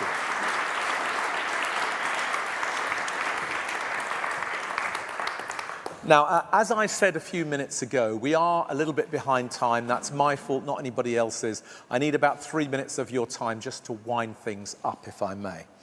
Firstly, a request from the Glasgow Chamber of Commerce team who've been hosting us here today. There is a survey going around, which is not a survey on have you enjoyed today. It's a survey on what you really think about lots of those issues. We would love you to complete that survey. You will see on the screens during lunch and hopefully soon the QR code to join the survey. We're creating our own unique data here, and you're part of that. So please do contribute to that. We'd really appreciate that if you did.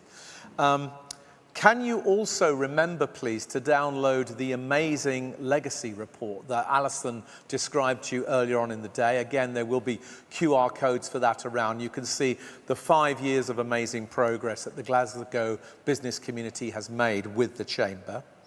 There are a number of Chamber of Commerce colleagues who are here, who will be around during lunch, before and after, and they're very friendly people, so they'd love to talk to you. If you've got things you'd like to say or things you'd like to do to them, do with them, that would be great.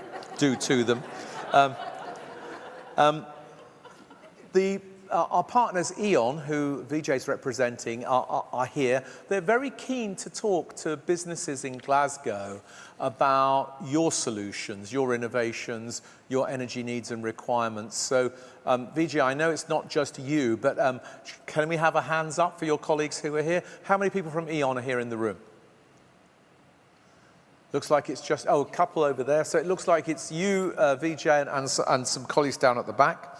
Our caterers, Nomad, are off to the Highlands, as we said earlier, to feed the traitors tonight, but they have made a gorgeous lunch for us, and I hope you'll enjoy it. And that also allows me to say a big thank you to Dishoom, who've been providing the beverages during the break, especially for anyone who likes the chai latte. That's Dishoom. Thank you very much, Dishoom. So that, I think, is all of the notes I need to tell you. Let me just try to close the conference then and say I've got 2 lists of 10 for you.